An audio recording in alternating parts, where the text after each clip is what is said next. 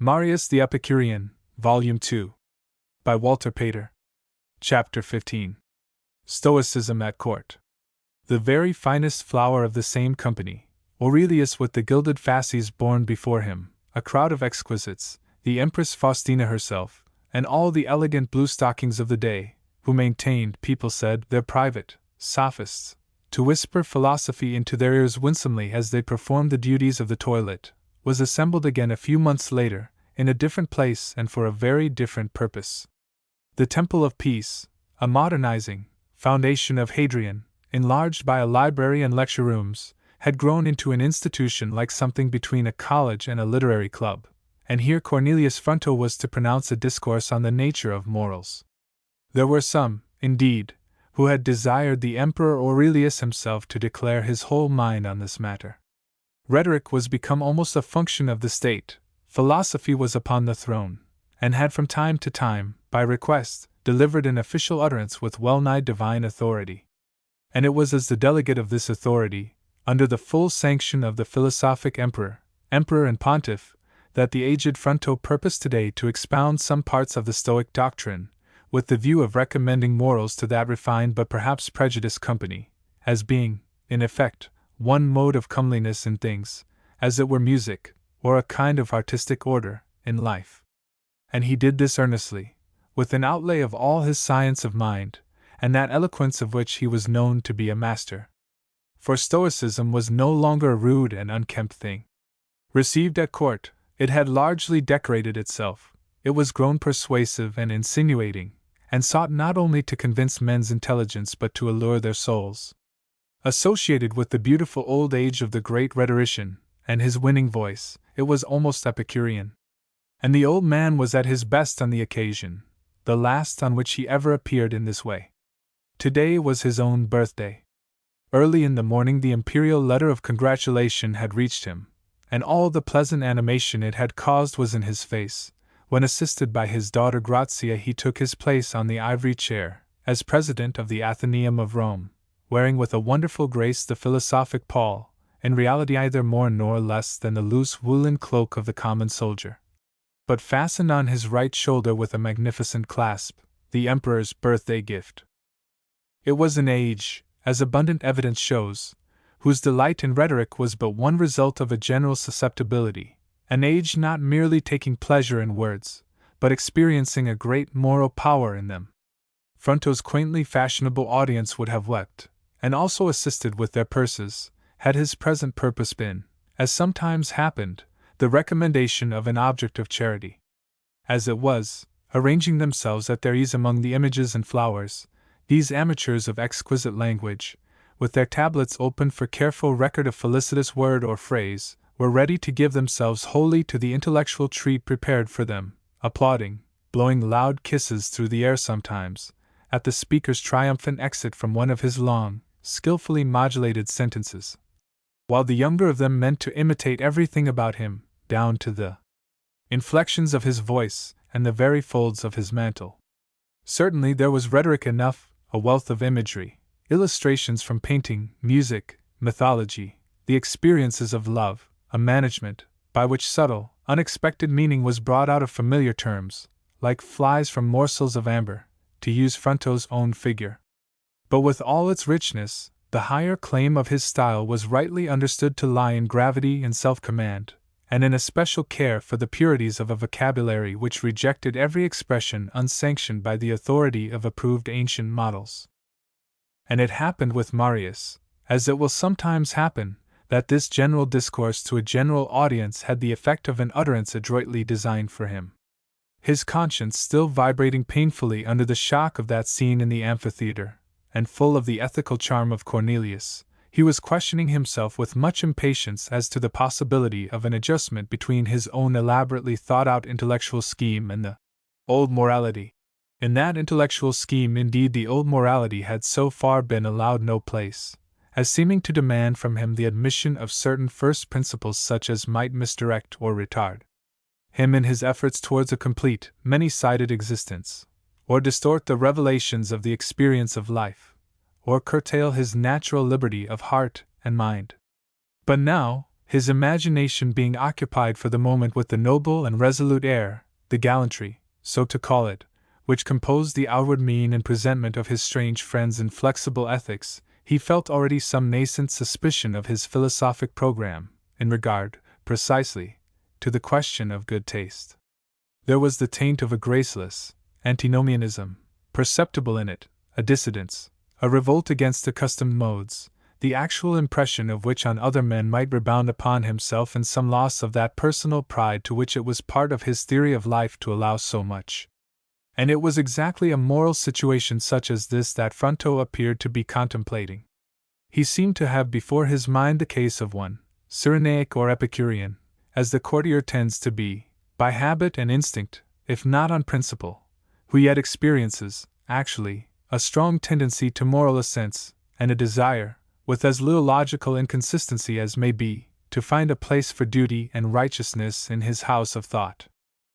And the Stoic professor found the key to this problem in the purely aesthetic beauty of the old morality, as an element in things, fascinating to the imagination, to good taste in its most highly developed form, through association, a system or order, as a matter of fact, in possession, not only of the larger world, but of the rare minority of elite intelligences, from which, therefore, least of all would the sort of Epicurean he had in view endure to become, so to speak, an outlaw.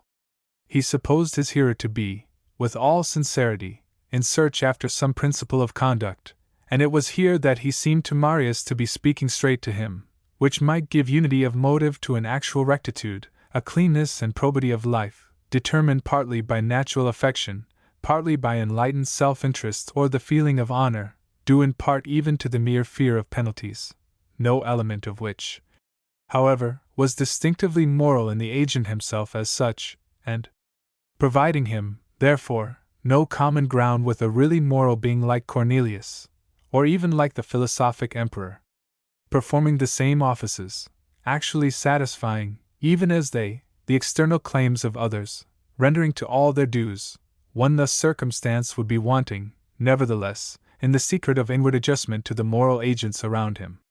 How tenderly, more tenderly than many stricter souls, he might yield himself to kindly instinct. What fineness of charity in passing judgment on others! What an exquisite conscience of other men's susceptibilities! He knows for how much the manner, because the heart itself, counts, in doing a kindness. He goes beyond most people in his care for all weakly creatures, judging, instinctively, that to be but sentient is to possess rights. He conceives 100 duties, though he may not call them by that name, of the existence of which purely duteous souls may have no suspicion. He has a kind of pride in doing more than they, in a way of his own. Sometimes he may think that those men of line and rule do not really understand their own business. How narrow, inflexible, unintelligent! What poor guardians, he may reason, of the inward spirit of righteousness, are some supposed careful walkers according to its letter and form. And yet all the while he admits, as such, no moral world at all, no theoretic equivalent to so large a proportion of the facts of life.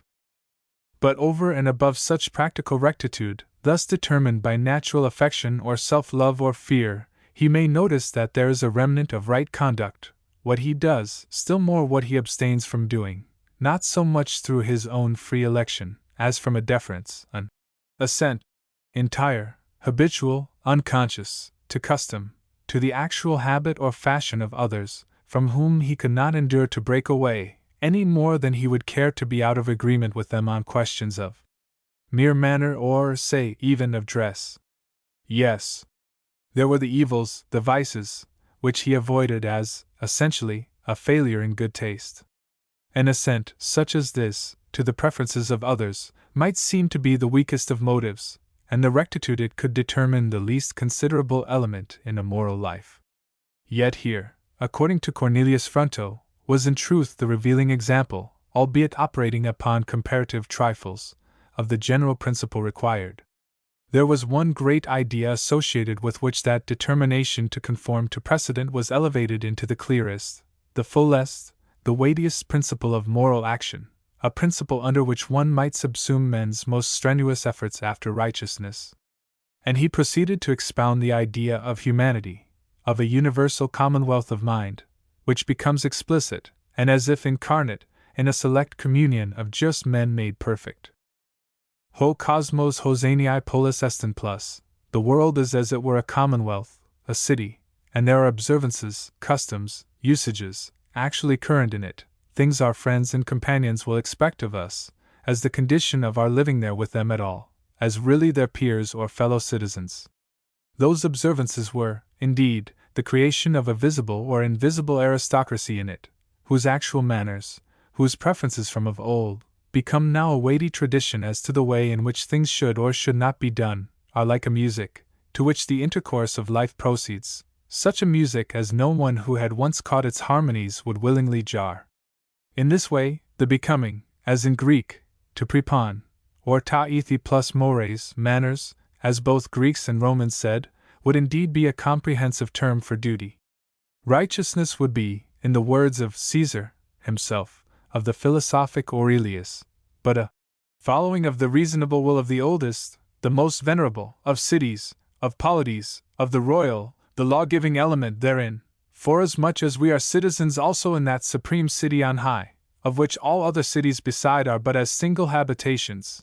But as the old man spoke with animation of this supreme city, this invisible society, whose conscience was become explicit in its inner circle of inspired souls, of whose common spirit, the trusted leaders of human conscience had been but the mouthpiece, of whose successive personal preferences in the conduct of life, the old morality, was the sum, Marius felt that his own thoughts were passing beyond the actual intention of the speaker, not in the direction of any clearer theoretic or abstract definition of that ideal commonwealth, but rather as if in search of its visible locality and abiding place, the walls and towers of which, so to speak, he might really trace and tell, according to his own old, natural habit of mind. It would be the fabric, the outward fabric, of a system reaching, certainly, far beyond the great city around him, even if conceived in all the machinery of its visible and invisible influences at their grandest, as Augustus or Trajan might have conceived of them, however well the visible Rome might pass for a figure of that new, unseen, Rome on high.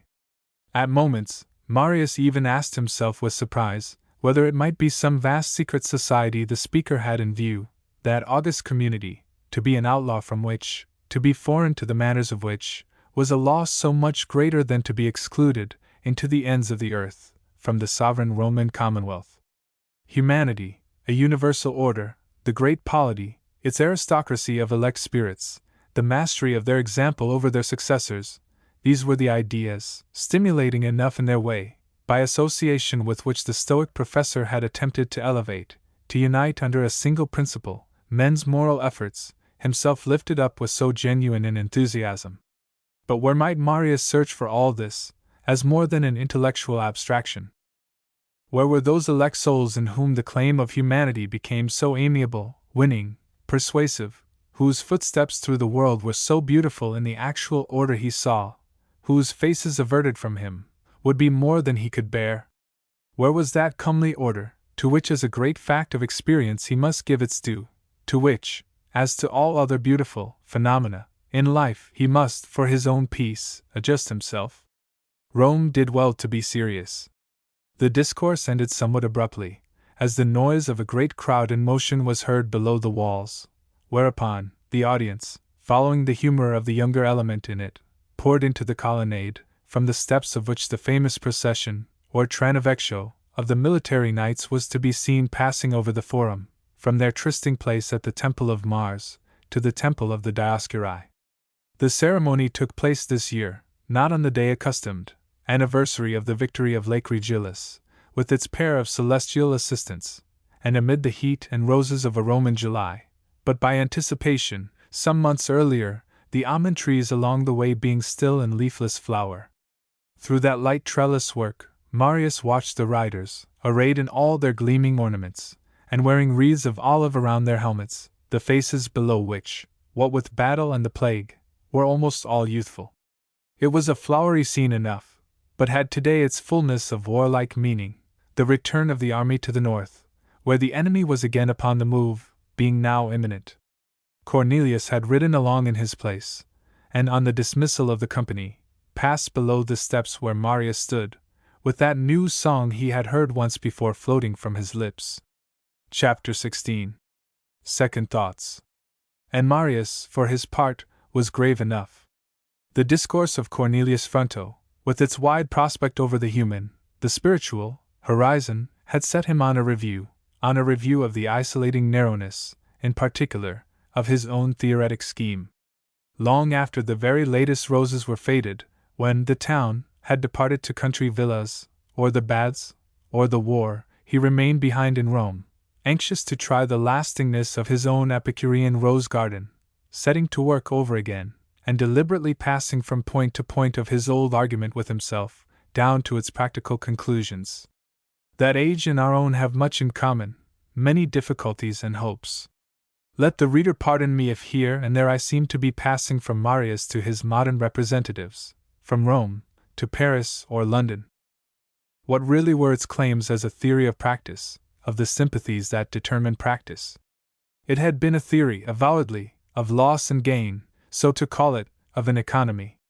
If, therefore, it missed something in the commerce of life, which some other theory of practice was able to include, if it made a needless sacrifice, then it must be, in a manner, inconsistent with itself, and lack theoretic completeness. Did it make such a sacrifice? What did it lose or cause one to lose? And we may note, as Marius could hardly have done, that Cyrenaicism is ever the characteristic philosophy of youth, ardent, but narrow in its survey, sincere, but apt to become one-sided, or even fanatical. It is one of those subjective and partial ideals, based on vivid, because limited, apprehension of the truth of one aspect of experience, in this case, of the beauty of the world and the brevity of man's life there, which it may be said to be the special vocation of the young to express in the school of Cyrene. In that comparatively fresh Greek world, we see this philosophy where it is least blasé, as we say. In its most pleasant, its blithest, and yet perhaps its wisest form, youthfully bright. In the youth of European thought. But it grows young again for a while in almost every youthful soul. It is spoken of sometimes as the appropriate utterance of jaded men, but in them it can hardly be sincere, or, by the nature of the case, an enthusiasm. Walk in the ways of thine heart, and in the sight of thine eyes, is, indeed, most often, according to the supposition of the book from which I quoted, the counsel of the young, who feel that the sunshine is pleasant along their veins, and wintry weather, though in a general sense foreseen, a long way off. The youthful enthusiasm or fanaticism, the self-abandonment to one favorite mode of thought or taste, which occurs, quite naturally, at the outset of every really vigorous intellectual career, finds its special opportunity in a theory such as that so carefully put together by Marius, just because it seems to call on one to make the sacrifice, accompanied by a vivid sensation of power and will, of what others value. Sacrifice of some conviction, or doctrine, or supposed first principle, for the sake of that clear-eyed intellectual consistency, which is like spotless bodily cleanliness, or scrupulous personal honor, and has itself for the mind of the youthful student, when he first comes to appreciate it, the fascination of an ideal. The Cyrenaic doctrine, then, realized as a motive of strenuousness or enthusiasm, is not so properly the utterance of the jaded Epicurean, as of the strong young man in all the freshness of thought and feeling, fascinated by the notion of raising his life to the level of a daring theory, while, in the first genial heat of existence, the beauty of the physical world strikes potently upon his wide-open, unwearied senses. He discovers a great new poem every spring, with 100 delightful things he too has felt, but which have never been expressed, or at least never so truly, before. The workshops of the artists, who can select and set before us what is really most distinguished in visible life, are open to him. He thinks that the old Platonic, or the new Baconian philosophy, has been better explained than by the authors themselves, or with some striking original development, this very month. In the quiet heat of early summer, on the dusty gold morning, the music comes, louder at intervals, above the hum of voices from some neighboring church, among the flowering trees, valued now, perhaps, only for the poetically rapt faces among priests or worshippers, or the mere skill and eloquence, it may be, of its preachers of faith and righteousness. In his scrupulous idealism, Indeed, he too feels himself to be something of a priest, and that devotion of his days to the contemplation of what is beautiful, a sort of perpetual religious service. Afar off, how many fair cities and delicate sea coasts await him! At that age, with minds of a certain constitution, no very choice or exceptional circumstances are needed to provoke an enthusiasm something like this. Life in modern London, even in the heavy glow of summer, is stuff sufficient for the fresh imagination of a youth to build its palace of art, and the very sense and enjoyment of an experience in which all is new are but enhanced, like that glow of summer itself, by the thought of its brevity, giving him something of a gambler's zest, in the apprehension, by dexterous act or diligently appreciative thought, of the highly colored moments which are to pass away so quickly. At bottom, perhaps, in his elaborately developed self-consciousness, his sensibilities, his almost fierce grasp upon the things he values at all, he has, beyond all others, an inward need of something permanent in its character, to hold by, of which circumstance, also, he may be partly aware, and that, as with the brilliant Claudio in Measure for Measure, it is, in truth, but darkness he is encountering like a bride. But the inevitable falling of the curtain is probably distant, and in the daylight, at least, it is not often that he really shudders at the thought of the grave, the weight above, the narrow world and its company within. When the thought of it does occur to him, he may say to himself, well. And the rude monk, for instance, who has renounced all this, on the security of some dim world beyond it, really acquiesces in that fifth act. Amid all the consoling ministries around him, as little as I should at this moment, though I may hope that, as at the real ending of a play, however well acted, I may already have had quite enough of it, and find a true well-being in eternal sleep. And precisely in this circumstance, that, consistently with the function of youth in general, Cyrenaicism will always be more or less the special philosophy, or prophecy, of the young, when the ideal of a rich experience comes to them in the ripeness of the receptive, if not of the reflective, powers. Precisely in this circumstance, if we rightly consider it, lies the duly prescribed corrective of that philosophy. For it is by its exclusiveness, and by negation rather than positively, that such theories fail to satisfy us permanently, and what they really need for their correction is the complementary influence of some greater system, in which they may find their due place. That stimuli drang of the spirit, as it has been called, that ardent and special apprehension of half-truths, in the enthusiastic, and as it were, prophetic, advocacy of which, devotion to truth, in the case of the young, apprehending but one point at a time in the great circumference, most usually embodies itself, is leveled down, safely enough, afterwards, as in history so in the individual, by the weakness and mere weariness, as well as by the maturer wisdom, of our nature. And though truth indeed resides, as has been said, in the whole, in harmonizings and adjustments like this, yet those special apprehensions may still owe their full value, in this sense of the whole, to that earlier, one-sided but ardent preoccupation with them. Cynicism and Cyrenaicism, they are the earlier Greek forms of Roman Stoicism and Epicureanism, and in that world of old Greek thought, we may notice with some surprise that, in a little while, the nobler form of Cyrenaicism, cured of its faults, met the nobler form of cynicism halfway. Starting from opposed points, they merged, each in its most refined form, in a single ideal of temperance or moderation. Something of the same kind may be noticed regarding some later phases of Cyrenaic theory. If it starts with considerations opposed to the religious temper, which the religious temper holds it a duty to repress, it is like it, nevertheless, and very unlike any lower development of temper, in its stress and earnestness, its serious application to the pursuit of a very unworldly type of perfection. The saint, and the Cyrenaic lover of beauty, it may be thought, would at least understand each other better than either would understand the mere man of the world. Carry their respective positions a point further, shift the terms a little, and they might actually touch. Perhaps all theories of practice tend, as they rise to their best, as understood by their worthiest representatives, to identification with each other.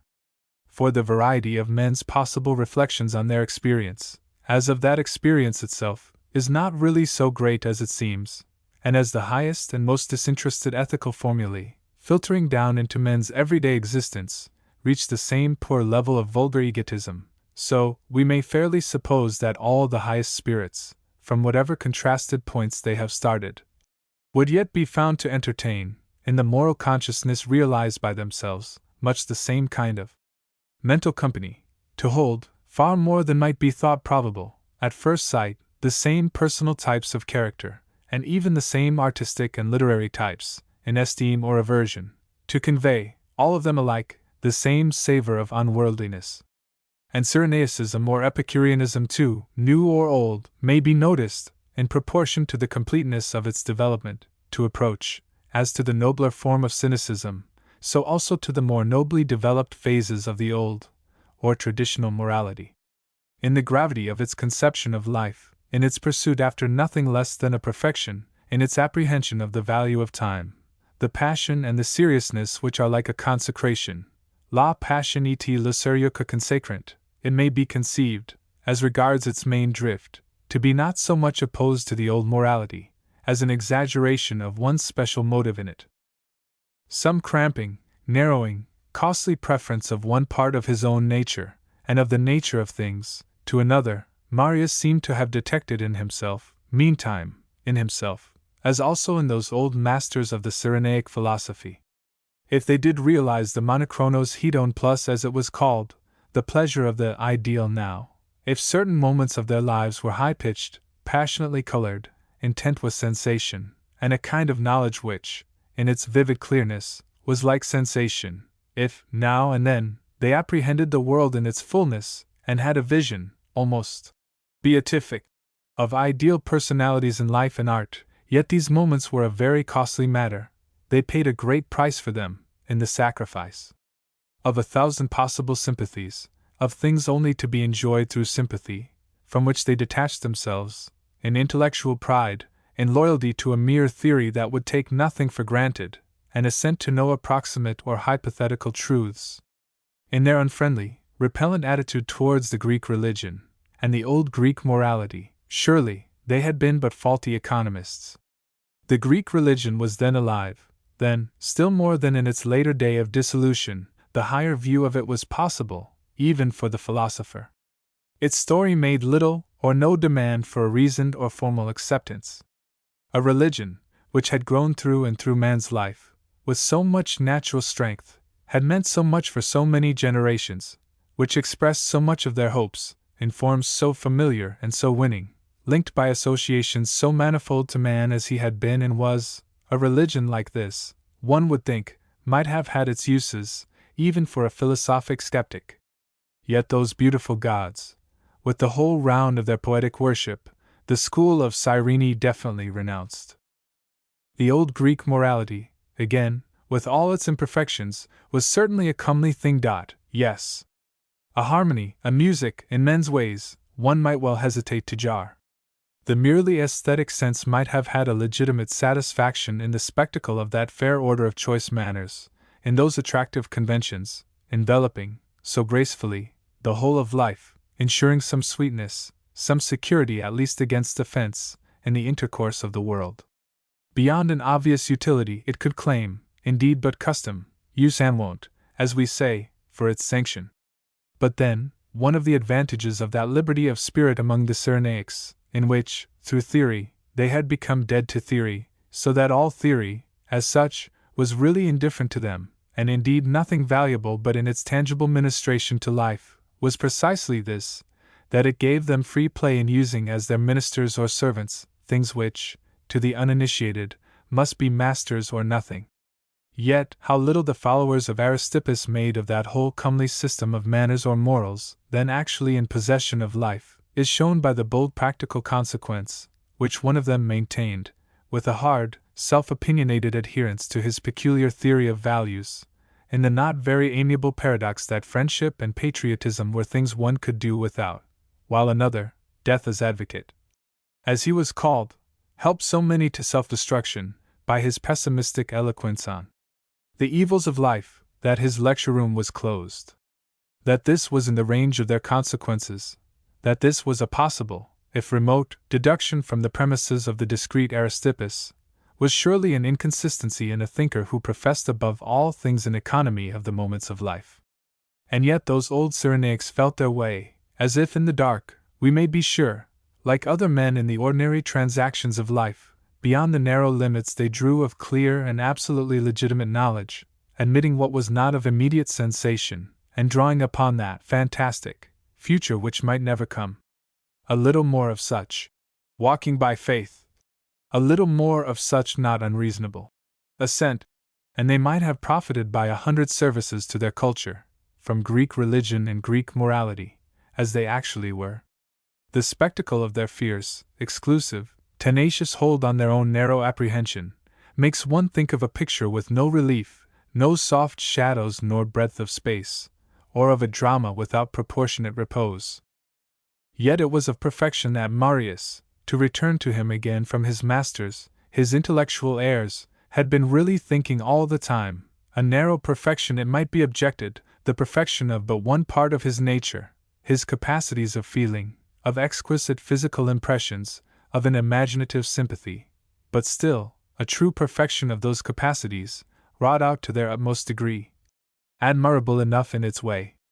He too is an economist, he hopes, by that insight, of which the old Cyrenaics made so much, by skillful apprehension of the conditions of spiritual success as they really are, the special circumstances of the occasion with which he has to deal, the special felicities of his own nature, to make the most, in no mean or vulgar sense, of the few years of life, few, indeed, for the attainment of anything like general perfection. With the brevity of that sum of years his mind is exceptionally impressed, and this purpose makes him no frivolous dilettante, but graver than other men. His scheme is not that of a trifler, but rather of one who gives a meaning of his own, yet a very real one, to those old words, "Let us work while it is day." He has a strong apprehension, also, of the beauty of the visible things around him, their fading, momentary, graces and attractions. His natural susceptibility in this direction, enlarged by experience, seems to demand of him an almost exclusive preoccupation with the aspects of things, with their aesthetic character, as it is called, their revelations to the eye and the imagination, not so much because those aspects of them yield him the largest amount of enjoyment, as because to be occupied, in this way, with the aesthetic or imaginative side of things, is to be in real contact with those elements of his own nature, and of theirs, which, for him at least, are matter of the most real kind of apprehension.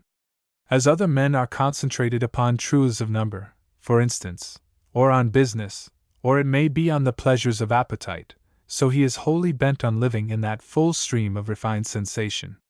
And in the prosecution of this love of beauty, he claims an entire personal liberty, liberty of heart and mind, liberty, above all, from what may seem conventional answers to first questions. But without him there is a venerable system of sentiment and idea, widely extended in time and place, in a kind of impregnable possession of human life, a system which, like some other great products of the conjoined efforts of human mind through many generations, is rich in the world's experience, so that, in attaching oneself to it, one lets in a great tide of that experience, and makes, as it were with a single step, a great experience of one's own, and with great consequent increase to one's sense of color, variety, and relief in the spectacle of men and things. The mere sense that one belongs to a system, an imperial system or organization, has, in itself, the expanding power of a great experience, as some have felt who have been admitted from narrower sects into the communion of the Catholic Church, or as the old Roman citizen felt. It is, we might fancy, what the coming into possession of a very widely spoken language might be, with a great literature, which is also the speech of the people we have to live among.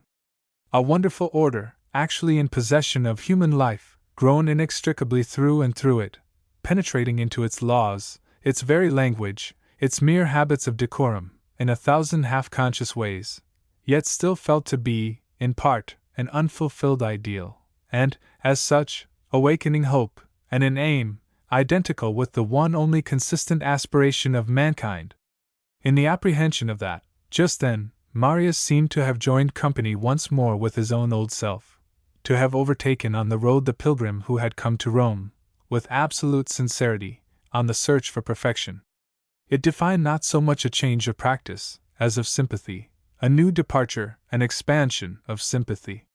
It involved, certainly, some curtailment of his liberty, in concession to the actual manner, the distinctions, the enactments of that great crowd of admirable spirits, who have elected so, and not otherwise, in their conduct of life, and are not here to give one, so to term it, an indulgence. But then, under the supposition of their disapproval, no roses would ever seem worth plucking again. The authority they exercised was like that of classic taste, an influence so subtle, yet so real, as defining the loyalty of the scholar, or of some beautiful and venerable ritual, in which every observance is become spontaneous and almost mechanical, yet is found, the more carefully one considers it, to have a reasonable significance and a natural history. And Marius saw that he would be but an inconsistent Cyrenaic, mistaken in his estimate of values, of loss and gain, and untrue to the well-considered economy of life which he had brought with him to Rome, that some drops of the great cup would fall to the ground, if he did not make that concession, if he did but remain just there. Chapter 17. Beata Urbs. Many prophets and kings have desired to see the things which ye see. The enemy on the Danube was, indeed, but the vanguard of the mighty invading hosts of the 5th century. Elusively repressed just now, those confused movements along the northern boundary of the empire were destined to unite triumphantly at last, in the barbarism, which, powerless to destroy the Christian Church, was yet to suppress for a time the achieved culture of the pagan world. The kingdom of Christ was to grow up in a somewhat false alienation from the light and beauty of the kingdom of nature, of the natural man, with a partly mistaken tradition concerning it, and an incapacity, as it might almost seem at times, for eventual reconciliation thereto. Meantime Italy had armed itself once more, in haste, and the imperial brothers set forth for the Alps. Whatever misgiving the Roman people may have felt as to the leadership of the younger was unexpectedly set at rest, though with some temporary regret for the loss of what had been, after all, a popular figure on the world stage. Traveling fraternally in the same litter with Aurelius, Lucius Verus was struck with sudden and mysterious disease, and died as he hastened back to Rome.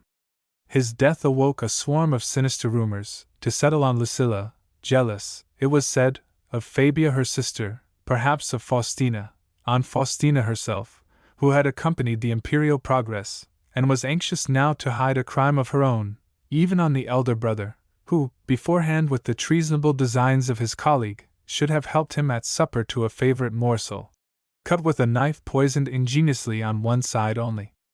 Aurelius, certainly, with sincere distress, his long irritations, so dutifully concealed or repressed, turning now into a single feeling of regret for the human creature, carried the remains back to Rome, and demanded of the Senate a public funeral, with a decree for the apotheosis, or canonization, of the dead.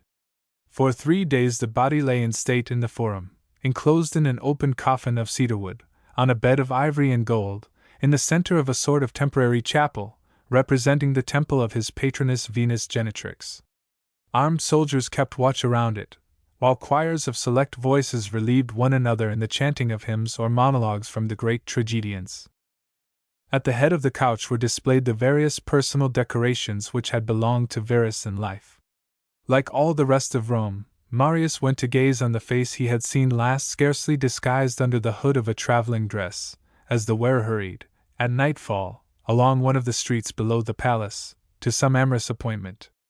Unfamiliar, as he still was with dead faces, he was taken by surprise, and touched far beyond what he had reckoned on, by the piteous change there, even the skill of Galen having been not wholly successful in the process of embalming.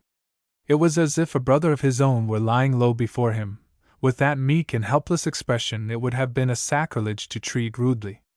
Meantime, in the center of the Campus Martius, within the grove of poplars which enclosed the space where the body of Augustus had been burnt, the great funeral pyre, stuffed with shavings of various aromatic woods, was built up in many stages, separated from each other by a light entablature of woodwork, and adorned abundantly with carved and tapestried images. Upon this pyramidal or flame-shaped structure lay the corpse, hidden now under a mountain of flowers and incense brought by the women, who from the first had had their fondness for the wanton graces of the deceased. The dead body was surmounted by a waxen effigy of great size, arrayed in the triumphal ornaments. At last the centurions to whom that office belonged drew near, torch in hand, to ignite the pile at its four corners, while the soldiers, in wild excitement, flung themselves around it, casting into the flames the decorations they had received for acts of valor under the dead emperor's command. It had been a really heroic order, spoiled a little, at the last moment, through the somewhat tawdry artifice, by which an eagle, not a very noble or youthful specimen of its kind, was caused to take flight amid the real or affected awe of the spectators, above the perishing remains, a court chamberlain, according to ancient etiquette, subsequently making official declaration before the Senate, that the imperial genius had been seen in this way, escaping from the fire. And Marius was present when the fathers, duly certified of the fact by acclamation, muttering their judgment all together, in a kind of low, rhythmical chant, decreed Selim, the privilege of divine rank to the departed. The actual gathering of the ashes in a white cerecloth by the widowed Lucilla, when the last flicker had been extinguished by drops of wine, and the conveyance of them to the little cell, already populous, in the central mass of the sepulchre of Hadrian, still in all the splendor of its statued colonnades, were a matter of private or domestic duty, after the due accomplishment of which Aurelius was at liberty to retire for a time into the privacy of his beloved apartments of the Palatine.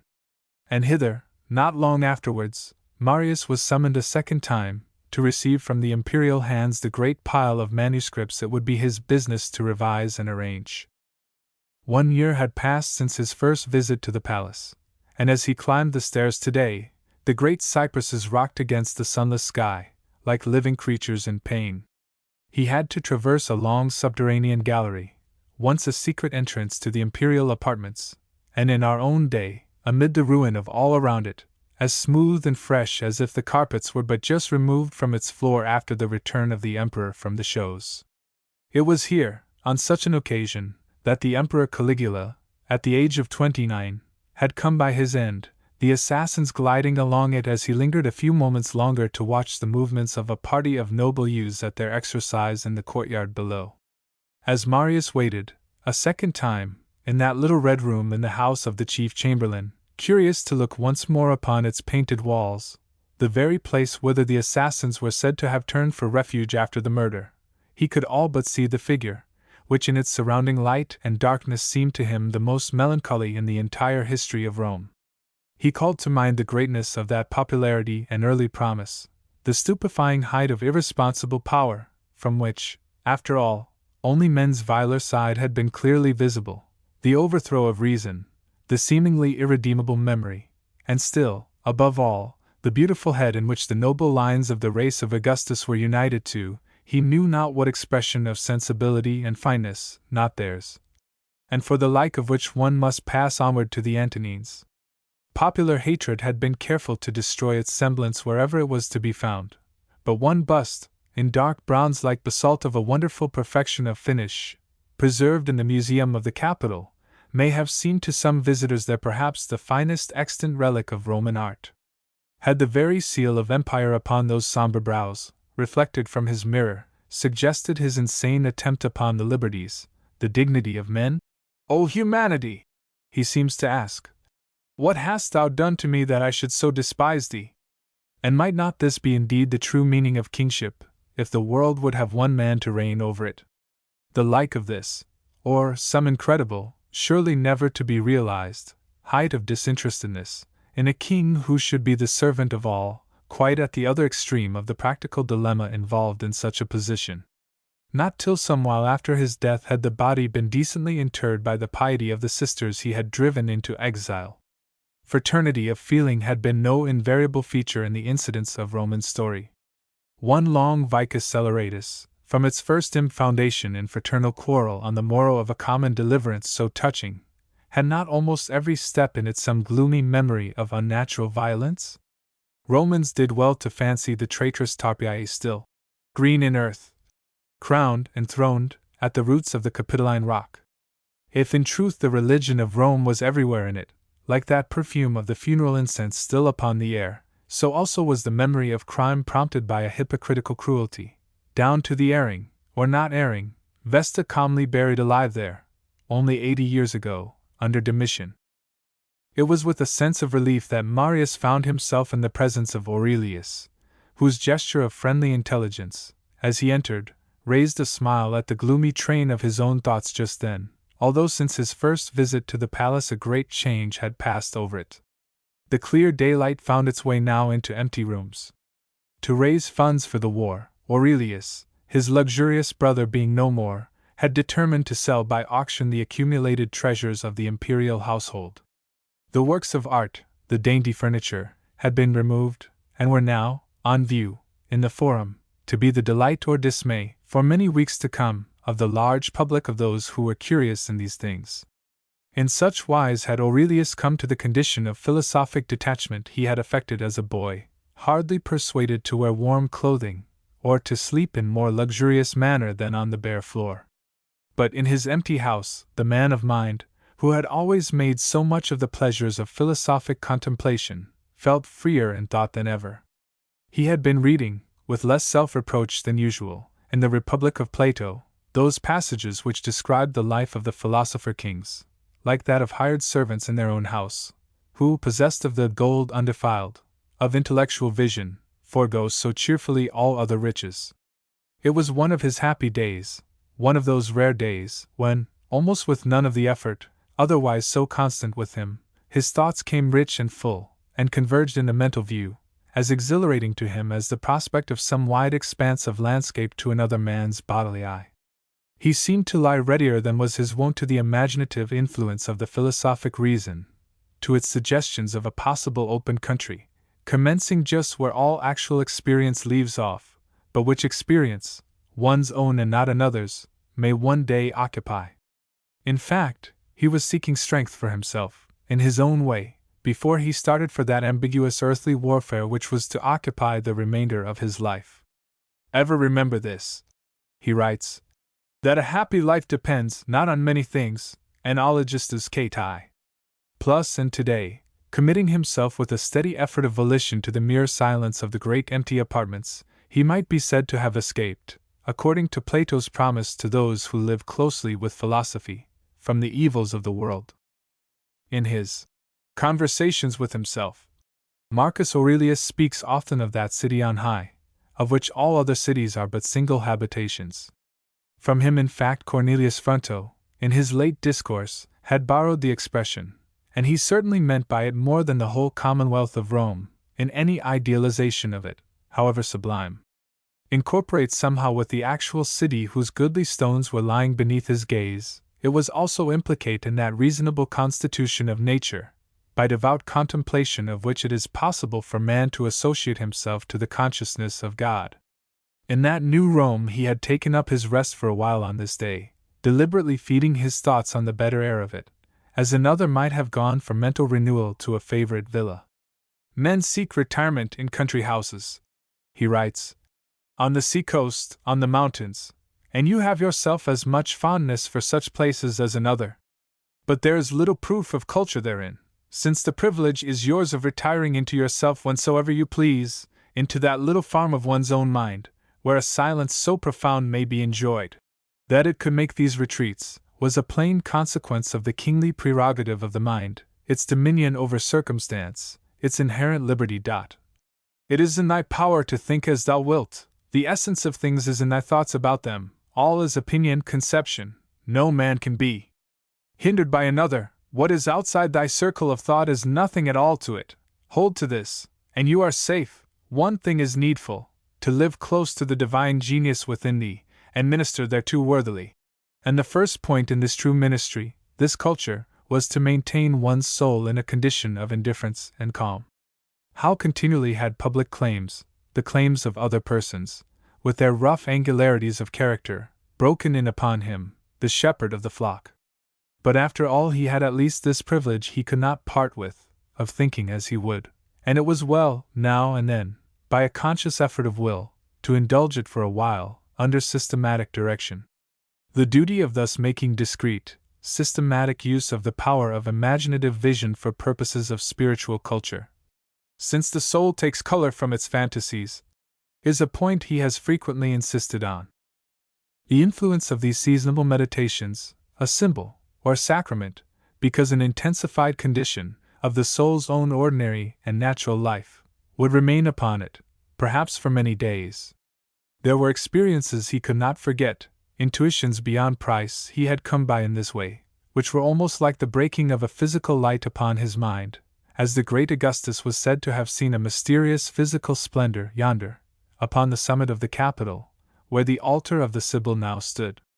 With a prayer, therefore, for inward quiet, for conformity to the divine reason, he read some select passages of Plato, which bear upon the harmony of the reason, in all its forms, with itself. Could there be cosmos, that wonderful, reasonable order, in him, and nothing but disorder in the world without? It was from this question he had passed on to the vision of a reasonable, a divine, order, not in nature, but in the condition of human affairs, that unseen celestial city, Uranopolis. Callipolis, Urbs Beata, in which, a consciousness of the divine will being everywhere realized, there would be, among other felicitous differences from this lower visible world, no more quite hopeless death, of men, or children, or of their affections. He had tried today, as never before, to make the most of this vision of a new Rome, to realize it as distinctly as he could, and, as it were, find his way along its streets, ere he went down into a world so irksomely different, to make his practical effort towards it, with a soul full of compassion for men as they were.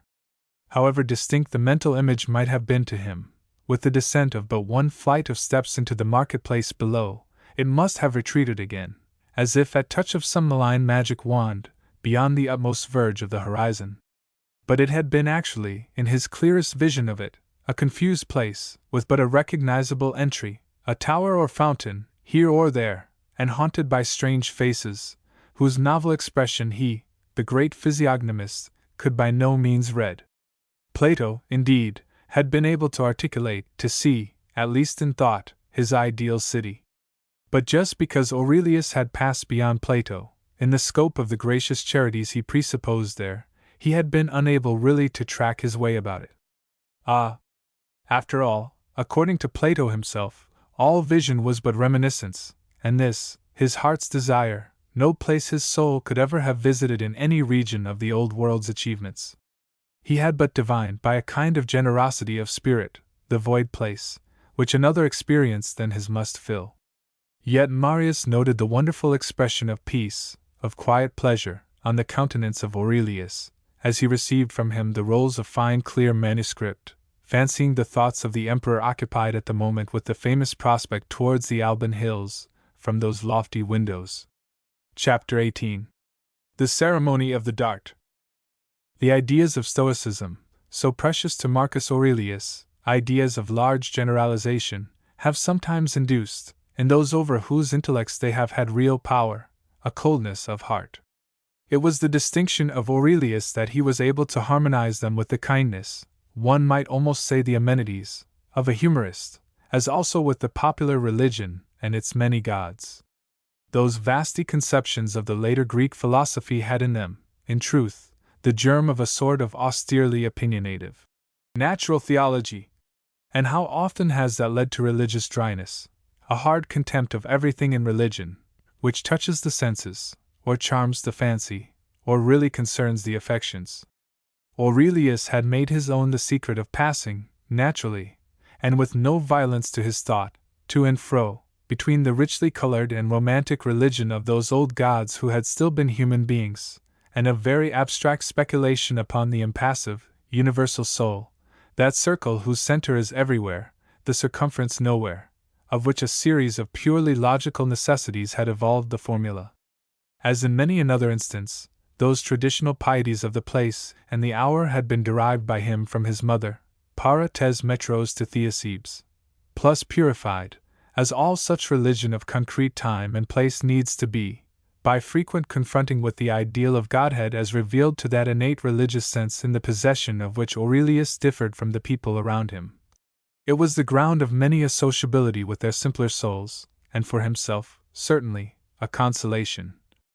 Whenever the wings of his own soul flagged in the trying atmosphere of purely intellectual vision, a host of companions, guides, helpers, about him from of old time, the very court and company of heaven, objects for him of personal reverence and affection. The supposed presence of the ancient popular gods determined the character of much of his daily life, and might prove the last stay of human nature at its weakest. In every time and place, he had said, it rests with thyself to use the event of the hour religiously. At all seasons worship the gods. And when he said, worship the gods, he did it, as strenuously as everything else. Yet here again, how often must he have experienced disillusion, or even some revolt of feeling, at that contact with coarser natures to which his religious conclusions exposed him.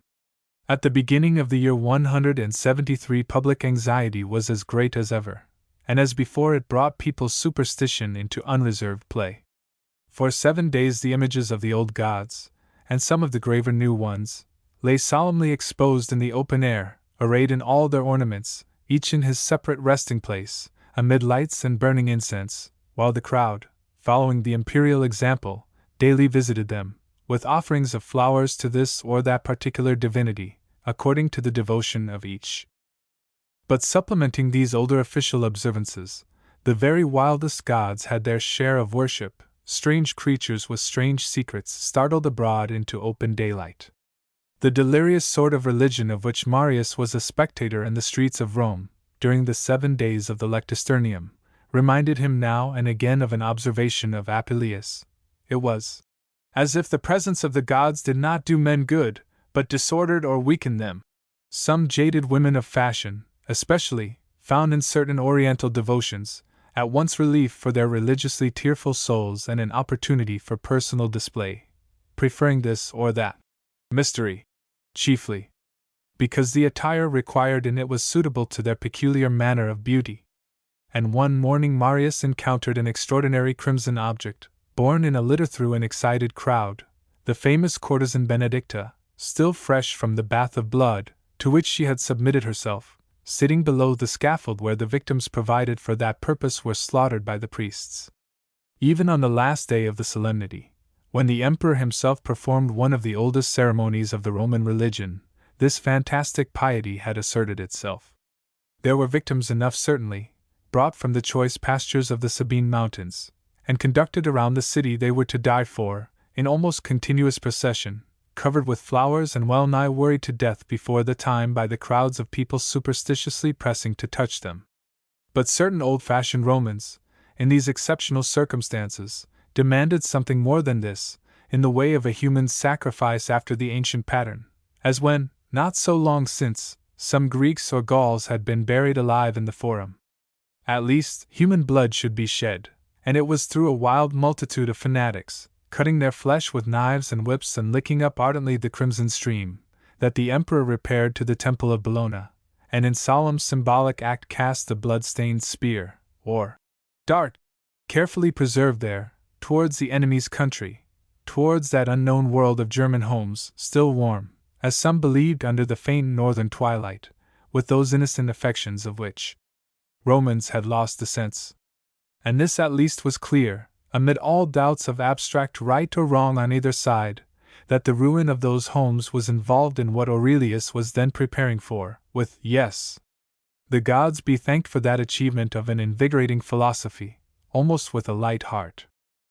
For, in truth, that departure, really so difficult to him, for which Marcus Aurelius had needed to brace himself so strenuously, came to test the power of a long-studied theory of practice, and it was the development of this theory, a theoria, literally, a view, an intuition, of the most important facts, and still more important possibilities, concerning man and the world, that Marius now discovered, almost as if by accident, below the dry surface of the manuscripts entrusted to him. The great purple rolls contained, first of all, statistics, a general historical account of the writer's own time, and an exact diary, all alike, though in 3 different degrees of nearness to the writer's own personal experience, laborious, formal, self-suppressing. This was for the instruction of the public, and part of it has, perhaps, found its way into the Augustan histories. But it was for the especial guidance of his son Commodus that he had permitted himself to break out, here and there, into reflections upon what was passing, into conversations with the reader. And then, as though he were put off his guard in this way, there had escaped into the heavy matter-of-fact, of which the main portion was composed, morsels of his conversation with himself. It was the romance of a soul, to be traced only in hints, wayside notes, quotations from older masters, as it were in lifelong, and often baffled search after some vanished or elusive golden fleece, or Hesperidian fruit trees, or some mysterious light of doctrine, ever retreating before him. A man, he had seemed to Marius from the first, of two lives, as we say. Of what nature, he had sometimes wondered on the day, for instance, when he had interrupted the emperor's musings in the empty palace, might be that placid inward guest or inhabitant, who from amid the preoccupations of the man of practical affairs looked out, as if surprised, at the things and faces around. Here, then, under the tame surface of what was meant for a life of business, Marius discovered, welcoming a brother, the spontaneous self-revelation of a soul as delicate as his own, a soul for which conversation with itself was a necessity of existence. Marius, indeed, had always suspected that the sense of such necessity was a peculiarity of his. But here, certainly, was another, in this respect like himself, and again he seemed to detect the advent of some new or changed spirit into the world, mystic, inward, hardly to be satisfied with that wholly external and objective habit of life, which had been sufficient for the old classic soul. His purely literary curiosity was greatly stimulated by this example of a book of self-portraiture. It was in fact the position of the modern essayist, creature of efforts rather than of achievements, in the matter of apprehending truth, but at least conscious of lights by the way, which he must needs acknowledge. What seemed to underlie that position was the desire to make the most of every experience that might come, outwardly or from within, to perpetuate, to display, what was so fleeting, in a kind of instinctive, pathetic protest against the imperial writer's own theory, that theory of the perpetual flux, of all things, to Marius himself, so plausible from of old. There was, besides, a special moral or doctrinal significance in the making of such conversation with one's self at all. The logos, the reasonable spark, in man, is common to him with the gods, koinos auto pros to theis plus, cum dies communis. That might seem but the truism of a certain school of philosophy, but in Aurelius was clearly an original and lively apprehension. There could be no inward conversation with oneself such as this, unless there were indeed someone else, aware of our actual thoughts and feelings, pleased or displeased at one's disposition of oneself. Cornelius Fronto too could announce that theory of the reasonable community between men and God, in many different ways. But then, he was a cheerful man, and Aurelius a singularly sad one, and what to Fronto was but a doctrine, or a motive of mere rhetoric, was to the other a consolation. He walks and talks, for a spiritual refreshment lacking which he would faint by the way, with what to the learned professor is but matter of philosophic eloquence. In performing his public religious functions, Marcus Aurelius had ever seemed like one who took part in some great process, a great thing really done, with more than the actually visible assistants about him. Here, in these manuscripts, in 100 marginal flowers of thought or language, in happy new phrases of his own like the impromptus of an actual conversation, in quotations from other older masters of the inward life, taking new significance from the chances of such intercourse, was the record of his communion with that eternal reason, which was also his own proper self, with the divine companion, whose tabernacle was in the intelligence of men, the journal of his daily commerce with that chance, or providence, chance, or wisdom, one with nature and man, reaching from end to end, through all time and all existence, orderly disposing all things, according to fixed periods, as he describes it, in terms very like certain well-known words of the Book of Wisdom. Those are the fenced opposites, of the speculative dilemma, the tragic embarrass, of which Aurelius cannot too often remind himself as the summary of man's situation in the world. If there be, however, a provident soul like this, behind the veil, truly, even to him, even in the most intimate of those conversations, it has never yet spoken with any quite irresistible assertion of its presence. Yet one's choice in that speculative dilemma, as he has found it, is on the whole a matter of will. 'Tis in thy power, here too again, to think as thou wilt. For his part he has asserted his will, and has the courage of his opinion. To the better of two things, if thou findest that, turn with thy whole heart, eat and drink ever of the best before thee. Wisdom, says that other disciple of the sapiential philosophy, hath mingled her wine, she hath also prepared herself a table. Tu eris tu apollo plus. Partake ever of her best. And what Marius, peeping now very closely upon the intimacies of that singular mind, found a thing actually pathetic and affecting, was the manner of the writer's bearing as in the presence of this supposed guest, so elusive, so jealous of any palpable manifestation of himself, so taxing to one's faith, never allowing one to lean frankly upon him and feel wholly at rest. Only he would do his part, at least, in maintaining the constant fitness, the sweetness and quiet, of the guest chamber. Seeming to vary with the intellectual fortune of the hour, from the plainest account of experience, to a sheer fantasy, only believed because it was impossible. That one hope was, at all events, sufficient to make men's common pleasures and their common ambition, above all their commonest vices, seem very petty indeed, too petty to know of. It bred in him a kind of magnificence of character, in the old Greek sense of the term, a temper incompatible with any merely plausible advocacy of his convictions, or merely superficial thoughts about anything whatever, or talk about other people, or speculation as to what was passing in their so visibly little souls, or much talking of any kind, however clever or graceful. A soul thus disposed had already entered into the better life, was indeed in some sort a priest, a minister of the gods. Hence his constant recollection, a close watching of his soul, of a kind almost unique in the ancient world. Before all things examine into thyself, strive to be at home with thyself. Marius, a sympathetic witness of all this, might almost seem to have had a foresight of monasticism itself in the prophetic future. With this mystic companion he had gone a step onward out of the merely objective pagan existence. Here was already a master in that craft of self-direction, which was about to play so large a part in the forming of human mind, under the sanction of the Christian Church. Yet it was in truth a somewhat melancholy service, a service on which one must needs move about solemn, serious, depressed, with the hushed footsteps of those who move about the house where a dead body is lying. Such was the impression which occurred to Marius again and again as he read, with a growing sense of some profound dissidence from his author. By certain quite traceable links of association he was reminded, in spite of the moral beauty of the philosophic emperor's ideas, how he had sat, essentially unconcerned, at the public shows. For, actually, his contemplations had made him of a sad heart, inducing in him that melancholy, tristitia, which even the monastic moralists have held to be of the nature of deadly sin, akin to the sin of desidia or inactivity.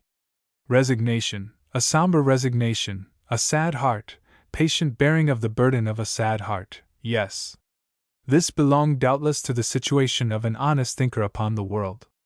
Only, in this case there seemed to be too much of a complacent acquiescence in the world as it is. And there could be no true theodis in that, no real accommodation of the world as it is, to the divine pattern of the Logos, the eternal reason, over against it. It amounted to a tolerance of evil. Links, in a train of thought really generous, of which, nevertheless, the forced and yet facile optimism, refusing to see evil anywhere, might lack, after all, the secret of genuine cheerfulness. It left in truth a weight upon the spirits, and with that weight unlifted, there could be no real justification of the ways of heaven to man. Let thine air be cheerful, he had said, and with an effort did himself at times attain to that serenity of aspect, which surely ought to accompany, as their outward flower and favor, hopeful assumptions like those. Still, what in Aurelius was but a passing expression, was with Cornelius. Marius could but note the contrast, nature, and a veritable physiognomy. With Cornelius, in fact, it was nothing less than the joy which Dante apprehended in the blessed spirits of the perfect, the outward semblance of which, like a reflex of physical light upon human faces from the land which is very far off, we may trace from Giotto onward to its consummation in the work of Raphael, the serenity, the durable cheerfulness, of those who have been indeed delivered from death, and of which the utmost degree of that famed blindness of the Greeks had been but a transitory gleam, as in careless and wholly superficial youth. And yet, in Cornelius, it was certainly united with the bold recognition of evil as a fact in the world, real as an aching in the head or heart, which one instinctively desires to have cured, an enemy with whom no terms could be made, visible, hatefully visible, in 1,000 forms, the apparent waste of men's gifts in an early, or even in a late grave, the death, as such, of men, and even of animals, the disease and pain of the body. And there was another point of dissidence between Aurelius and his reader. The philosophic emperor was a despiser of the body.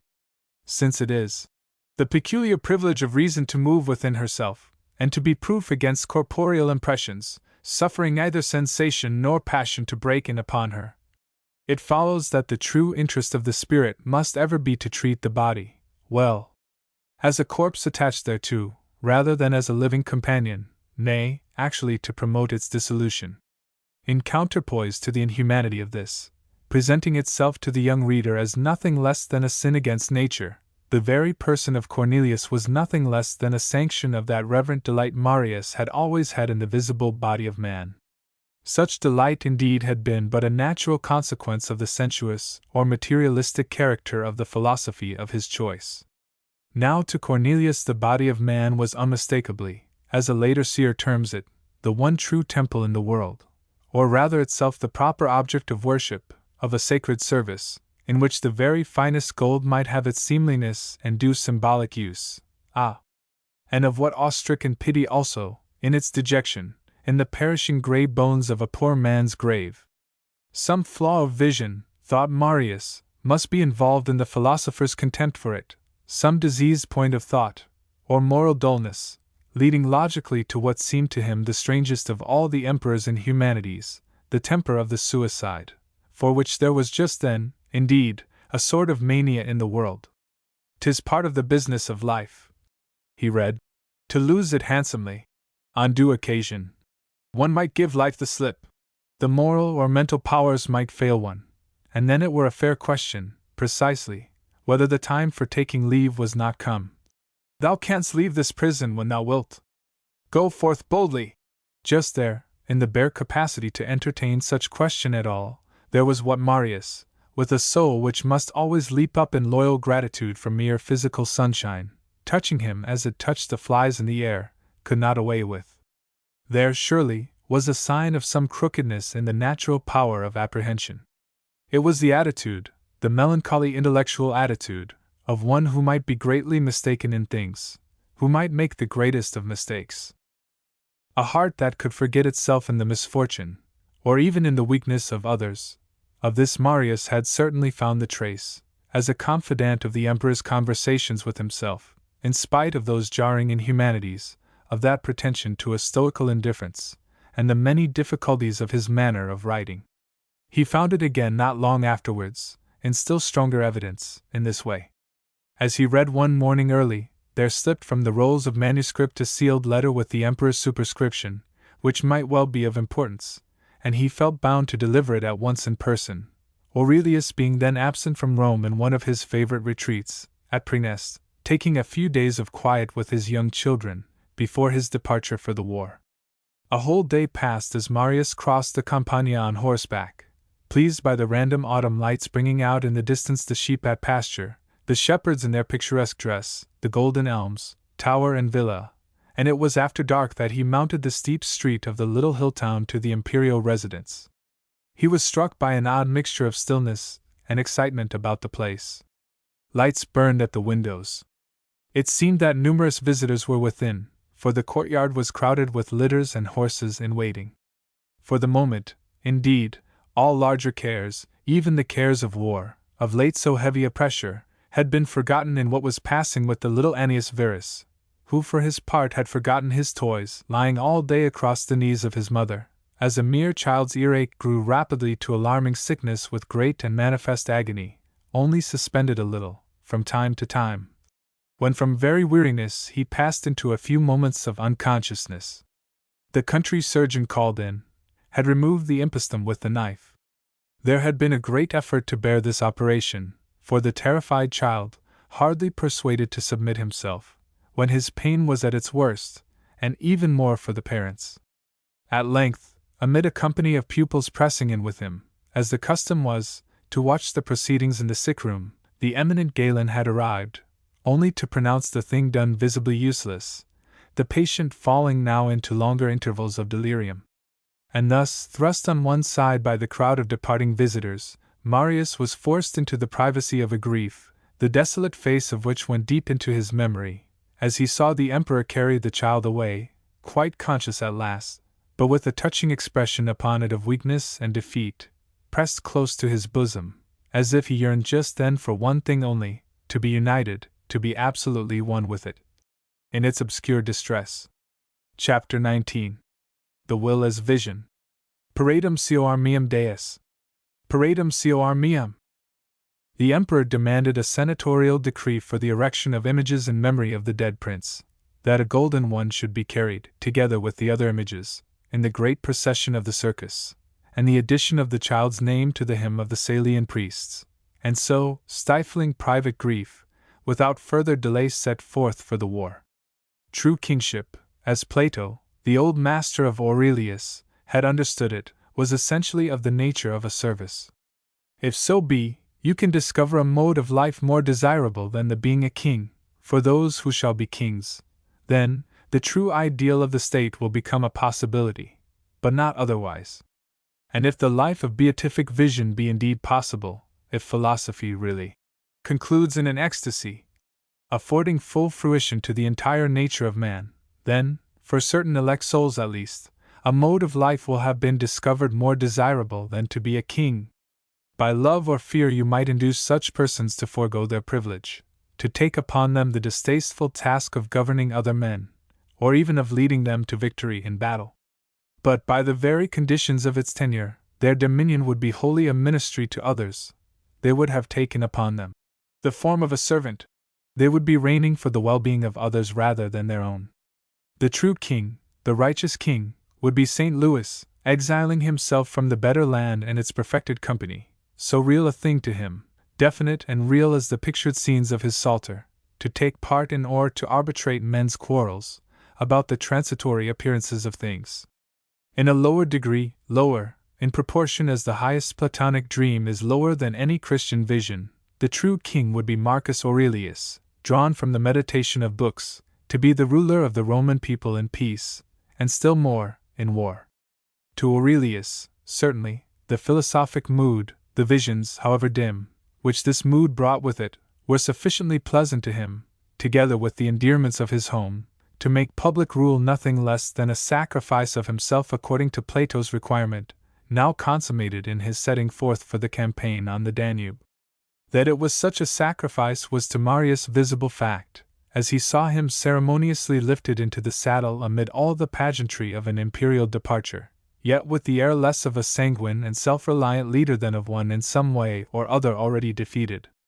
Through the fortune of the subsequent years, passing and repassing so inexplicably from side to side, the rumor of which reached him amid his own quiet studies, Marius seemed always to see that central figure, with its habitually dejected hue grown now to an expression of positive suffering, all the stranger from its contrast with the magnificent armor worn by the emperor on this occasion, as it had been worn by his predecessor Hadrian. Clothed in its gold and silver, dainty as that old divinely constructed armor of which Homer tells, but without its miraculous lightsomeness, he looked out baffled, laboring, moribund, a mere comfortless shadow taking part in some shadowy reproduction of the labors of Hercules, through those northern, mist-laden confines of the civilized world. It was as if the familiar soul which had been so friendly disposed towards him were actually departed to Hades, and when he read the conversations afterwards, though his judgment of them underwent no material change, it was nevertheless with the allowance we make for the dead. The memory of that suffering image, while it certainly strengthened his adhesion to what he could accept at all in the philosophy of Aurelius, added a strange pathos to what must seem the writer's mistakes. What, after all, had been the meaning of that incident, observed as so fortunate an omen long since, when the prince, then a little child much younger than was usual, had stood in ceremony among the priests of Mars and flung his crown of flowers with the rest at the sacred image reclining on the pulvinar? The other crowns lodged themselves here or there, when, lo! the crown thrown by Aurelius, the youngest of them all, alighted upon the very brows of the god, as if placed there by careful hand. He was still young, also, when on the day of his adoption by Antoninus Pius he saw himself in a dream, with as it were shoulders of ivory, like the images of the gods, and found them more capable than shoulders of flesh. Yet he was now well nigh 50 years of age, setting out with 2/3 of life behind him, upon a labor which would fill the remainder of it with anxious cares, a labor for which he had perhaps no capacity, and certainly no taste. That ancient suit of armor was almost the only object Aurelius now possessed from all those much cherished articles of virtu collected by the Caesars, making the imperial residence like a magnificent museum. Not men alone were needed for the war, so that it became necessary, to the great disgust alike of timid persons and of the lovers of sport, to arm the gladiators, but money also was lacking. Accordingly, at the sole motion of Aurelius himself, unwilling that the public burden should be further increased, especially on the part of the poor, the whole of the imperial ornaments and furniture, a sumptuous collection of gems formed by Hadrian, with many works of the most famous painters and sculptors, even the precious ornaments of the emperor's chapel or lararium, and the wardrobe of the Empress Faustina, who seems to have borne the loss without a murmur, were exposed for public auction. "These treasures," said Aurelius, "like all else that I possess, belong by right to the Senate and people. Was it not a characteristic of the true kings in Plato that they had in their houses nothing they could call their own?" Connoisseurs had a keen delight in the mere reading of the praetor's list of the property for sale. For 2 months the learned in these matters were daily occupied in the appraising of the embroidered hangings, the choice articles of personal use selected for preservation by each succeeding age, the great outlandish pearls from Hadrian's favorite cabinet, the marvelous plate lying safe behind the pretty iron wickerwork of the shops in the goldsmith's quarter. Meantime, ordinary persons might have an interest in the inspection of objects which had been as daily companions to people so far above and remote from them, things so fine also in workmanship and material as to seem, with their antique and delicate air, a worthy survival of the grand bygone eras, like select thoughts or utterances embodying the very spirit of the vanished past. The town became more pensive than ever over old fashions.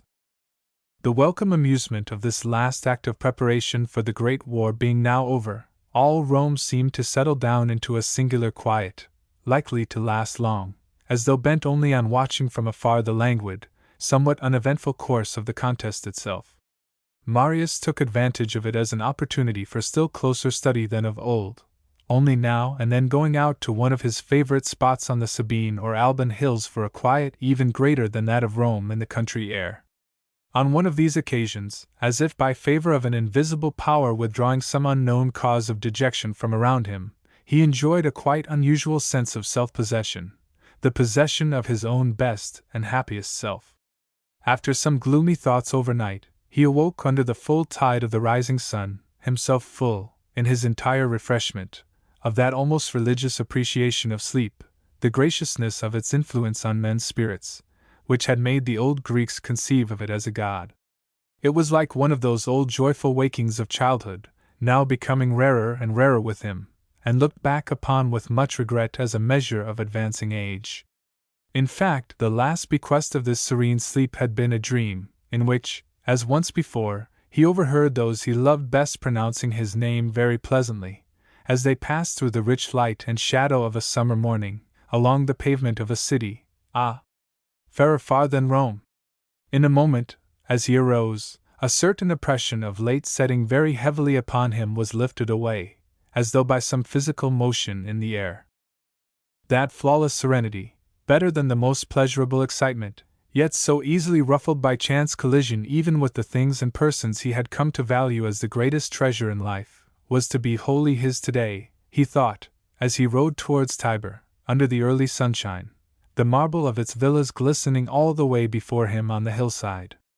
And why could he not hold such serenity of spirit ever at command? He asked, expert as he was at last become in the art of setting the house of his thoughts in order. "'Tis in thy power to think as thou wilt," he repeated to himself. It was the most serviceable of all the lessons enforced on him by those imperial conversations. "'Tis in thy power to think as thou wilt," and were the cheerful, sociable, restorative beliefs, of which he had there read so much, that bold adhesion, for instance, to the hypothesis of an eternal friend to man, just hidden behind the veil of a mechanical and material order, but only just behind it, ready perhaps even now to break through. Were they, after all, really a matter of choice, dependent on some deliberate act of volition on his part? Were they doctrines one might take for granted, generously take for granted, and led on by them, at first as but well-defined objects of hope, come at last into the region of a corresponding certitude of the intellect? It is the truth I seek, he had read, the truth by which no one, grey and depressing though it might seem, was ever really injured.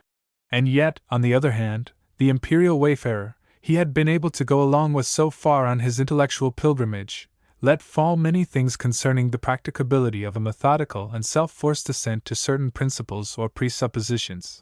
One could not do without. Were there, as the expression, one could not do without, seemed to hint. Beliefs, without which life itself must be almost impossible, principles which had their sufficient ground of evidence in that very fact? Experience certainly taught that, as regarding the sensible world he could attend or not, almost at will, to this or that color, this or that train of sounds, in the whole tumultuous concourse of color and sound, so it was also, for the well-trained intelligence, in regard to that hum of voices which besiege the inward no less than the outward ear. Might it be not otherwise with those various and competing hypotheses, the permissible hypotheses, which, in that open field for hypothesis, one's own actual ignorance of the origin and tendency of our being, present themselves so importunately, some of them with so emphatic a reiteration, through all the mental changes of successive ages? Might the will itself be an organ of knowledge, of vision? On this day truly no mysterious light, no irresistibly leading hand from afar reached him, only the peculiarly tranquil influence of its first hour increased steadily upon him, in a manner with which, as he conceived, the aspects of the place he was then visiting had something to do. The air there, air supposed to possess the singular property of restoring the whiteness of ivory, was pure and thin. An even veil of lawn-like white cloud had now drawn over the sky, and under its broad, shadowless light every hue and tone of time came out upon the yellow old temples, the elegant pillared circle of the shrine of the patronal Sibyl, the houses seemingly of a piece with the ancient fundamental rock. Some half-conscious motive of poetic grace would appear to have determined their grouping, in part resisting, partly going along with the natural wildness and harshness of the place, its floods and precipices. An air of immense age possessed, above all, the vegetation around, a world of evergreen trees, the olives especially, older than how many generations of men's lives. Fretted and twisted by the combining forces of life and death, into every conceivable caprice of form. In the windless weather all seemed to be listening to the roar of the immemorial waterfall, plunging down so unassociably among these human habitations, and with a motion so unchanging from age to age as to count, even in this time-worn place, as an image of unalterable rest. Yet the clear sky all but broke to let through the ray which was silently quickening everything in the late February afternoon, and the unseen violet refined itself through the air. It was as if the spirit of life and nature were but withholding any too precipitate revelation of itself, in its slow, wise, maturing work. Through some accident to the trappings of his horse at the inn where he rested, Marius had an unexpected delay. He sat down in an olive garden, and, all around him and within still turning to reverie, the course of his own life hitherto seemed to withdraw itself into some other world, dispart from this spectacular point where he was now placed to survey it, like that distant road below, along which he had traveled this morning across the Campagna. Through a dreamy land he could see himself moving, as if in another life, and like another person, through all his fortunes and misfortunes, passing from point to point, weeping, delighted, escaping from various dangers. That prospect brought him, first of all, an impulse of lively gratitude. It was as if he must look round for someone else to share his joy with, for someone to whom he might tell the thing, for his own relief. Companionship, indeed, familiarity with others, gifted in this way or that, or at least pleasant to him, had been, through one or another long span of it, the chief delight of the journey. And was it only the resultant general sense of such familiarity, diffused through his memory, that in a while suggested the question whether there had not been, besides Flavian, besides Cornelius even, and amid the solitude he had which in spite of ardent friendship perhaps loved best of all things, some other companion, an unfailing companion, ever at his side throughout, doubling his pleasure in the roses by the way, patient of his peevishness or depression, sympathetic above all with his grateful recognition onward from his earliest days of the fact that he was there at all? Must not the whole world around have faded away for him altogether, had he been left for one moment really alone in it? In his deepest apparent solitude there had been rich entertainment. It was as if there were not one only, but two wayfarers side by side, visible there across the plain, as he indulged his fancy. A bird came and sang among the wild hedge-roses, an animal feeding crept nearer, the child who kept it was gazing quietly, and the scene and the hours still conspiring, he passed from that mere fantasy of a self not himself, beside him in his coming and going, to those divinations of a living and companionable spirit at work in all things, of which he had become aware from time to time in his old philosophic readings, in Plato and others, last but not least, in Aurelius. Through one reflection upon another, he passed from such instinctive divinations to the thoughts which give them logical consistency, formulating at last, as the necessary exponent of our own and the world's life, that reasonable ideal to which the Old Testament gives the name of Creator, which for the philosophers of Greece is the eternal reason, and in the New Testament the Father of men. Even as one builds up from act and word and expression of the friend actually visible at one's side, an ideal of the spirit within him. In this peculiar and privileged hour, his bodily frame, as he could recognize, although just then, in the whole sum of its capacities, so entirely possessed by him, nay, actually his very self, was yet determined by a far-reaching system of material forces external to it, 1,000 combining currents from earth and sky. Its seemingly active powers of apprehension were, in fact, but susceptibilities to influence.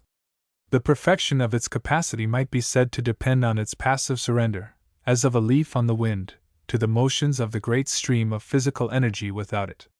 And might not the intellectual frame also, still more intimately himself as in truth it was, after the analogy of the bodily life, be a moment only, an impulse or series of impulses, a single process, in an intellectual or spiritual system external to it, diffused through all time and place, that great stream of spiritual energy, of which his own imperfect thoughts, yesterday or today, would be but the remote, and therefore imperfect pulsations?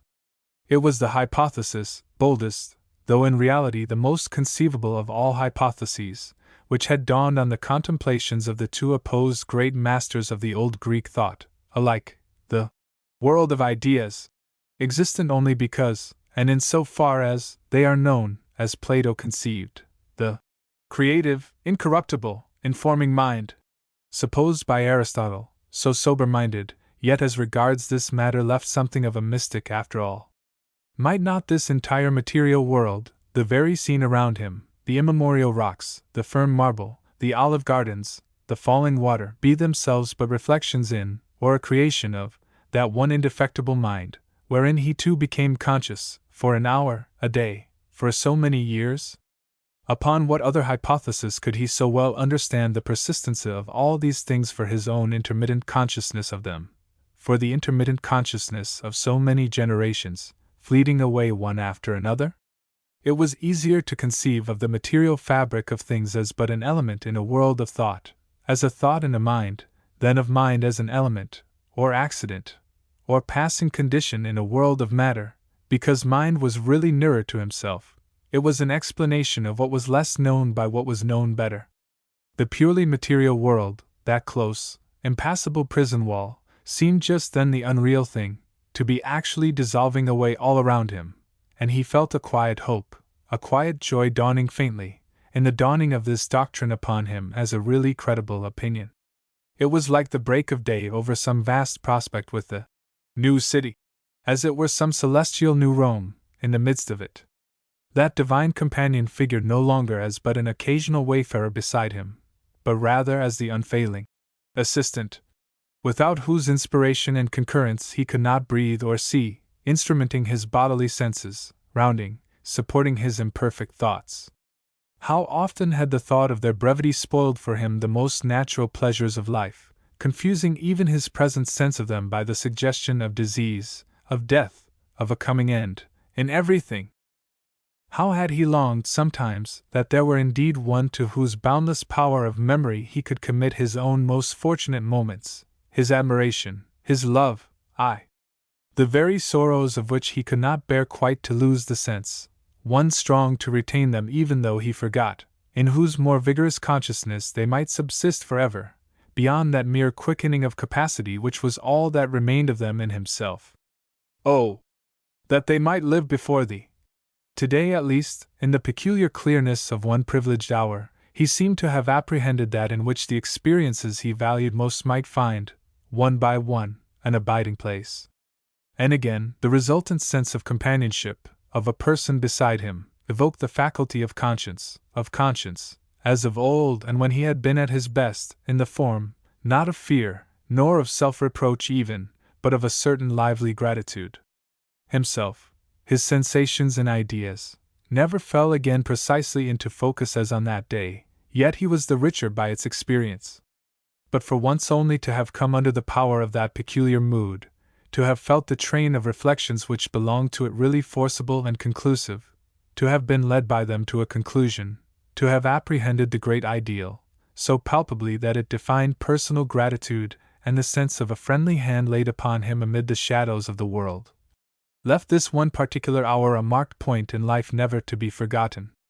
It gave him a definitely ascertained measure of his moral or intellectual need, of the demand his soul must make upon the powers, whatsoever they might be, which had brought him, as he was, into the world at all. And again, would he be faithful to himself, to his own habits of mind, his leading suppositions, if he did but remain just there? Must not all that remained of life be but a search for the equivalent of that ideal, among so-called actual things, a gathering together of every trace or token of it, which his actual experience might present? Part the Fourth. Chapter 20. 2 Curious Houses. Aye, guests. Your old men shall dream dreams. Plus. A nature like that of Marius, composed, in about equal parts, of instincts almost physical, and of slowly accumulated intellectual judgments, was perhaps even less susceptible than other men's characters of essential change. And yet the experience of that fortunate hour, seeming to gather into one central act of vision all the deeper impressions his mind had ever received, did not leave him quite as he had been. For his mental view, at least, it changed measurably the world about him, of which he was still indeed a curious spectator, but which looked further off, was weaker in its hold, and in a sense, less real to him than ever. It was as if he viewed it through a diminishing glass. And the permanency of this change he could note, some years later, when it happened that he was a guest at a feast, in which the various exciting elements of Roman life, its physical and intellectual accomplishments, its frivolity and far-fetched elegances, its strange, mystic essays after the unseen, were elaborately combined. The great Apuleius, the literary ideal of his boyhood, had arrived in Rome, was now visiting Tusculum, at the house of their common friend, a certain aristocratic poet who loved every sort of superiorities, and Marius was favored with an invitation to a supper given in his honor. It was with a feeling of half-humorous concession to his own early boyish hero-worship, yet with some sense of superiority in himself, seeing his old curiosity grown now almost to indifference when on the point of satisfaction at last, and upon a juster estimate of its object, that he mounted to the little town on the hillside, the footways of which were so many flights of easy-going steps gathered round a single great house under shadow of the haunted ruins of Cicero's villa on the wooded heights. He found a touch of weirdness in the circumstance that in so romantic a place he had been bidden to meet the writer who was come to seem almost like one of the personages in his own fiction. As he turned now and then to gaze at the evening scene through the tall narrow openings of the street, up which the cattle were going home slowly from the pastures below, the Alban mountains, stretched between the great walls of the ancient houses, seemed close at hand, a screen of vaporous dun purple against the setting sun, with those waves of surpassing softness in the boundary lines which indicate volcanic formation. The coolness of the little brown marketplace, for profit of which even the working people, in long file through the olive gardens, were leaving the plain for the night, was grateful, after the heats of Rome. Those wild country figures, clad in every kind of fantastic patchwork, stained by wind and weather fortunately enough for the eye, under that significant light inclined him to poetry. And it was a very delicate poetry of its kind that seemed to enfold him, as passing into the poet's house he paused for a moment to glance back towards the heights above, whereupon, the numerous cascades of the precipitous garden of the villa, framed in the doorway of the hall, fell into a harmless picture, in its place among the pictures within, and scarcely more real than they, a landscape piece, in which the power of water, plunging into what unseen depths, done to the life, was pleasant, and without its natural terrors. At the further end of this bland apartment, fragrant with the rare woods of the old inlaid paneling, the falling of aromatic oil from the ready lighted lamps, the iris root clinging to the dresses of the guests, as with odors from the altars of the gods, the supper table was spread, in all the daintiness characteristic of the agreeable petit maître, who entertained. He was already most carefully dressed, but like Marshal Stella, perhaps consciously, meant to change his attire once and again during the banquet, in the last instance, for an ancient vesture, object of much rivalry among the young men of fashion, at that great sale of the imperial wardrobes, a toga, of altogether lost hue and texture. He wore it with a grace which became the leader of a thrilling movement then on foot for the restoration of that disused garment, in which, laying aside the customary evening dress, all the visitors were requested to appear, setting off the delicate sinuosities and well-disposed, golden ways, of its folds, with harmoniously tinted flowers. The opulent sunset, blending pleasantly with artificial light, fell across the quiet ancestral effigies of old consular dignitaries, along the wide floor strewn with sawdust of sandalwood, and lost itself in the heap of cool coronals, lying ready for the foreheads of the guests on a sideboard of old citron. The crystal vessels darkened with old wine, the hues of the early autumn fruit, mulberries, pomegranates, and grapes that had long been hanging under careful protection upon the vines, were almost as much a feast for the eye, as the dusky fires of the rare 12-petaled roses. A favorite animal, white as snow, brought by one of the visitors, purred its way gracefully among the wine cups, coaxed onward from place to place by those at table, as they reclined easily on their cushions of German eiderdown, spread over the long-legged, carved couches. A highly refined modification of the acroma, a musical performance during supper for the diversion of the guests, was presently heard hovering round the place, soothingly, and so unobtrusively that the company could not guess, and did not like to ask, whether or not it had been designed by their entertainer. They inclined on the whole to think it some wonderful peasant music peculiar to that wild neighborhood, turning, as it did now and then, to a solitary reed note, like a bird's, while it wandered into the distance. It wandered quite away at last, as darkness with a bolder lamplight came on, and made way for another sort of entertainment. An odd, rapid, phantasmal glitter, advancing from the garden by torchlight, defined itself, as it came nearer, into a dance of young men in armor. Arrived at length in a portico, open to the supper chamber, they contrived that their mechanical march movement should fall out into a kind of highly expressive dramatic action, and with the utmost possible emphasis of dumb motion, their long swords weaving a silvery network in the air, they danced the death of Paris. The young Commodus, already an adept in these matters, who had condescended to welcome the eminent Apuleius at the banquet, had mysteriously dropped from his place to take his share in the performance, and at its conclusion reappeared, still wearing the dainty accoutrements of Paris, including a breastplate, composed entirely of overlapping tiger's claws, skillfully gilt. The youthful prince had lately assumed the dress of manhood, on the return of the emperor for a brief visit from the north, putting up his hair, in imitation of Nero, in a golden box dedicated to Capitoline Jupiter. His likeness to Aurelius, his father, was become, in consequence, more striking than ever, and he had one source of genuine interest in the great literary guest of the occasion, in that the latter was the fortunate possessor of a monopoly for the exhibition of wild beasts and gladiatorial shows in the province of Carthage, where he resided. Still, after all complaisance to the perhaps somewhat crude tastes of the emperor's son, it was felt that with a guest like Apuleius whom they had come prepared to entertain as veritable connoisseurs, the conversation should be learned and superior, and the host at last deftly led his company round to literature, by the way of bindings. Elegant rolls of manuscript from his fine library of ancient Greek books passed from hand to hand about the table. It was a sign for the visitors themselves to draw their own choicest literary curiosities from their bags, as their contribution to the banquet, and one of them, a famous reader, choosing his lucky moment, delivered in tenor voice the piece which follows, with a preliminary query as to whether it could indeed be the composition of Lucian of Samosata, plus understood to be the great mocker of that day. "What sound was that, Socrates?" asked Chaerephon. "It came from the beach under the cliff yonder, and seemed a long way off. And how melodious it was! Was it a bird, I wonder? I thought all sea-birds were songless."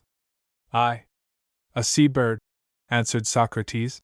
"A bird called the halcyon, and has a note full of plaining and tears.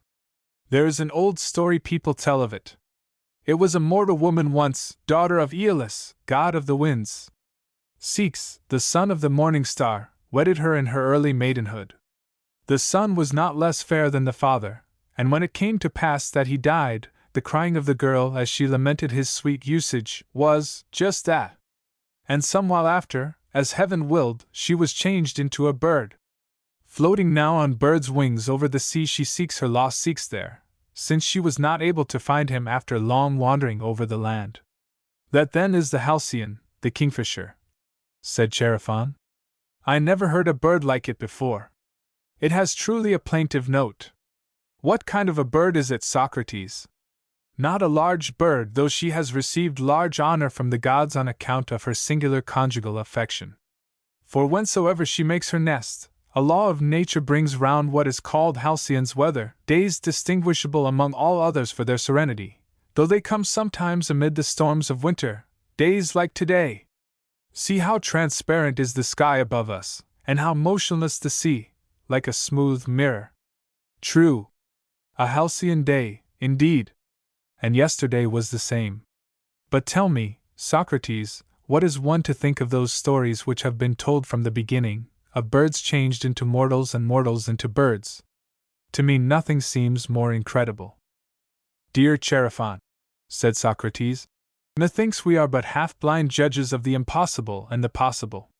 We try the question by the standard of our human faculty, which avails either for true knowledge, nor for faith, nor vision. Therefore many things seem to us impossible which are really easy, many things unattainable which are within our reach, partly through inexperience, partly through the childishness of our minds. For in truth, every man, even the oldest of us, is like a little child, so brief and babyish are the years of our life in comparison of eternity.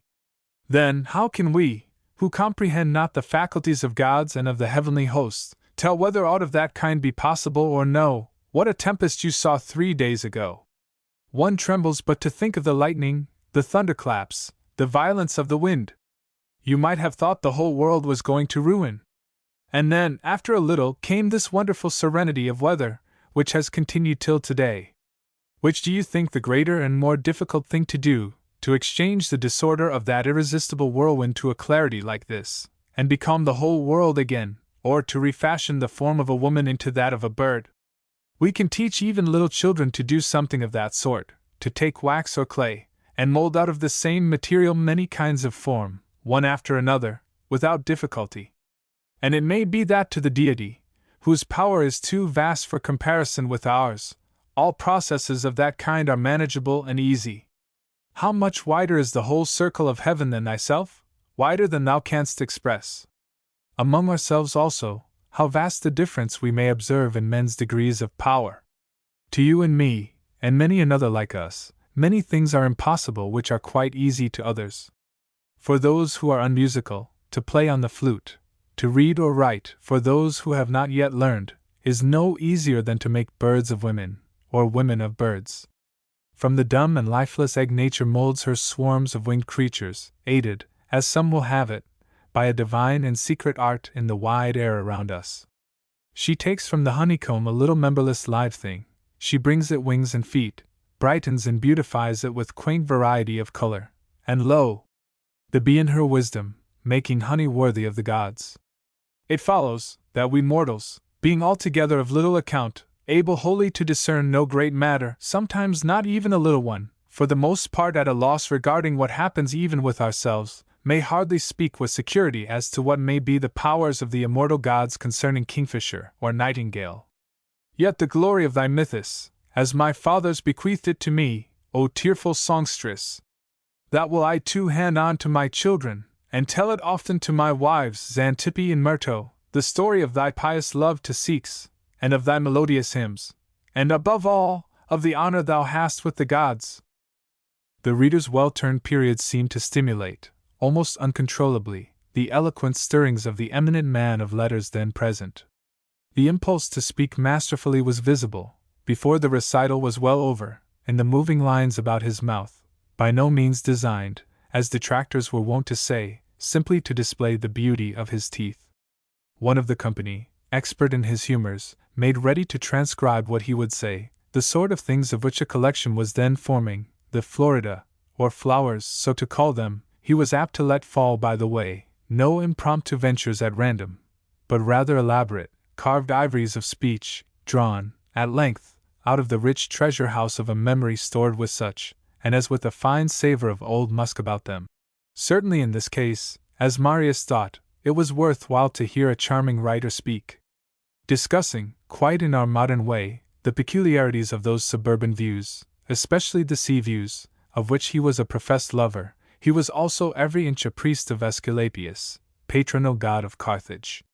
There was a piquancy in his rococo, very African, and as it were perfumed personality, though he was now well nigh 60 years old, a mixture there of that sort of Platonic spiritualism which can speak of the soul of man as but a sojourner in the prison of the body, a blending of that with such a relish for merely bodily graces as availed to set the fashion in matters of dress, deportment, accent, and the like, nay, with something also which reminded Marius of the vein of coarseness he had found in the Golden Book. All this made the total impression he conveyed a very uncommon one. Marius did not wonder, as he watched him speaking, that people freely attributed to him many of the marvelous adventures he had recounted in that famous romance, over and above the wildest version of his own actual story, his extraordinary marriage, his religious initiations, his acts of mad generosity, his trial as a sorcerer. But a sign came from the imperial prince that it was time for the company to separate. He was entertaining his immediate neighbors at the table with a trick from the streets, tossing his olives in rapid succession into the air, and catching them, as they fell, between his lips. His dexterity in this performance made the mirth around him noisy, disturbing the sleep of the furry visitor. The learned party broke up, and Marius withdrew, glad to escape into the open air. The courtesans in their large wigs of false blonde hair were lurking for the guests, with groups of curious idlers. A great conflagration was visible in the distance. Was it in Rome, or in one of the villages of the country? Pausing for a few minutes on the terrace to watch it, Marius was for the first time able to converse intimately with Apuleius, and in this moment of confidence the illuminist, himself with locks so carefully arranged, and seemingly so full of affectations, almost like one of those light women there, dropped a veil as it were, and appeared, though still permitting the play of a certain element of theatrical interest in his bizarre tenets, to be ready to explain and defend his position reasonably. For a moment his fantastic foppishness and his pretensions to ideal vision seemed to fall into some intelligible congruity with each other. In truth, it was the Platonic idealism, as he conceived it, which for him literally animated, and gave him so lively an interest in, this world of the purely outward aspects of men and things. Did material things, such things as they had had around them all that evening, really need apology for being there, to interest one, at all? Were not all visible objects, the whole material world indeed, according to the consistent testimony of philosophy in many forms, full of souls, embarrassed perhaps, partly imprisoned, but still eloquent souls? Certainly, the contemplative philosophy of Plato, with its figurative imagery and apologue, its manifold aesthetic coloring, its measured eloquence, its music for the outward ear, had been, like Plato's old master himself, a two-sided or two-colored thing. Apuleius was a Platonist, only, for him, the ideas of Plato were no creatures of logical abstraction, but in very truth informing souls, in every type and variety of sensible things. Those noises in the house all supper time, sounding through the tables and along the walls, were they only startings in the old rafters, at the impact of the music and laughter, or rather importunities of the secondary selves, the true unseen selves, of the persons, nay, of the very things around, essaying to break through their frivolous, merely transitory surfaces, to remind one of abiding essentials beyond them, which might have their say, their judgment to give, by and by, when the shifting of the meats and drinks at life's table would be over? And was not this the true significance of the Platonic doctrine? A hierarchy of divine beings, associating themselves with particular things and places, for the purpose of mediating between God and man, who does but need due attention on his part to become aware of his celestial company, filling the air about him, thick as motes in the sunbeam, for the glance of sympathetic intelligence he casts through it. Two kinds there are of animated beings, he exclaimed. Gods, entirely differing from men in the infinite distance of their abode, since one part of them only is seen by our blunted vision, those mysterious stars, in the eternity of their existence, in the perfection of their nature, infected by no contact with ourselves, and men, dwelling on the earth, with frivolous and anxious minds, with infirm and mortal members, with variable fortunes, laboring in vain. Taken altogether and in their whole species perhaps, eternal, but severally, quitting the scene in irresistible succession. What then? Has nature connected itself together by no bond, allowed itself to be thus crippled, and split into the divine and human elements? And you will say to me, if so it be, that man is thus entirely exiled from the immortal gods, that all communication is denied him, that not one of them occasionally visits us, as a shepherd his sheep. To whom shall I address my prayers? Whom shall I invoke as the helper of the unfortunate, the protector of the good? Well, there are certain divine powers of a middle nature, through whom our aspirations are conveyed to the gods, and theirs to us. Passing between the inhabitants of earth and heaven, they carry from one to the other prayers and bounties, supplication and assistance, being a kind of interpreters. This interval of the air is full of them. Through them, all revelations, miracles, magic processes, are effected. 4 specially appointed members of this order have their special provinces, with a ministry according to the disposition of each. They go to and fro without fixed habitation, or dwell in men's houses. Just then a companion's hand laid in the darkness on the shoulder of the speaker carried him away, and the discourse broke off suddenly. Its singular intimations, however, were sufficient to throw back on this strange evening, in all its detail, the dance, the readings, the distant fire, a kind of allegoric expression, gave it the character of one of those famous Platonic figures or apologues which had then been in fact under discussion. When Marius recalled its circumstances he seemed to hear once more that voice of genuine conviction, pleading, from amidst a scene at best of elegant frivolity, for so boldly mystical a view of man and his position in the world. For a moment, but only for a moment, as he listened, the trees had seemed, as of old, to be growing close against the sky. Yes. The reception of theory, of hypothesis, of beliefs, did depend a great deal on temperament. They were, so to speak, mere equivalents of temperament. A celestial ladder, a ladder from heaven to earth. That was the assumption which the experience of Apuleius had suggested to him. It was what, in different forms, certain persons in every age had instinctively supposed. They would be glad to find their supposition accredited by the authority of a grave philosophy. Marius, however, yearning not less than they, in that hard world of Rome, and below its unpeopled sky, for the trace of some celestial wing across it, must still object that they assumed the thing with too much facility, too much of self-complacency. And his second thought was, that to indulge but for an hour fantasies, fantastic visions of that sort, only left the actual world more lonely than ever. For him certainly, and for his solace, the little godship for whom the rude countryman, an unconscious Platonist, trimmed his twinkling lamp, would never slip from the bark of these immemorial olive trees. No! Not even in the wildest moonlight. For himself, it was clear, he must still hold by what his eyes really saw. Only he had to concede also, that the very boldness of such theory bore witness, at least, to a variety of human disposition and a consequent variety of mental view, which might, who can tell, be correspondent to, be defined by and define, varieties of facts, of truths, just behind the veil. Regarding the world all alike had actually before them as their original premise or starting point, a world wider, perhaps, in its possibilities than all possible fancies concerning it. Chapter 21. Two Curious Houses. 2. The Church in Cecilia's House. Your old men shall dream dreams, and your young men shall see visions. Cornelius had certain friends in or near Rome, whose household, to Marius, as he pondered now and again what might be the determining influences of that peculiar character, presented itself as possibly its main secret, the hidden source from which the beauty and strength of a nature, so persistently fresh in the midst of a somewhat jaded world, might be derived. But Marius had never yet seen these friends, and it was almost by accident that the veil of reserve was at last lifted, and with strange contrast to his visit to the poet's villa at Tusculum, he entered another curious house. The house in which she lives, says that mystical German writer quoted once before, is for the orderly soul, which does not live on blindly before her, but is ever, out of her passing experiences, building and adorning the parts of a many-roomed abode for herself, only an expansion of the body, as the body, according to the philosophy of Swedenborg, plus is but a process, an expansion, of the soul.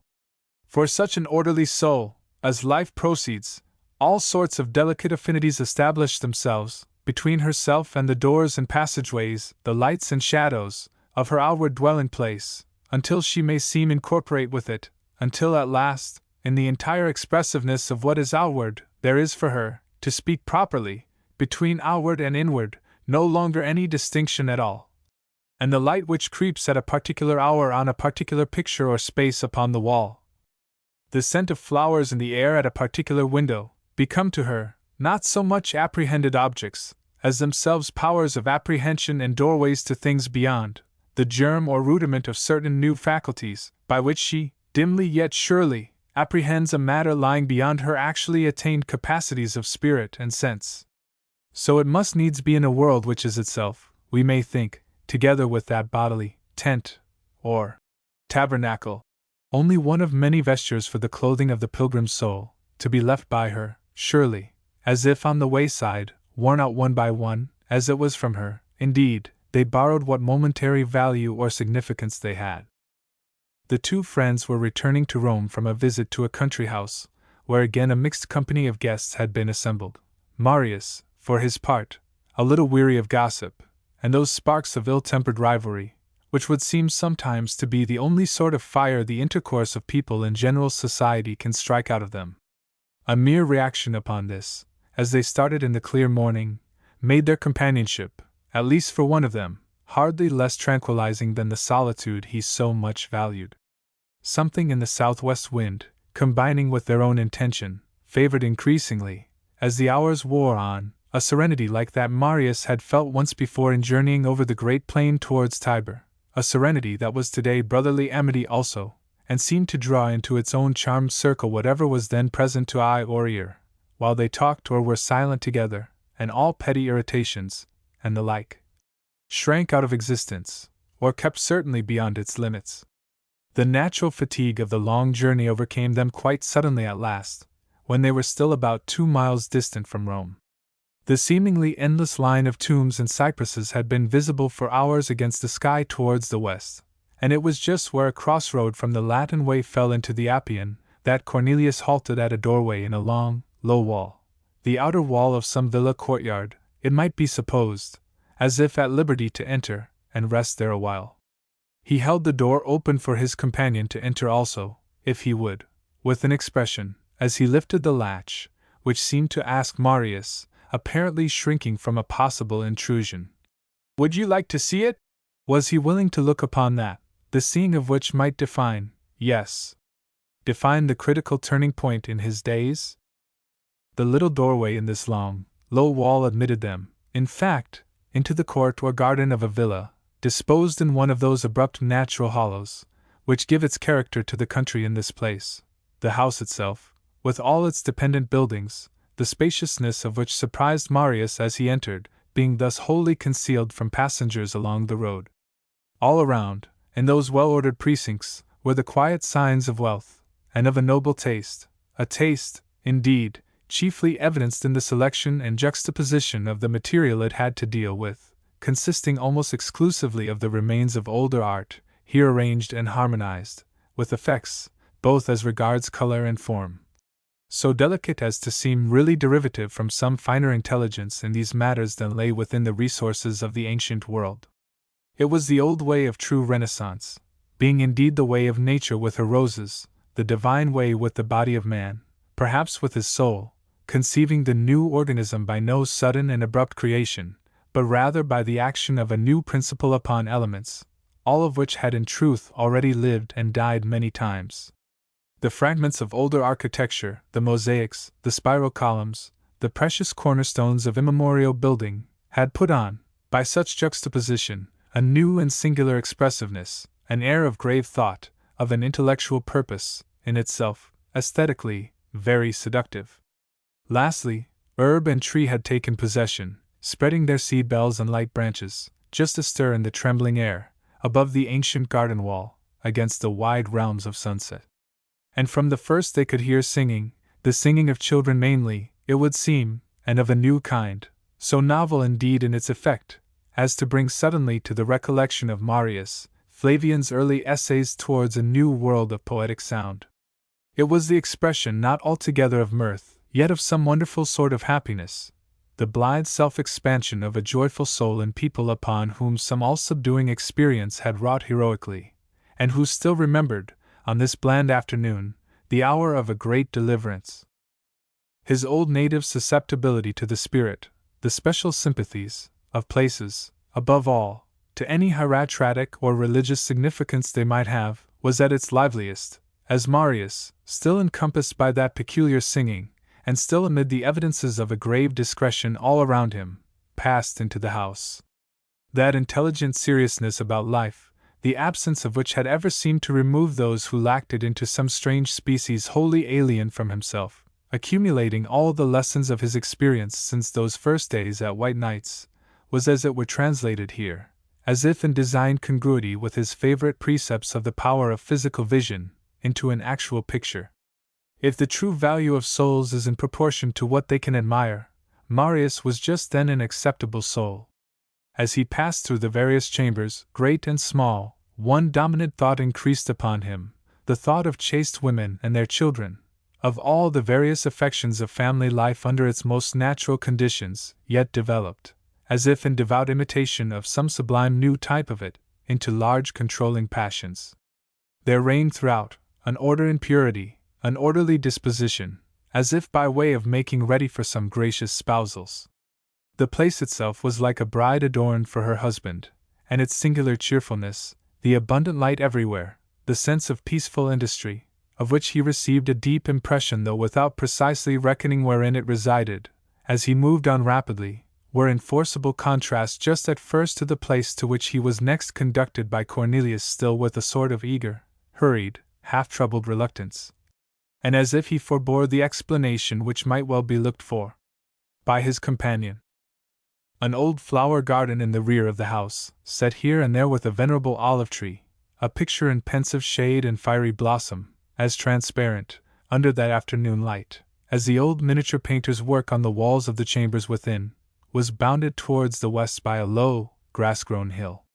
A narrow opening cut in its steep side, like a solid blackness there, admitted Marius and his gleaming leader into a hollow cavern or crypt, either more nor less in fact than the family burial place of the Cecilii, to whom this residence belonged, brought thus, after an arrangement then becoming not unusual, into immediate connection with the abode of the living, in bold assertion of that instinct of family life, which the sanction of the Holy Family was, hereafter, more and more to reinforce. Here, in truth, was the center of the peculiar religious expressiveness, of the sanctity, of the entire scene. That any person may, at his own election, constitute the place which belongs to him a religious place, by the carrying of his dead into it, had been a maxim of old Roman law, which it was reserved for the early Christian societies, like that established here by the piety of a wealthy Roman matron, to realize in all its consequences. Yet this was certainly unlike any cemetery Marius had ever before seen, most obviously in this, that these people had returned to the older fashion of disposing of their dead by burial instead of burning. Originally a family sepulchre, it was growing to a vast necropolis, a whole township of the deceased, by means of some free expansion of the family interests beyond its amplest natural limits. That air of venerable beauty which characterized the house and its precincts above was maintained also here.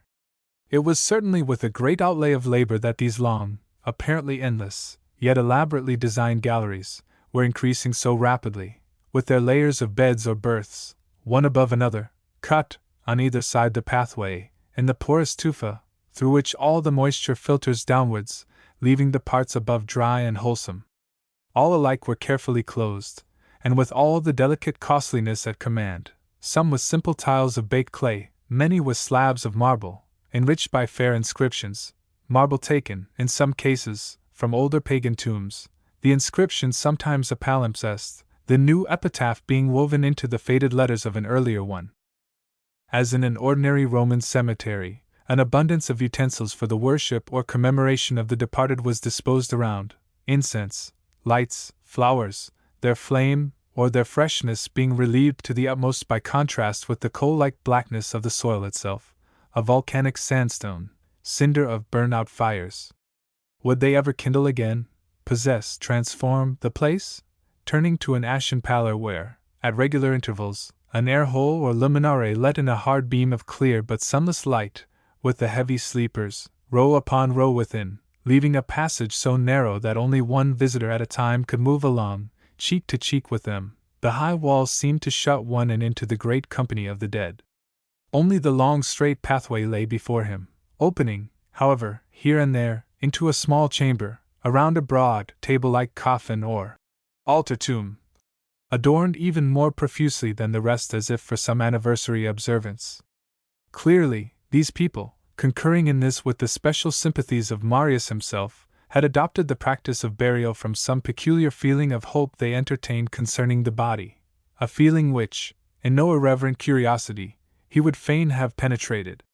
The complete and irreparable disappearance of the dead in the funeral fire, so crushing to the spirits, as he for one had found it, had long since induced in him a preference for that other mode of settlement to the last sleep, as having something about it more homelike and hopeful, at least in outward seeming. But whence the strange confidence that these handfuls of white dust would hereafter recompose themselves once more into exulting human creatures? By what heavenly alchemy, what reviving dew from above, such as was certainly never again to reach the dead violets, Januarius, Agapetus, Felicitas, martyrs? Refresh, I pray you, the soul of Cecil, of Cornelius, said an inscription, one of many scratched like a passing sigh, when it was still fresh in the mortar that had closed up the prison door. All critical estimate of this bold hope, as sincere apparently as it was audacious in its claim, being set aside, here at least, carried further than ever before, was that pious, systematic commemoration of the dead, which, in its chivalrous refusal to forget or finally desert the helpless, had ever counted with Marius as the central exponent or symbol of all natural duty. The stern soul of the excellent Jonathan Edwards, applying the faulty theology of John Calvin, afforded him, we know, the vision of infants not a span long, on the floor of hell.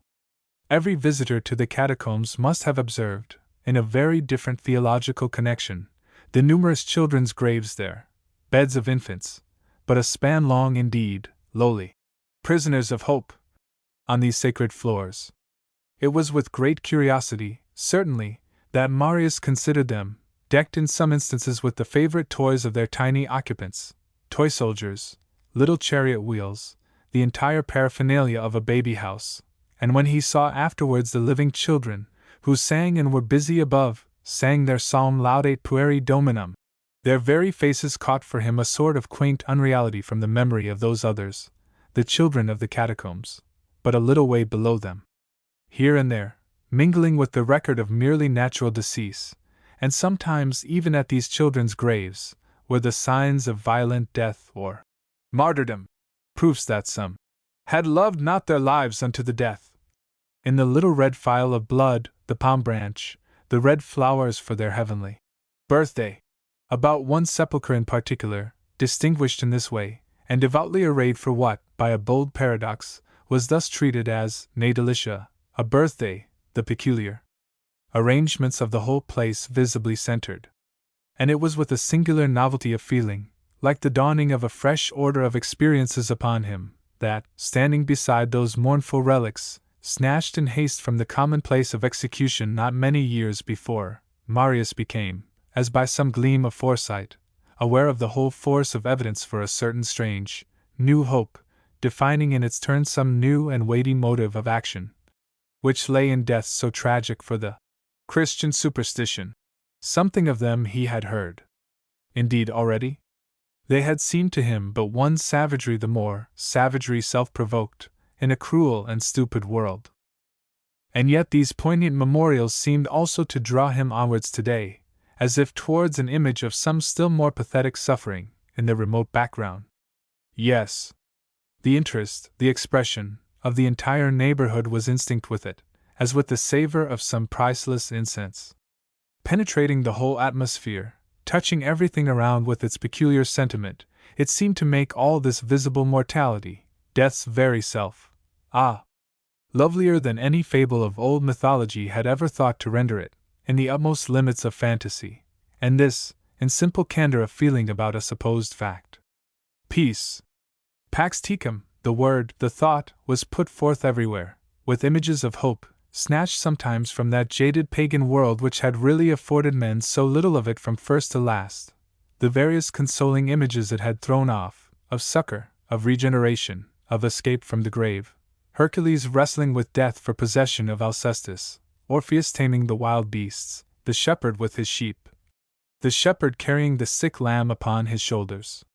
Yet these imageries, after all, it must be confessed, formed but a slight contribution to the dominant effect of tranquil hope there, a kind of heroic cheerfulness and grateful expansion of heart, as with the sense, again, of some real deliverance, which seemed to deepen the longer one lingered through these strange and awful passages.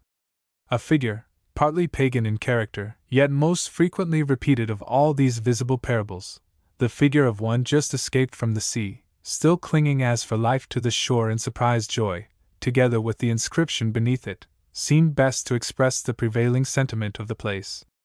And it was just as he had puzzled out this inscription, that with no feeling of suddenness or change Marius found himself emerging again, like a later mystic traveler through similar dark places, quieted by hope, into the daylight. They were still within the precincts of the house, still in possession of that wonderful singing, although almost in the open country, with a great view of the Campagna before them, and the hills beyond. The orchard or meadow, through which their path lay, was already grey with twilight, though the western sky, where the greater stars were visible, was still afloat in crimson splendor. The color of all earthly things seemed repressed by the contrast, yet with a sense of great richness lingering in their shadows. At that moment the voice of the singers, a voice of joy and health, concentrated itself with solemn antistrophic movement into an evening, or candle, hymn. It was like the evening itself made audible, its hopes and fears, with the stars shining in the midst of it. Half above, half below the level white mist, dividing the light from the darkness, came now the mistress of this place, the wealthy Roman matron, left early a widow a few years before, by Cecilius, confessor and saint, with a certain antique severity in the gathering of the long mantle, and with coif or veil folded decorously below the chin. Grey within grey. To the mind of Marius her temperate beauty brought reminiscences of the serious and virile character of the best female statuary of Greece. Quite foreign, however, to any Greek statuary was the expression of pathetic care, with which she carried a little child at rest in her arms. Another, a year or two older, walked beside, the fingers of one hand within her girdle. She paused for a moment with a greeting for Cornelius. That visionary scene was the fitting close, of the afternoon's strange experiences. A few minutes later, passing forward on his way along the public road, he could have fancied it a dream. The house of Cecilia grouped itself beside that other curious house he had lately visited at Tusculum.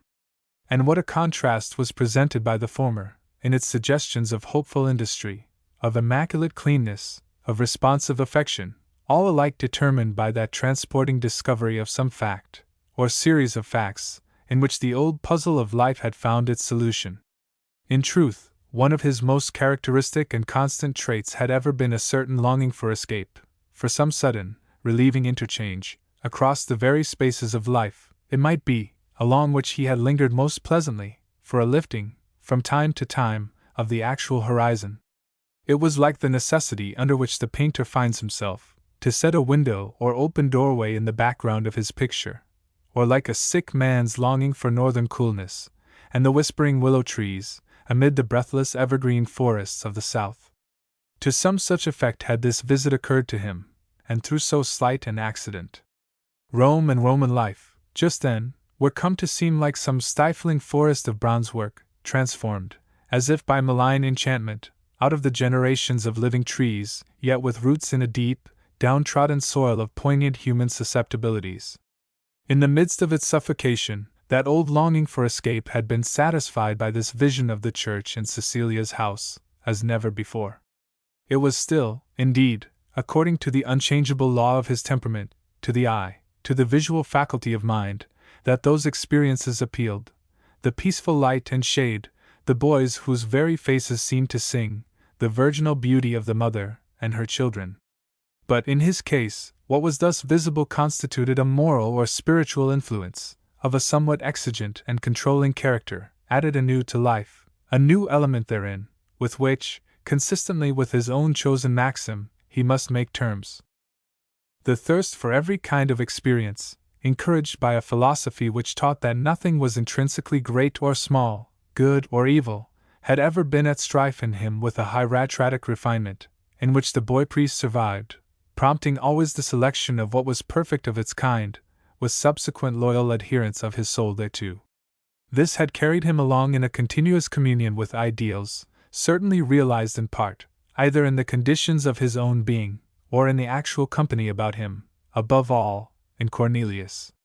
Surely, in this strange new society he had touched upon for the first time today, in this strange family, like a garden enclosed, was the fulfillment of all the preferences, the judgments, of that half-understood friend, which of late years had been his protection so often amid the perplexities of life.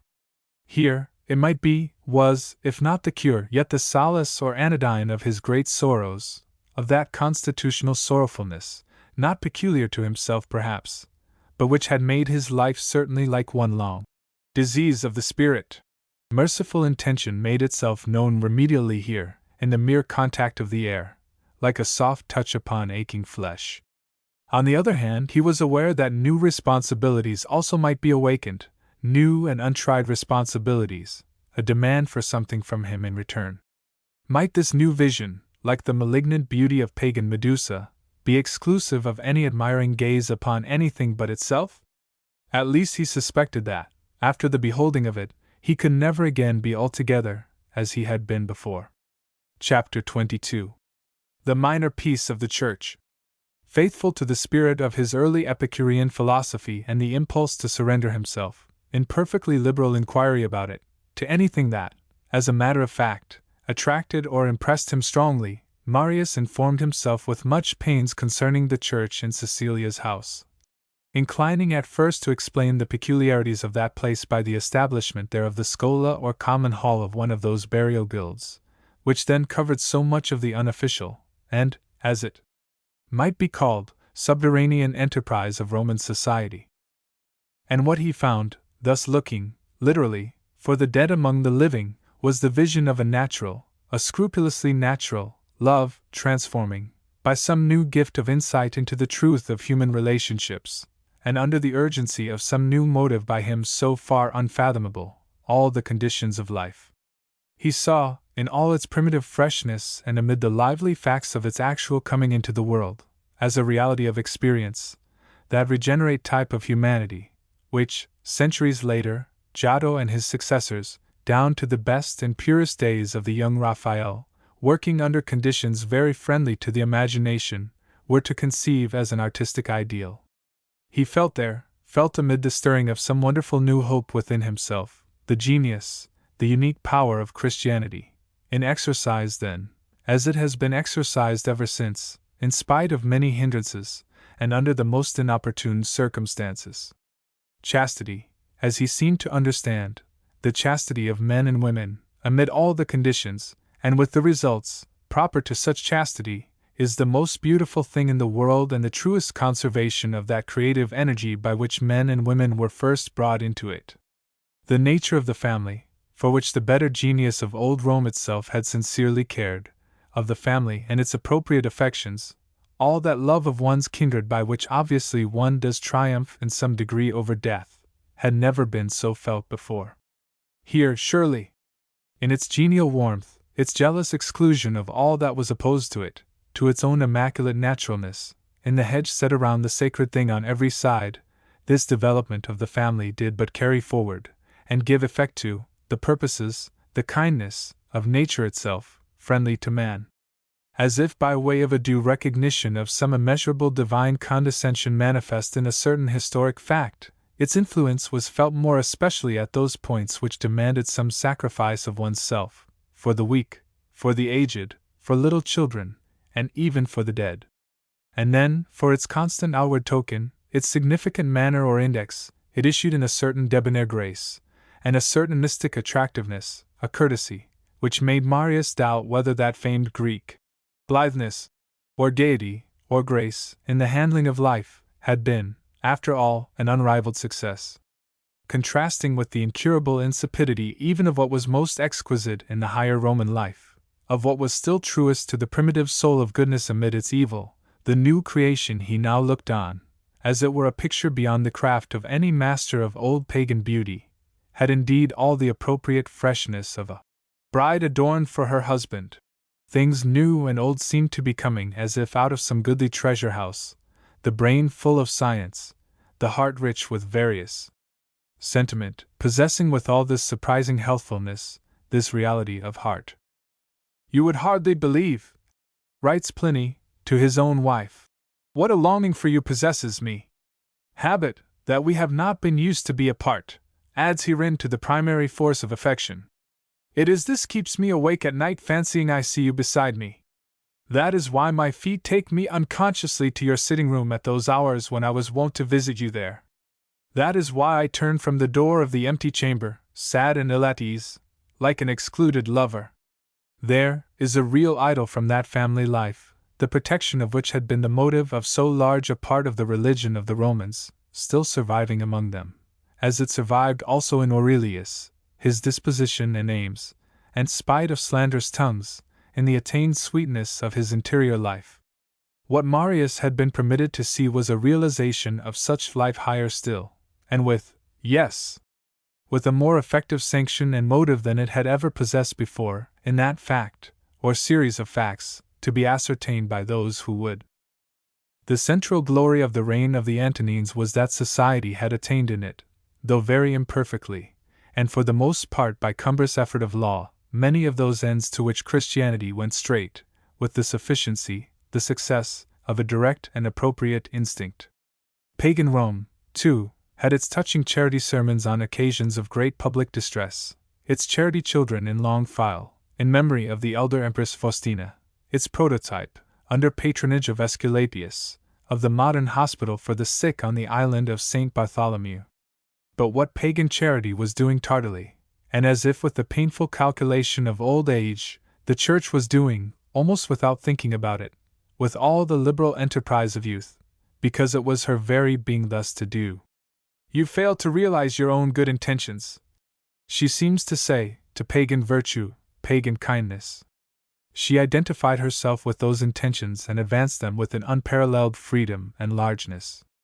The gentle Seneca would have reverent burial provided even for the dead body of a criminal. Yet when a certain woman collected for interment the insulted remains of Nero, the pagan world surmised that she must be a Christian. Only a Christian would have been likely to conceive so chivalrous a devotion towards mere wretchedness. We refuse to be witnesses even of a homicide commanded by the law, boasts the dainty conscience of a Christian apologist. We take no part in your cruel sports nor in the spectacles of the amphitheater, and we hold that to witness a murder is the same thing as to commit one. And there was another duty almost forgotten, the sense of which Rousseau brought back to the degenerate society of a later age. In an impassioned discourse, the sophist Favorinus counsels mothers to suckle their own infants, and there are Roman epitaphs erected to mothers, which gratefully record this proof of natural affection as a thing then unusual.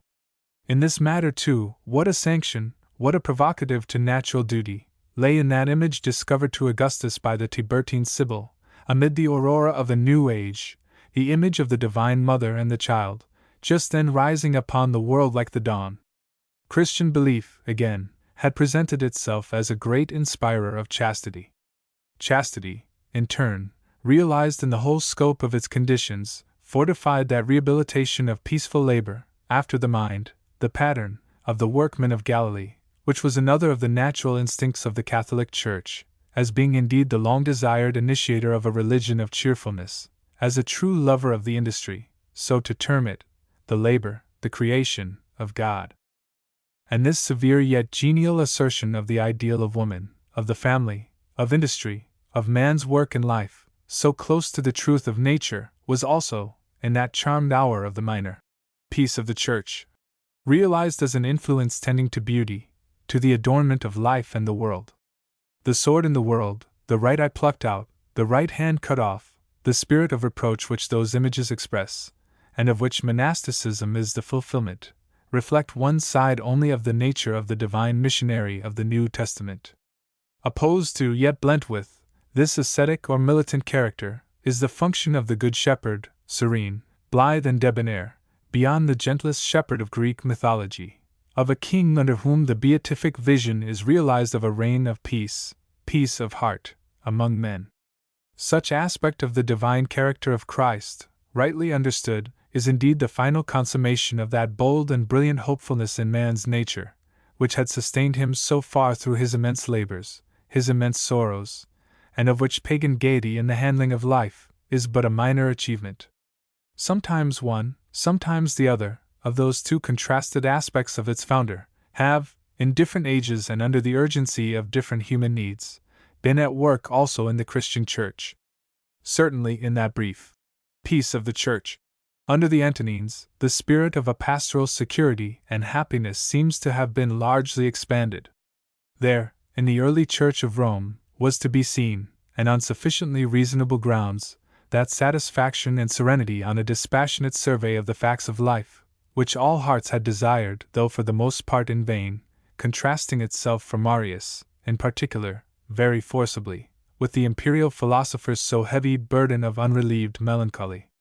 It was Christianity in its humanity, or even its humanism, in its generous hopes for man, its common sense and alacrity of cheerful service, its sympathy with all creatures, its appreciation of beauty and daylight. The angel of righteousness, says the Shepherd of Hermas, the most characteristic religious book of that age, its Pilgrim's Progress. The angel of righteousness is modest and delicate and meek and quiet. Take from thyself grief, for, as Hamlet will one day discover, 'tis the sister of doubt and ill temper. Grief is more evil than any other spirit of evil, and is most dreadful to the servants of God, and beyond all spirits destroyeth man. For, as when good news is come to one in grief, straightway he forgetteth his former grief, and no longer attendeth to anything except the good news which he hath heard, so do ye, also, having received a renewal of your soul through the beholding of these good things. Put on therefore gladness that hath always favor before God, and is acceptable unto him, and delight thyself in it. For every man that is glad doeth the things that are good, and thinketh good thoughts, despising grief. Such were the commonplaces of this new people, among whom so much of what Marius had valued most in the old world seemed to be under renewal and further promotion.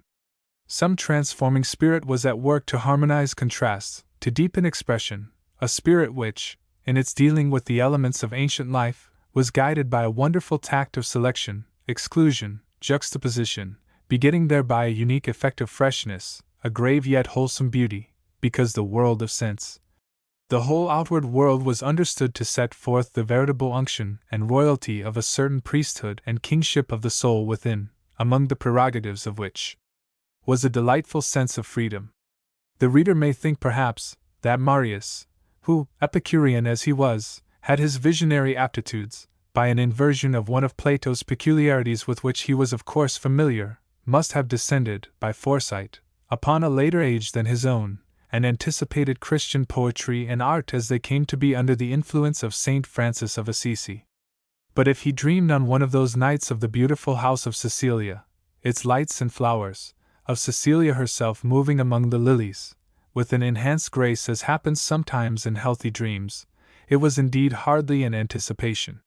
He had lighted, by one of the peculiar intellectual good fortunes of his life, upon a period when, even more than in the days of austere ascesis which had preceded and were to follow it, the Church was true for a moment, truer perhaps than she would ever be again, to that element of profound serenity in the soul of her founder, which reflected the eternal goodwill of God to man, in whom, according to the oldest version of the angelic message, He is well pleased.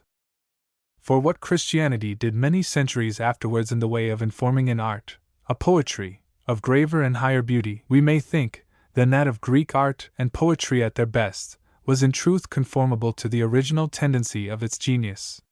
The genuine capacity of the Catholic Church in this direction, discoverable from the first in the New Testament, was also really at work, in that earlier piece, under the Antonines, the minor piece of the Church, as we might call it, in distinction from the final piece of the Church, commonly so called, under Constantine.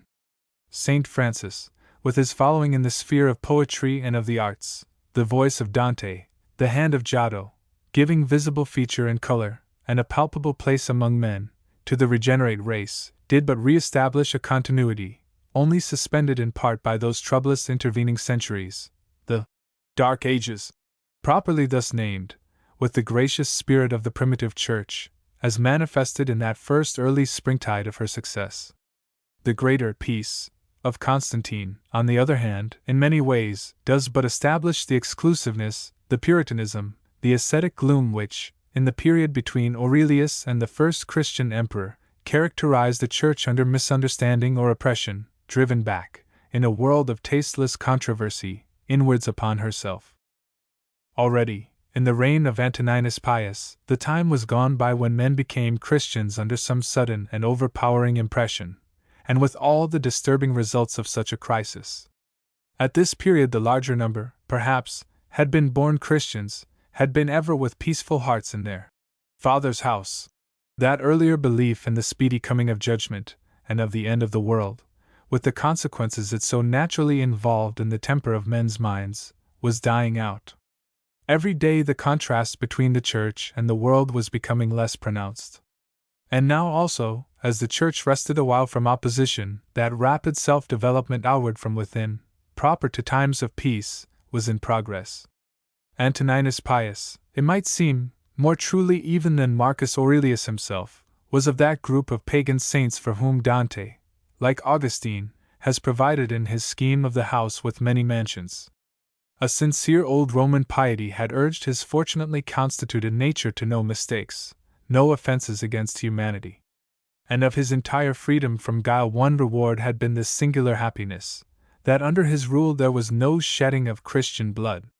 To him belonged that half-humorous placidity of soul, of a kind illustrated later very effectively by Montaigne, which, starting with an instinct of mere fairness towards human nature and the world, seems at last actually to qualify its possessor to be almost the friend of the people of Christ.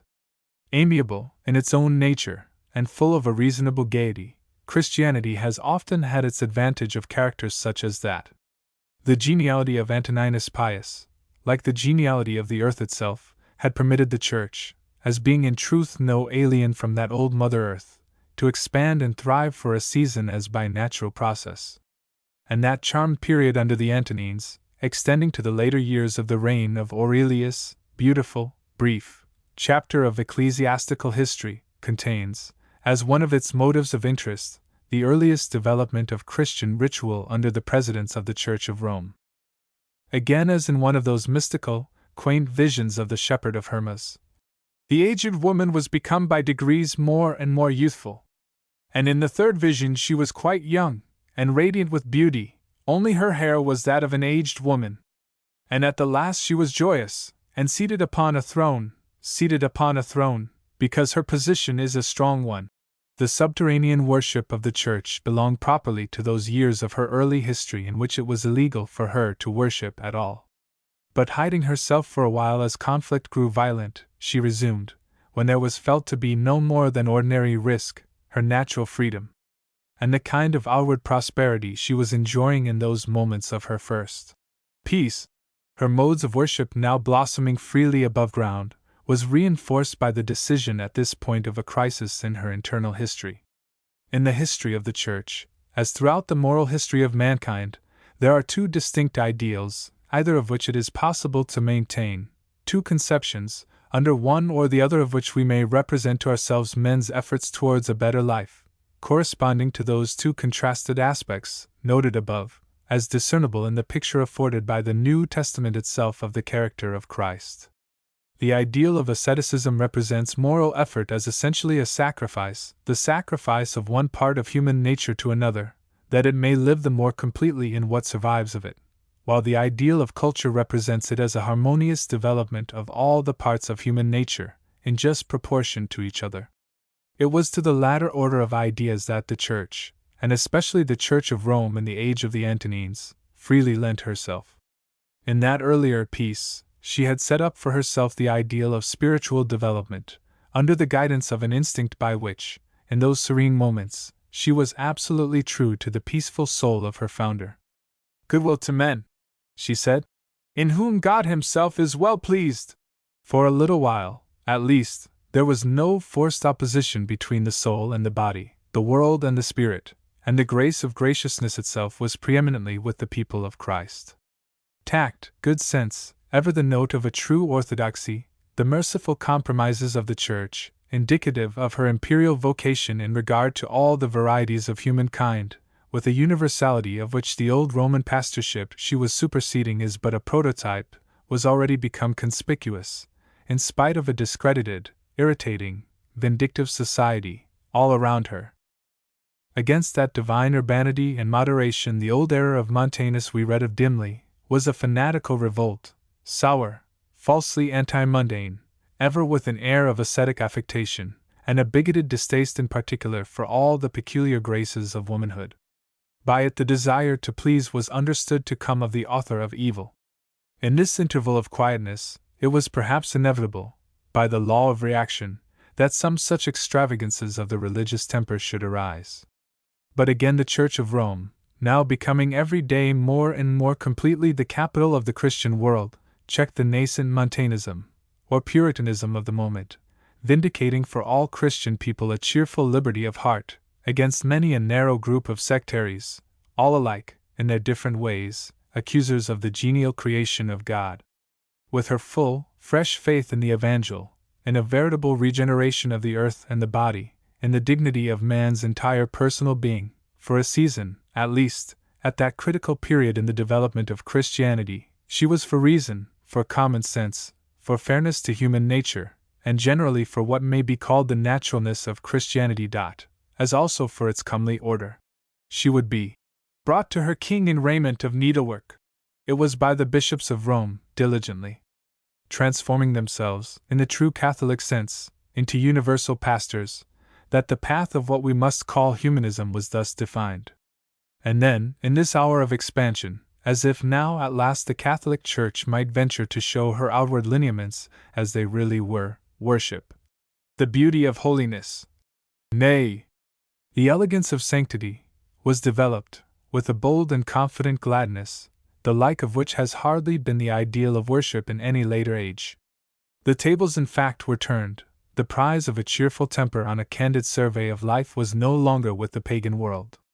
The aesthetic charm of the Catholic Church, her evocative power over all that is eloquent and expressive in the better mind of man, her outward comeliness, her dignifying convictions about human nature, all this, as abundantly realized centuries later by Dante and Giotto, by the great medieval church builders, by the great ritualists like Saint Gregory, and the masters of sacred music in the Middle Age. We may see already, in dim anticipation, in those charmed moments towards the end of the 2nd century. Dissipated or turned aside, partly through the fatal mistake of Marcus Aurelius himself, for a brief space of time we may discern that influence clearly predominant there. What might seem harsh as dogma was already justifying itself as worship, according to the sound rule, lex orandi, lex credendi. Our creeds are but the brief abstract of our prayer and song. The wonderful liturgical spirit of the Church, her wholly unparalleled genius for worship, being thus awake, she was rapidly reorganizing both pagan and Jewish elements of ritual, for the expanding therein of her own new heart of devotion. Like the institutions of monasticism, like the Gothic style of architecture, the ritual system of the Church, as we see it in historic retrospect, ranks as one of the great, conjoint, and so to term them, necessary, products of human mind. Destined for ages to come, to direct with so deep a fascination men's religious instincts, it was then already recognizable as a new and precious fact in the sum of things. What has been on the whole the method of the Church, as a power of sweetness and patience, in dealing with matters like pagan art, pagan literature was even then manifest, and has the character of the moderation, the divine moderation of Christ himself. It was only among the ignorant, indeed, only in the villages, that Christianity, even in conscious triumph over paganism, was really betrayed into iconoclasm. In the final peace of the Church under Constantine, while there was plenty of destructive fanaticism in the country, the revolution was accomplished in the larger towns, in a manner more orderly and discreet, in the Roman manner. The faithful were bent less on the destruction of the old pagan temples than on their conversion to a new and higher use, and with much beautiful furniture ready to hand, they became Christian sanctuaries. Already, in accordance with such mature wisdom, the Church of the Minor Peace had adopted many of the graces of pagan feeling and pagan custom, as being indeed a living creature, taking up, transforming, accommodating still more closely to the human heart what of right belonged to it. In this way an obscure synagogue was expanded into the Catholic Church, gathering, from a richer and more varied field of sound than had remained for him, those old Roman harmonies, some notes of which Gregory the Great, centuries later, and after generations of interrupted development, formed into the Gregorian music. She was already, as we have heard, the house of song, of a wonderful new music and poesy. As if in anticipation of the 16th century, the Church was becoming humanistic, in an earlier and unimpeachable Renaissance. Singing there had been in abundance from the first, though often it dared only be of the heart, and it burst forth, when it might, into the beginnings of a true ecclesiastical music, the Jewish Psalter, inherited from the synagogue, turning now, gradually, from Greek into Latin, broken Latin, into Italian, as the ritual use of the rich, fresh, expressive vernacular superseded the earlier authorized language of the Church. Through certain surviving remnants of Greek in the later Latin liturgies, we may still discern a highly interesting intermediate phase of ritual development, when the Greek and the Latin were in combination. The poor, surely, the poor and the children of that liberal Roman Church, responding already in their own vulgar tongue to an office said in the original, liturgical Greek. That hymn sung in the early morning, of which Pliny had heard, was kindling into the service of the Mass. The Mass, indeed, would appear to have been said continuously from the apostolic age. Its details, as one by one they become visible in later history, have already the character of what is ancient and venerable. "We are very old, and ye are young," they seem to protest, to those who fail to understand them. Ritual, in fact, like all other elements of religion, must grow and cannot be made, grow by the same law of development which prevails everywhere else, in the moral as in the physical world. As regards this special phase of the religious life, however, such development seems to have been unusually rapid in the subterranean age which preceded Constantine, and in the very first days of the final triumph of the Church the Mass emerges to general view already substantially complete. Wisdom was dealing, as with the dust of creeds and philosophies, so also with the dust of outworn religious usage, like the very spirit of life itself, organizing soul and body out of the lime and clay of the earth. In a generous eclecticism, within the bounds of her liberty, and as by some providential power within her, she gathers and serviceably adopts, as in other matters so in ritual, one thing here, another there, from various sources, Gnostic, Jewish, pagan, to adorn and beautify the greatest act of worship the world has seen. It was thus the liturgy of the Church came to be, full of consolations for the human soul, and destined, surely, one day, under the sanction of so many ages of human experience, to take exclusive possession of the religious consciousness. Chapter 23. Divine Service. Wisdom hath builded herself a house, she hath mingled her wine, she hath also prepared for herself a table. The more highly favored ages of imaginative art present instances of the summing up of an entire world of complex associations under some single form, like the Zeus of Olympia, or the series of frescoes which commemorate the acts of Saint Francis, at Assisi, or like the play of Hamlet or Faust. It was not in an image, or series of images, yet still in a sort of dramatic action, and with the unity of a single appeal to eye and ear, that Marius about this time found all his new impressions set forth, regarding what he had already recognized, intellectually, as for him at least the most beautiful thing in the world. To understand the influence upon him of what follows, the reader must remember that it was an experience which came amid a deep sense of vacuity in life. The fairest products of the earth seemed to be dropping to pieces, as if in men's very hands, around him. How real was their sorrow, and his observation of life had come to be like the constant telling of a sorrowful rosary, day after day, till, as if taking infection from the cloudy sorrow of the mind, the eye also, the very senses, were grown faint and sick. And now it happened as with the actual morning on which he found himself a spectator of this new thing. The long winter had been a season of unvarying sullenness. At last, on this day he awoke with a sharp flash of lightning in the earliest twilight. In a little while the heavy rain had filtered the air, the clear light was abroad, and, as though the spring had set in with a sudden leap in the heart of things, the whole scene around him lay like some untarnished picture beneath a sky of delicate blue. Under the spell of his late depression, Marius had suddenly determined to leave Rome for a while. But desiring first to advertise Cornelius of his movements, and failing to find him in his lodgings, he had ventured, still early in the day, to seek him in the Sicilian villa. Passing through its silent and empty courtyard, he loitered for a moment, to admire, under the clear but immature light of winter morning after a storm, all the details of form and color in the old marbles were distinctly visible, and with a kind of severity or sadness, so it struck him, amid their beauty, in them, and in all other details of the scene, the cypresses, the bunches of pale daffodils in the grass, the curves of the purple hills of Tusculum, with the drifts of virgin snows still lying in their hollows. The little open door, through which he passed from the courtyard, admitted him into what was plainly the vast lararium, or domestic sanctuary, of the Sicilian family, transformed in many particulars, but still richly decorated, and retaining much of its ancient furniture in metalwork and costly stone. The peculiar half-light of dawn seemed to be lingering beyond its hour upon the solemn marble walls, and here, though at that moment in absolute silence, a great company of people was assembled. In that brief period of peace, during which the Church emerged for a while from her jealously guarded subterranean life, the rigor of an earlier rule of exclusion had been relaxed. And so it came to pass that, on this morning, Marius saw for the first time the wonderful spectacle, wonderful, especially in its evidential power over himself, over his own thoughts, of those who believe. There were noticeable, among those present, great varieties of rank, of age, of personal type. The Roman ingenuus, with the white toga and gold ring, stood side by side with his slave, and the air of the whole company was, above all, a grave one, an air of recollection.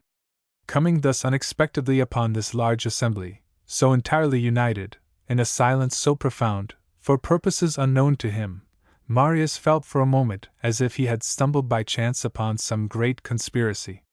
Yet that could scarcely be, for the people here collected might have figured as the earliest handful, or pattern, of a new world, from the very face of which discontent had passed away. Corresponding to the variety of human type there present, was the various expression of every form of human sorrow assuaged. What desire, what fulfillment of desire, had wrought so pathetically on the features of these ranks of aged men and women of humble condition? Those young men, bent down so discreetly on the details of their sacred service, had faced life and were glad, by some science, or light of knowledge they had, to which there had certainly been no parallel in the older world. Was some credible message from beyond the flaming rampart of the world, a message of hope regarding the place of men's souls and their interest in the sum of things, already molding anew their very bodies, and looks, and voices, now and here? At least, there was a cleansing and kindling flame at work in them, which seemed to make everything else Marius had ever known look comparatively vulgar and mean. There were the children, above all, troops of children, reminding him of those pathetic children's graves, like cradles or garden beds, he had noticed in his first visit to these places, and they more than satisfied the odd curiosity he had then conceived about them, wondering in what quaintly expressive forms they might come forth into the daylight, if awakened from sleep. Children of the catacombs, some but a span long, with features not so much beautiful as heroic, that world of new, refining sentiment having set its seal even on childhood, they retained certainly no stain or trace of anything subterranean this morning, in the alacrity of their worship, as ready as if they had been at play, stretching forth their hands, crying, chanting in a resonant voice, and with boldly upturned faces, Christ eleison. For the silence, amid those lights of early morning to which Marius had always been constitutionally impressible, as having in them a certain reproachful austerity, was broken suddenly by resounding cries of Kyrie eleison, Christ eleison, repeated alternately, again and again, until the bishop, rising from his chair, made sign that this prayer should cease.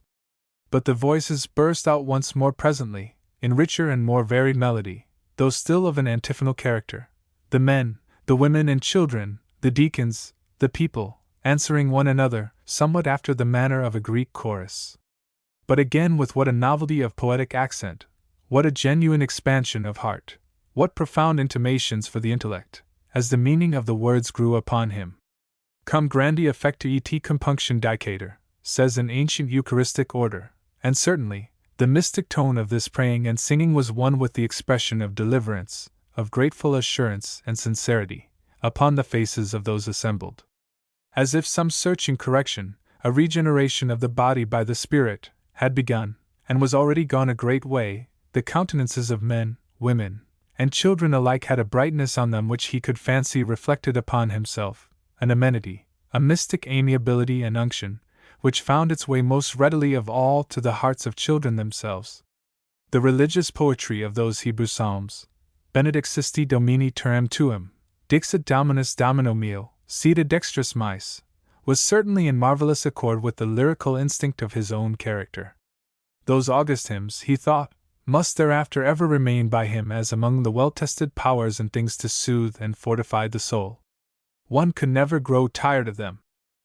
In the old pagan worship there had been little to call the understanding into play. Here, on the other hand, the utterance, the eloquence, the music of worship conveyed, as Marius readily understood, a fact or series of facts, for intellectual reception. That became evident, more especially, in those lessons, or sacred readings, which, like the singing, in broken vernacular Latin, occurred at certain intervals, amid the silence of the assembly. There were readings, again with bursts of chanted invocation between for fuller light on a difficult path, in which many a vagrant voice of human philosophy, haunting men's minds from of old, recurred with clearer accent than had ever belonged to it before, as if lifted, above its first intention, into the harmonies of some supreme system of knowledge or doctrine, at length complete. And last of all came a narrative which, with 1,000 tender memories, every one appeared to know by heart, displaying, in all the vividness of a picture for the eye, the mournful figure of him towards whom this whole act of worship still consistently turned, a figure which seemed to have absorbed, like some rich tincture in his garment, all that was deep felt and impassioned in the experiences of the past. It was the anniversary of his birth as a little child they celebrated today. Astiderant regis terrae, so the gradual, the song of degrees, proceeded, the young men on the steps of the altar responding in deep, clear, antiphon or chorus. And the proper action of the rite itself, like a half-opened book to be read by the duly initiated mind, took up those suggestions, and carried them forward into the present, as having reference to a power still efficacious, still after some mystic sense even now in action among the people there assembled. The entire office, indeed, with its interchange of lessons, hymns, prayer, silence, was itself like a single piece of highly composite, dramatic music, a song of degrees, rising steadily to a climax.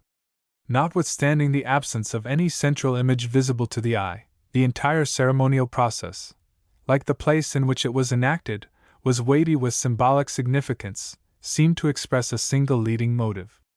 The mystery, if such in fact it was, centered indeed in the actions of one visible person, distinguished among the assistants, who stood ranged in semicircle around him, by the extreme fineness of his white vestments, and the pointed cap with the golden ornaments upon his head. Nor had Marius ever seen the pontifical character, as he conceived it, sicut unguentum in capite, descendens in aurum vestimenti, so fully realized, as in the expression, the manner and voice, of this novel pontiff, as he took his seat on the white chair placed for him by the young men, and received his long staff into his hand, or moved his hands which seemed endowed in very deed with some mysterious power, at the lavabo, or at the various benedictions, or to bless certain objects on the table before him, chanting in cadence of a grave sweetness the leading parts of the rite. What profound unction and mysticity! The solemn character of the singing was at its height when he opened his lips. Like some new sort of rhapsodos, it was for the moment as if he alone possessed the words of the office, and they flowed anew from some permanent source of inspiration within him. The table or altar at which he presided, below a canopy on delicate spiral columns, was in fact the tomb of a youthful witness of the family of the Cecilii, who had shed his blood not many years before, and whose relics were still in this place. It was for his sake the bishop put his lips so often to the surface before him, the regretful memory of that death entwining itself, though not without certain notes of triumph, as a matter of special inward significance, throughout a service, which was, before all else, from first to last, a commemoration of the dead. A sacrifice also, it might seem, like the most primitive, the most natural and enduringly significant of old pagan sacrifices, of the simplest fruits of the earth. And in connection with this circumstance again, as in the actual stones of the building so in the rite itself, what Marius observed was not so much new matter as a new spirit, molding, informing, with a new intention, many observances not witnessed for the first time today. Men and women came to the altar successively, in perfect order, and deposited below the lattice work of pierced white marble, their baskets of wheat and grapes, incense, oil for the sanctuary lamps, bread and wine especially, pure wheaten bread, the pure white wine of the Tusculan vineyards. There was here a veritable consecration, hopeful and animating, of the earth's gifts, of old dead and dark matter itself, now in some way redeemed at last, of all that we can touch or see, in the midst of a jaded world that had lost the true sense of such things, and in strong contrast to the wise emperor's renunciant and impassive attitude towards them. Certain portions of that bread and wine were taken into the bishop's hands, and thereafter, with an increasing mysticity and effusion, the rite proceeded. Still in a strain of inspired supplication, the antiphonal singing developed, from this point, into a kind of dialogue between the chief minister and the whole assisting company. It might have been thought the business, the duty or service of young men more particularly, as they stood there in long ranks, and in severe and simple vesture of the purest white, a service in which they would seem to be flying for refuge, as with their precious, their treacherous and critical youth in their hands, to one, yes, one like themselves, who yet claimed their worship, a worship, above all, in the way of Aurelius, in the way of imitation. Adoramus te Christ, quia per crucem tuum redemus te mundum, they cried together. So deep is the emotion that at moments it seems to Marius as if some there present apprehend that prayer prevails, that the very object of this pathetic crying himself draws near. From the first there had been the sense, an increasing assurance, of one coming, actually with them now, according to the oft-repeated affirmation or petition, Dominus vobiscum. Some at least were quite sure of it, and the confidence of this remnant fired the hearts, and gave meaning to the bold, ecstatic worship of all the rest about them. Prompted especially by the suggestions of that mysterious old Jewish psalmody, so new to him, lesson in him, and catching therewith a portion of the enthusiasm of those beside him, Marius could discern dimly, behind the solemn recitation which now followed, at once a narrative and a prayer, the most touching image truly that had ever come within the scope of his mental or physical gaze. It was the image of a young man giving up voluntarily, one by one, for the greatest of ends, the greatest gifts, actually parting with himself, above all, with the serenity, the divine serenity, of his own soul, yet from the midst of his desolation crying out upon the greatness of his success, as if foreseeing this very worship.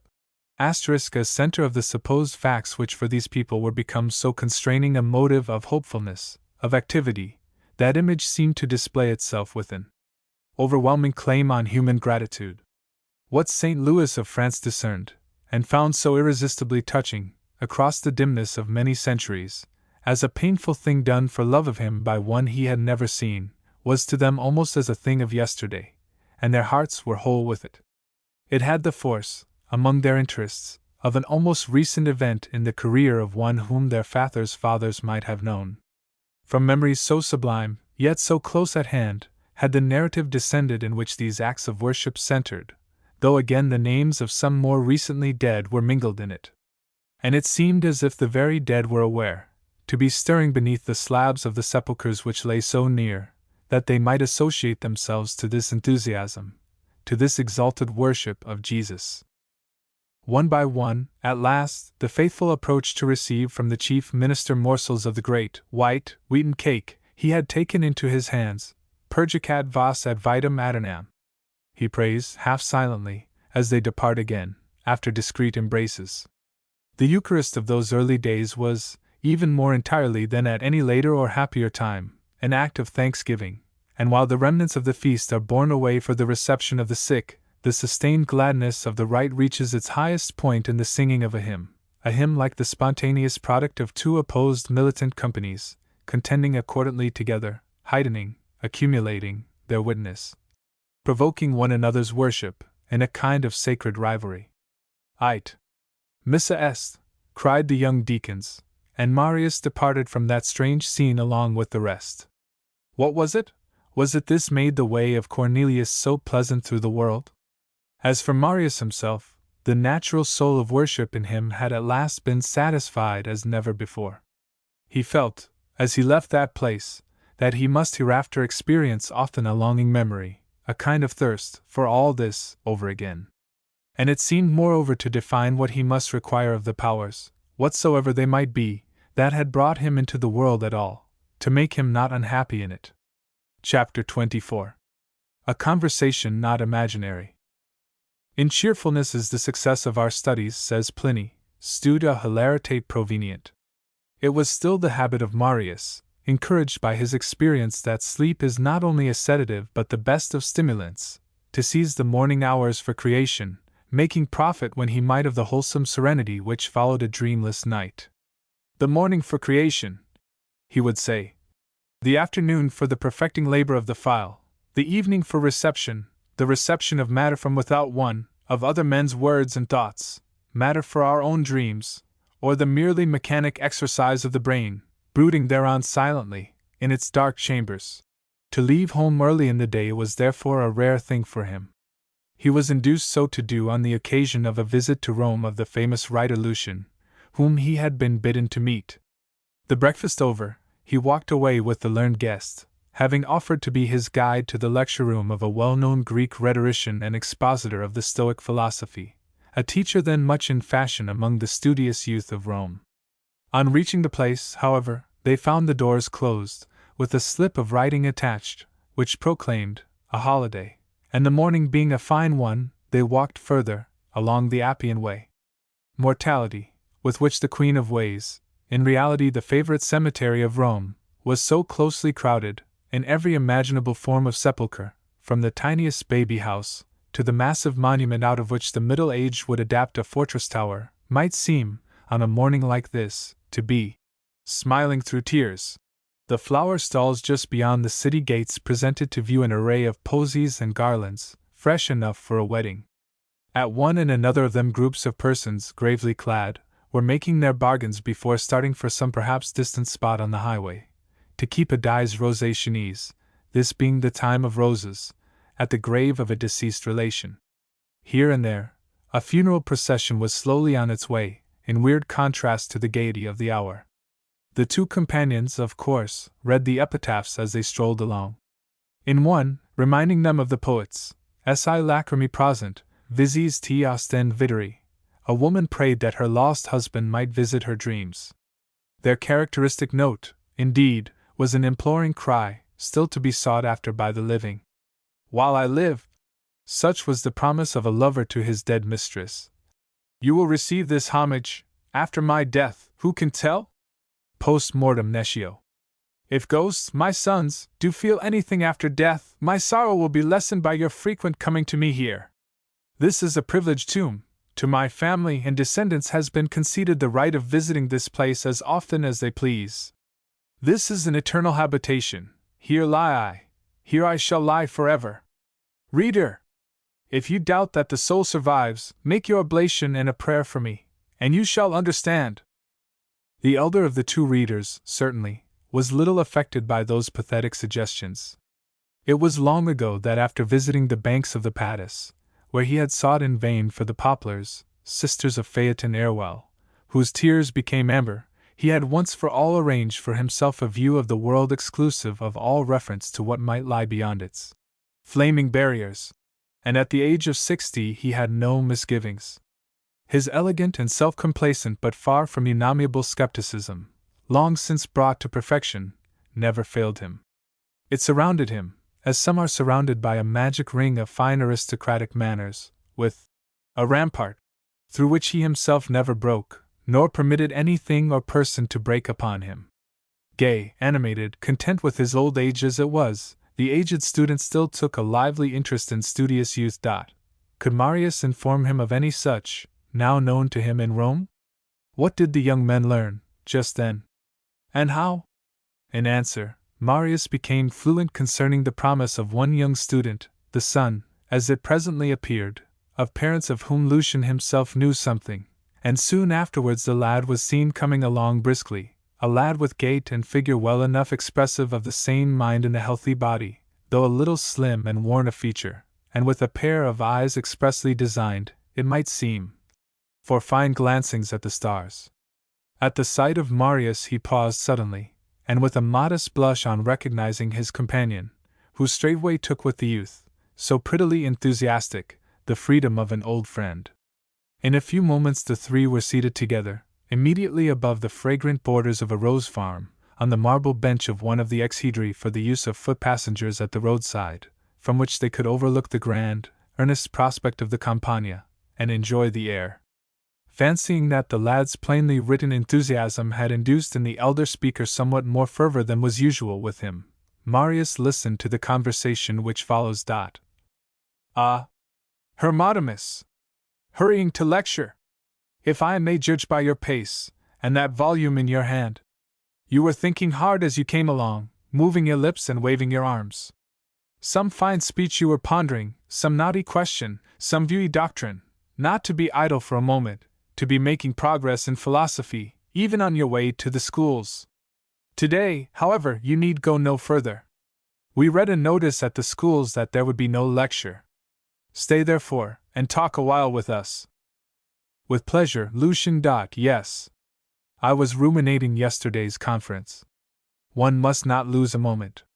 Life is short and art is long. And it was of the art of medicine that was first said, a thing so much easier than divine philosophy, to which one can hardly attain in a lifetime, unless one be ever wakeful, ever on the watch.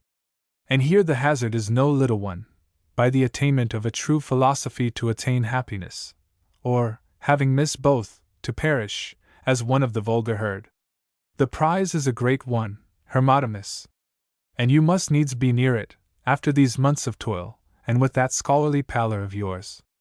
Unless, indeed, you have already laid hold upon it, and kept us in the dark. How could that be, Lucian? Happiness, as Hesiod says, abides very far hence, and the way to it is long and steep and rough. I see myself still at the beginning of my journey, still but at the mountain's foot. I am trying with all my might to get forward. What I need is a hand, stretched out to help me. And is not the Master sufficient for that? Could he not, like Zeus and Homer, let down to you, from that high place, a golden cord, to draw you up thither, to himself and to that happiness, to which he ascended so long ago? The very point, Lucian. Had it depended on him, I should long ago have been caught up. 'Tis I am wanting. Well, keep your eye fixed on the journey's end, and that happiness there above, with confidence in his goodwill. Ah! There are many who start cheerfully on the journey and proceed a certain distance, but lose heart when they light on the obstacles of the way. Only those who endure to the end do come to the mountain's top, and thereafter live in happiness, live a wonderful manner of life, seeing all other people from that great height no bigger than tiny ants. What little fellows you make of us, less than the pygmies, down in the dust here. Well, we, the vulgar herd, as we creep along, will not forget you in our prayers, when you are seated up there above the clouds, whither you have been so long hastening. But tell me, Hermotimus, when do you expect to arrive there? Ah! That I know not. In 20 years, perhaps, I shall be really on the summit. A great while. You think. But then, again, the prize I contend for is a great one. Perhaps. But as to those 20 years, that you will live so long, has the Master assured you of that? Is he a prophet as well as a philosopher? For I suppose you would not endure all this, upon a mere chance, toiling day and night, though it might happen that just ere the last step, destiny seized you by the foot and plucked you thence, with your hopes still unfulfilled. Hence, with these ill-omened words, Lucian, were I to survive but for a day, I should be happy, having once attained wisdom. How, satisfied with a single day, after all those labors? Yes. One blessed moment were enough. But again, as you have never been, how know you that happiness is to be had up there, at all, the happiness that is to make all this worth while? I believe what the Master tells me. Of a certainty he knows, being now far above all others. And what was it he told you about it? Is it riches, or glory, or some indescribable pleasure? Hush! My friend! All those are nothing in comparison of the life there. What, then, shall those who come to the end of this discipline, what excellent things shall they receive, if not these? Wisdom, the absolute goodness and the absolute beauty, with the sure and certain knowledge of all things, how they are. Riches and glory and pleasure, whatsoever belongs to the body, they have cast from them, stripped bare of all that, they mount up, even as Hercules, consumed in the fire, became a god. He too cast aside all that he had of his earthly mother, and bearing with him the divine element, pure and undefiled, winged his way to heaven from the discerning flame. Even so do they, detached from all that others prize, by the burning fire of a true philosophy, ascend to the highest degree of happiness. Strange! And do they never come down again from the heights to help those whom they left below? Must they, when they be once come thither, there remain forever, laughing, as you say, at what other men prize? More than that, they whose initiation is entire are subject no longer to anger, fear, desire, regret. Nay, they scarcely feel at all. Well, as you have leisure today, why not tell an old friend in what way you first started on your philosophic journey? For, if I might, I should like to join company with you from this very day. If you be really willing, Lucian, you will learn in no long time your advantage over all other people. They will seem but as children, so far above them will be your thoughts. Well, be you my guide. It is but fair. But tell me, do you allow learners to contradict, if anything is said which they don't think right? No, indeed. Still, if you wish, oppose your questions. In that way you will learn more easily. Let me know, then, is there one only way which leads to a true philosophy, your own way, the way of the Stoics? Or is it true, as I have heard, that there are many ways of approaching it? Yes. Many ways. There are the Stoics, and the Peripatetics, and those who call themselves after Plato, there are the enthusiasts for Diogenes, and Antisthenes, and the followers of Pythagoras, besides others. It was true, then. But again, is what they say the same or different? Very different. Yet the truth, I conceive, would be one and the same, from all of them. Answer me then, in what, or in whom, did you confide when you first betook yourself to philosophy, and seeing so many doors open to you, passed them all by and went into the Stoics, as if there alone lay the way of truth? What token had you? Forget, please, all you are today, halfway, or more, on the philosophic journey. Answer me as you would have done then, a mere outsider as I am now. Willingly. It was there the great majority went. 'Twas by that I judged it to be the better way. A majority how much greater than the Epicureans, the Platonists, the Peripatetics? You, doubtless, counted them respectively, as with the votes in a scrutiny. No! But this was not my only motive. I heard it said by every one that the Epicureans were soft and voluptuous, the Peripatetics avaricious and quarrelsome, and Plato's followers puffed up with pride. But of the Stoics, not a few pronounced that they were true men, that they knew everything, that theirs was the royal road, the one road, to wealth, to wisdom, to all that can be desired. Of course, those who said this were not themselves Stoics. You would not have believed them, still less their opponents. They were the vulgar, therefore. True. But you must know that I did not trust to others exclusively. I trusted also to myself, to what I saw. I saw the Stoics going through the world after a seemly manner, neatly clad, never in excess, always collected, ever faithful to the mean which all pronounce golden. You are trying an experiment on me. You would fain see how far you can mislead me as to your real ground. The kind of probation you describe is applicable, indeed, to works of art, which are rightly judged by their appearance to the eye. There is something in the comely form, the graceful drapery, which tells surely of the hand of Phidias or Alcimedes. But if philosophy is to be judged by outward appearances, what would become of the blind man, for instance, unable to observe the attire and gait of your friends the Stoics? It was not of the blind I was thinking. Yet there must needs be some common criterion in a matter so important to all. Put the blind, if you will, beyond the privileges of philosophy, though they perhaps need that inward vision more than all others. But can those who are not blind, be they as keen-sighted as you will, collect a single fact of mind from a man's attire, from anything outward? Understand me. You attached yourself to these men, did you not? Because of a certain love you had for the mind in them, the thoughts they possessed desiring the mind in you to be improved thereby? Assuredly. How, then, did you find it possible, by the sort of signs you just now spoke of, to distinguish the true philosopher from the false? Matters of that kind are not wont so to reveal themselves. They are but hidden mysteries, hardly to be guessed at through the words and acts which may in some sort be conformable to them.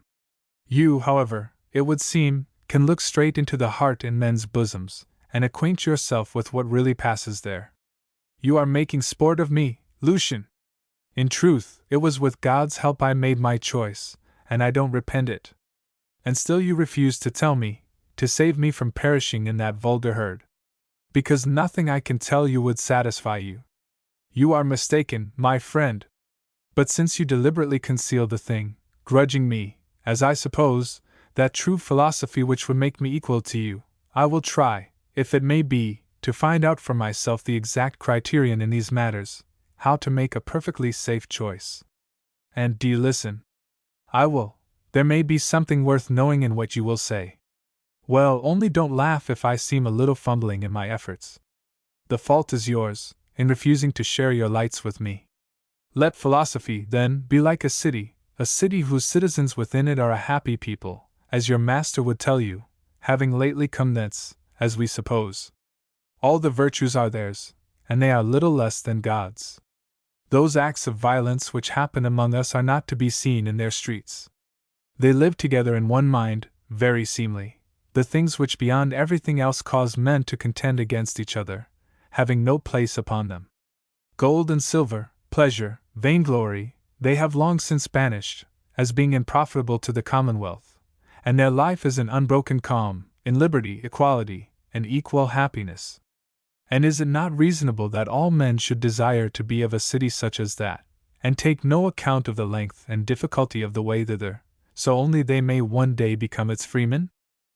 It might well be the business of life, leaving all else, forgetting one's native country here, unmoved by the tears, the restraining hands, of parents or children, if one had them, only bidding them follow the same road, and if they would not or could not, shaking them off, leaving one's very garment in their hands if they took hold on us, to start off straightway for that happy place.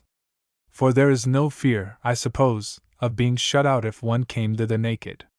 I remember, indeed, long ago an aged man related to me how things passed there, offering himself to be my leader, and enroll me on my arrival in the number of the citizens.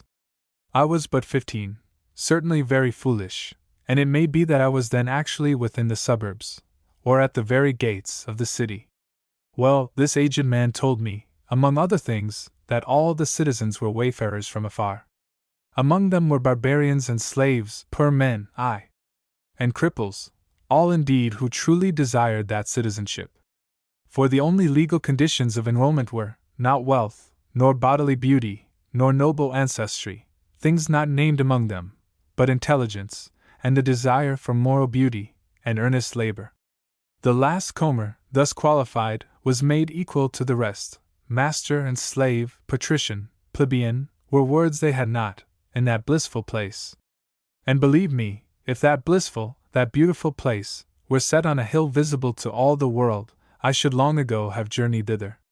But, as you say, it is far off, and one must needs find out for oneself the road to it, and the best possible guide.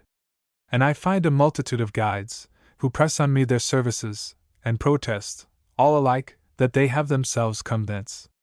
Only, the roads they propose are many, and towards averse quarters.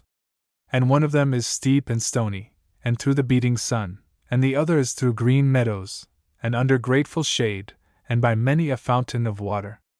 But howsoever the road may be, at each one of them stands a credible guide. He puts out his hand and would have you come his way. All other ways are wrong, all other guides false. Hence my difficulty, the number and variety of the ways. For you know, there is but one road that leads to Corinth. Well, if you go the whole round, you will find no better guides than those. If you wish to get to Corinth, you will follow the traces of Zeno and Chrysippus. It is impossible otherwise. Yes. The old, familiar language.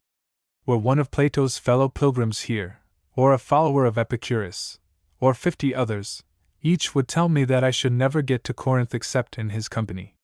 One must therefore credit all alike, which would be absurd, or, what is far safer, distrust all alike, until one has discovered the truth. Suppose now, that, being as I am, ignorant which of all philosophers is really in possession of truth, I choose your sect, relying on yourself, my friend, indeed, yet still acquainted only with the way of the Stoics, and that then some divine power brought Plato, and Aristotle, and Pythagoras, and the others, back to life again.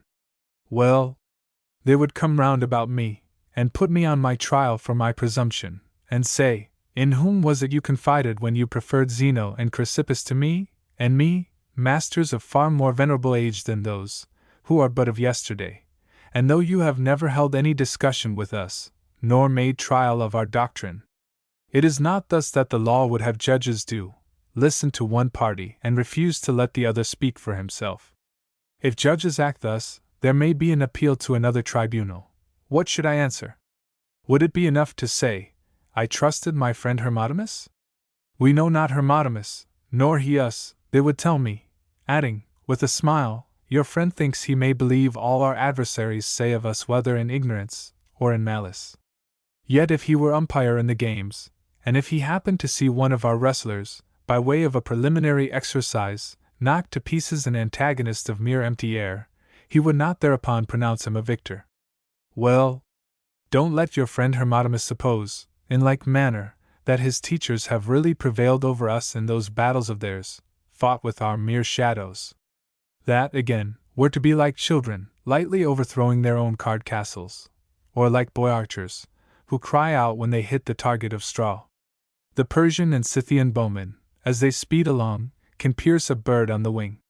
Let us leave Plato and the others at rest. It is not for me to contend against them. Let us rather search out together if the truth of philosophy be as I say. Why summon the athletes and archers from Persia? Yes. Let them go, if you think them in the way. And now do you speak? You really look as if you had something wonderful to deliver. Well then, Lucian, To me it seems quite possible for one who has learned the doctrines of the Stoics only, to attain from those a knowledge of the truth, without proceeding to inquire into all the various tenets of the others. Look at the question in this way. If one told you that twice 2 make 4, would it be necessary for you to go the whole round of the arithmeticians, to see whether any one of them will say that twice 2 make 5, or 7? Would you not see at once that the man tells the truth? At once.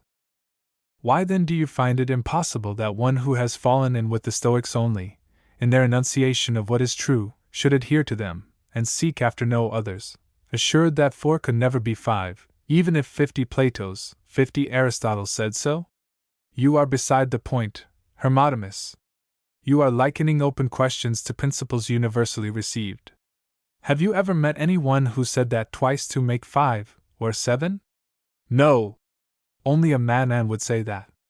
And have you ever met, on the other hand, a Stoic and an Epicurean who were agreed upon the beginning and the end, the principle and the final cause of things? Never. Then your parallel is false. We are inquiring to which of the sects philosophic truth belongs, and you seize on it by anticipation, and assign it to the Stoics, alleging, what is by no means clear, that it is they for whom twice 2 make 4. But the Epicureans, or the Platonists, might say that it is they, in truth, who make 2 and 2 equal 4, while you make them 5 or 7. Is it not so, when you think virtue the only good, and the Epicureans pleasure, when you hold all things to be material, while the Platonists admit something immaterial? As I said, you resolve offhand, in favor of the Stoics, the very point which needs a critical decision. If it is clear beforehand that the Stoics alone make 2 and 2 equal 4, then the others must hold their peace. But so long as that is the very point of debate, we must listen to all sects alike, or be well assured that we shall seem but partial in our judgment. I think, Lucian, that you do not altogether understand my meaning. To make it clear, then, let us suppose that 2 men had entered a temple, of Aesculapius, say, or Bacchus, and that afterwards one of the sacred vessels is found to be missing. And the 2 men must be searched to see which of them has hidden it under his garment. For it is certainly in the possession of one or the other of them. Well, if it be found on the first, there will be no need to search the second. If it is not found on the first, then the other must have it, and again, there will be no need to search him.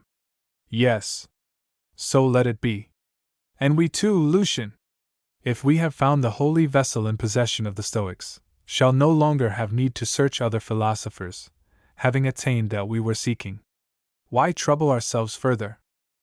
No need, if something had indeed been found, and you knew it to be that lost thing, if, at the least, you could recognize the sacred object when you saw it.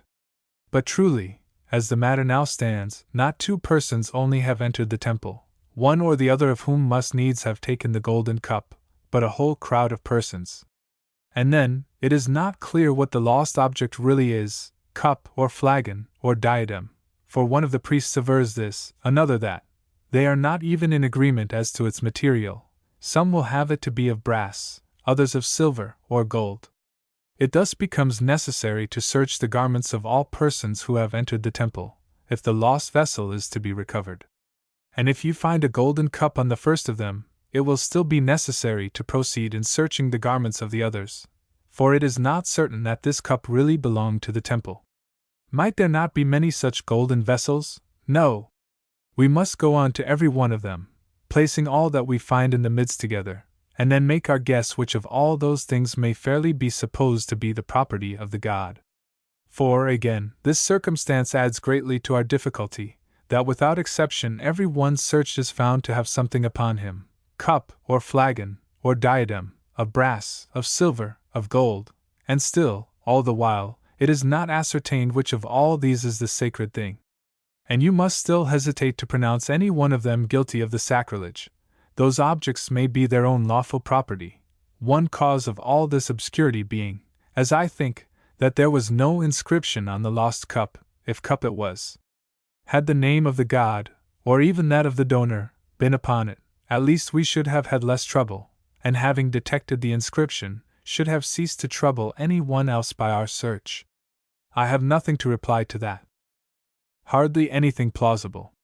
so that if we wish to find who it is has the sacred vessel, or who will be our best guide to Corinth, we must needs proceed to every one and examine him with the utmost care, stripping off his garment, and considering him closely. Scarcely, even so, shall we come at the truth. And if we are to have a credible adviser regarding this question of philosophy, which of all philosophies one ought to follow, he alone who is acquainted with the dicta of every one of them can be such a guide. All others must be inadequate. I would give no credence to them if they lacked information as to one only. If somebody introduced a fair person and told us he was the fairest of all men, we should not believe that, unless we knew that he had seen all the people in the world. Fair he might be, but fairest of all, none could know, unless he had seen all. And we too desire, not a fair one, but the fairest of all. Unless we find him, we shall think we have failed. It is no casual beauty that will content us. What we are seeking after is that supreme beauty which must of necessity be unique. What then is one to do, if the matter be really thus? Perhaps you know better than I. All I see is that very few of us would have time to examine all the various sects of philosophy in turn, even if we began in early life. I know not how it is, but though you seem to me to speak reasonably, yet, I must confess it, you have distressed me not a little by this exact exposition of yours. I was unlucky in coming out today, and in my falling in with you, who have thrown me into utter perplexity by your proof that the discovery of truth is impossible, just as I seem to be on the point of attaining my hope. Blame your parents, my child, not me. Or rather, blame Mother Nature herself, for giving us but 70 or 80 years instead of making us as long-lived as Tithonus. For my part, I have but led you from premise to conclusion. Nay, you are a mocker. I know not wherefore, but you have a grudge against philosophy, and it is your entertainment to make a jest of her lovers. Ah, Hermotimus! What the truth may be, you philosophers may be able to tell better than I, but so much at least I know of her, that she is one by no means pleasant to those who hear her speak. In the matter of pleasantness, she is far surpassed by falsehood, and falsehood has the pleasanter countenance. She, nevertheless, being conscious of no alloy within, discourses with boldness to all men, who therefore have little love for her. See how angry you are now because I have stated the truth about certain things of which we are both alike enamored, that they are hard to come by. It is as if you had fallen in love with a statue and hoped to win its favor, thinking it a human creature, and I, understanding it to be but an image of brass or stone, had shown you, as a friend, that your love was impossible, and thereupon you had conceived that I bore you some ill will. But still, does it not follow from what you said that we must renounce philosophy and pass our days in idleness? When did you hear me say that? I did but assert that if we are to seek after philosophy, whereas there are many ways professing to lead thereto, we must with much exactness distinguish them. Well, Lucian, that we must go to all the schools in turn, and test what they say, if we are to choose the right one, is perhaps reasonable, but surely ridiculous, unless we are to live as many years as the phoenix, to be so lengthy in the trial of each, as if it were not possible to learn the whole by the part. They say that Phidias, when he was shown one of the talons of a lion, computed the stature and age of the animal it belonged to, modeling a complete lion upon the standard of a single part of it. You too would recognize a human hand where the rest of the body concealed. Even so with the schools of philosophy, the leading doctrines of each might be learned in an afternoon. That over-exactness of yours, which required so long a time, is by no means necessary for making the better choice. You are forcible, Hermotimus, with this theory of the whole by the part. Yet, methinks, I heard you but now propound the contrary. But tell me, would Phidias when he saw the lion's talon have known that it was a lion's, if he had never seen the animal?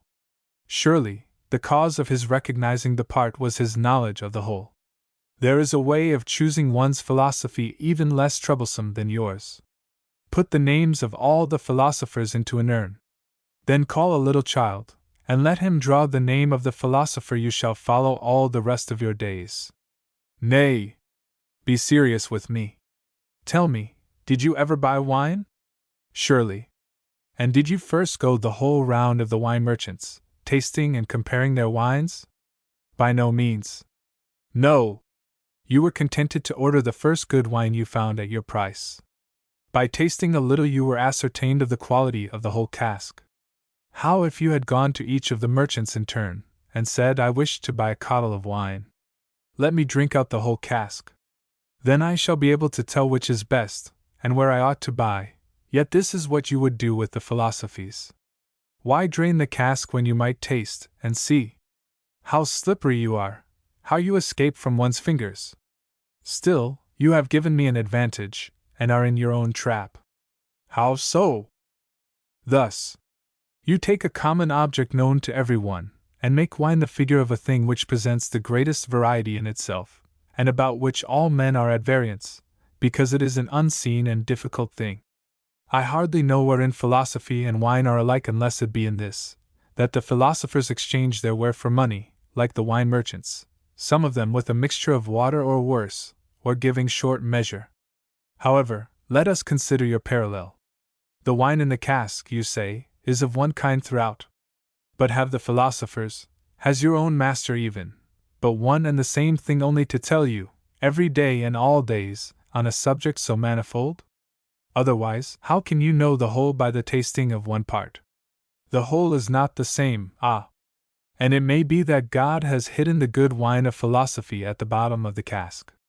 You must drain it to the end if you are to find those drops of divine sweetness you seem so much to thirst for. Yourself, after drinking so deeply, are still but at the beginning, as you said. But is not philosophy rather like this? Keep the figure of the merchant and the cask, but let it be filled, not with wine, but with every sort of grain. You come to buy. The merchant hands you a little of the wheat which lies at the top. Could you tell by looking at that, whether the chickpeas were clean, the lentils tender, the beans full? And then, whereas in selecting our wine we risk only our money, in selecting our philosophy we risk ourselves, as you told me, might ourselves sink into the dregs of the vulgar herd. Moreover, while you may not drain the whole cask of wine by way of tasting, wisdom grows no less by the depth of your drinking. Nay, if you take of her, she is increased thereby. And then I have another similitude to propose, as regards this tasting of philosophy. Don't think I blaspheme her if I say that it may be with her as with some deadly poison, hemlock or aconite. These two, though they cause death, yet kill not if one tastes but a minute portion. You would suppose that the tiniest particle must be sufficient. Be it as you will, Lucian. One must live 100 years, one must sustain all this labor, otherwise philosophy is unattainable. Not so! Though there were nothing strange in that, if it be true, as you said at first, that life is short and art is long. But now you take it hard that we are not to see you this very day, before the sun goes down, a Chrysippus, a Pythagoras, a Plato. You overtake me, Lucian, and drive me into a corner, in jealousy of heart, I believe, because I have made some progress in doctrine whereas you have neglected yourself. Well, don't attend to me. Treat me as a Carabant, a fanatic, and do you go forward on this road of yours. Finish the journey in accordance with the view you had of these matters at the beginning of it. Only, be assured that my judgment on it will remain unchanged. Reason still says that without criticism, without a clear, exact, unbiased intelligence to try them, all those theories, all things, will have been seen but in vain. To that end, she tells us, much time is necessary, many delays of judgment, a cautious gait, repeated inspection, and we are not to regard the outward appearance, or the reputation of wisdom, in any of the speakers, but like the judges of Areopagus, who try their causes in the darkness of the night, look only to what they say.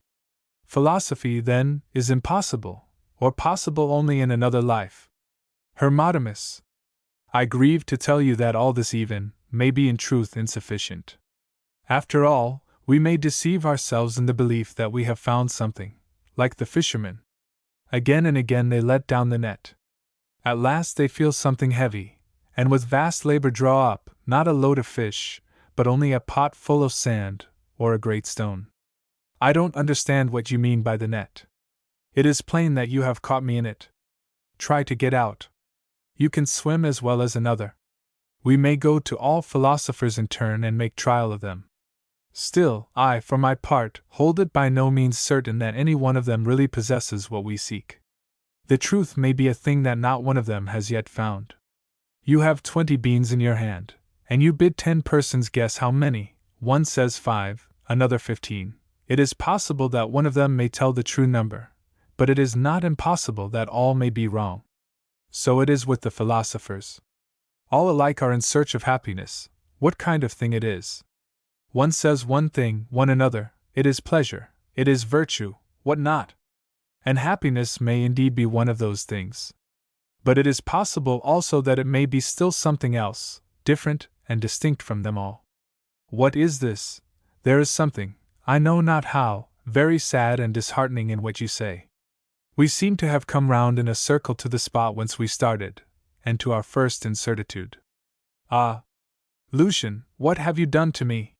You have proved my priceless pearl to be but ashes, and all my past labor to have been in vain. Reflect, my friend, that you are not the first person who has thus failed of the good thing he hoped for. All philosophers, so to speak, are but fighting about the ass's shadow.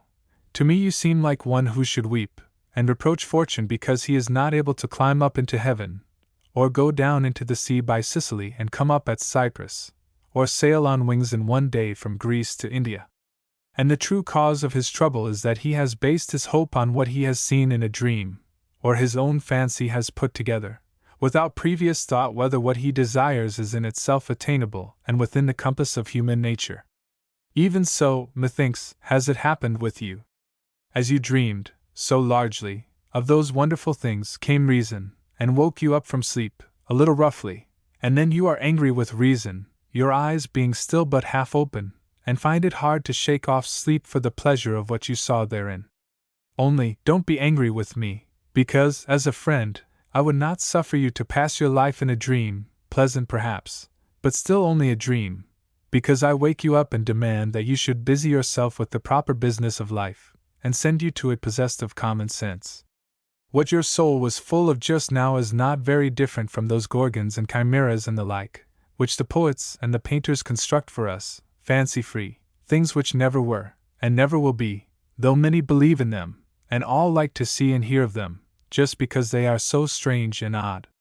And you too, methinks, having heard from some such maker of marvels of a certain woman of a fairness beyond nature, beyond the graces, beyond Venus Urania herself, asked not if he spoke truth, and whether this woman be really alive in the world, but straightway fell in love with her, as they say that Medea was enamored of Jason in a dream.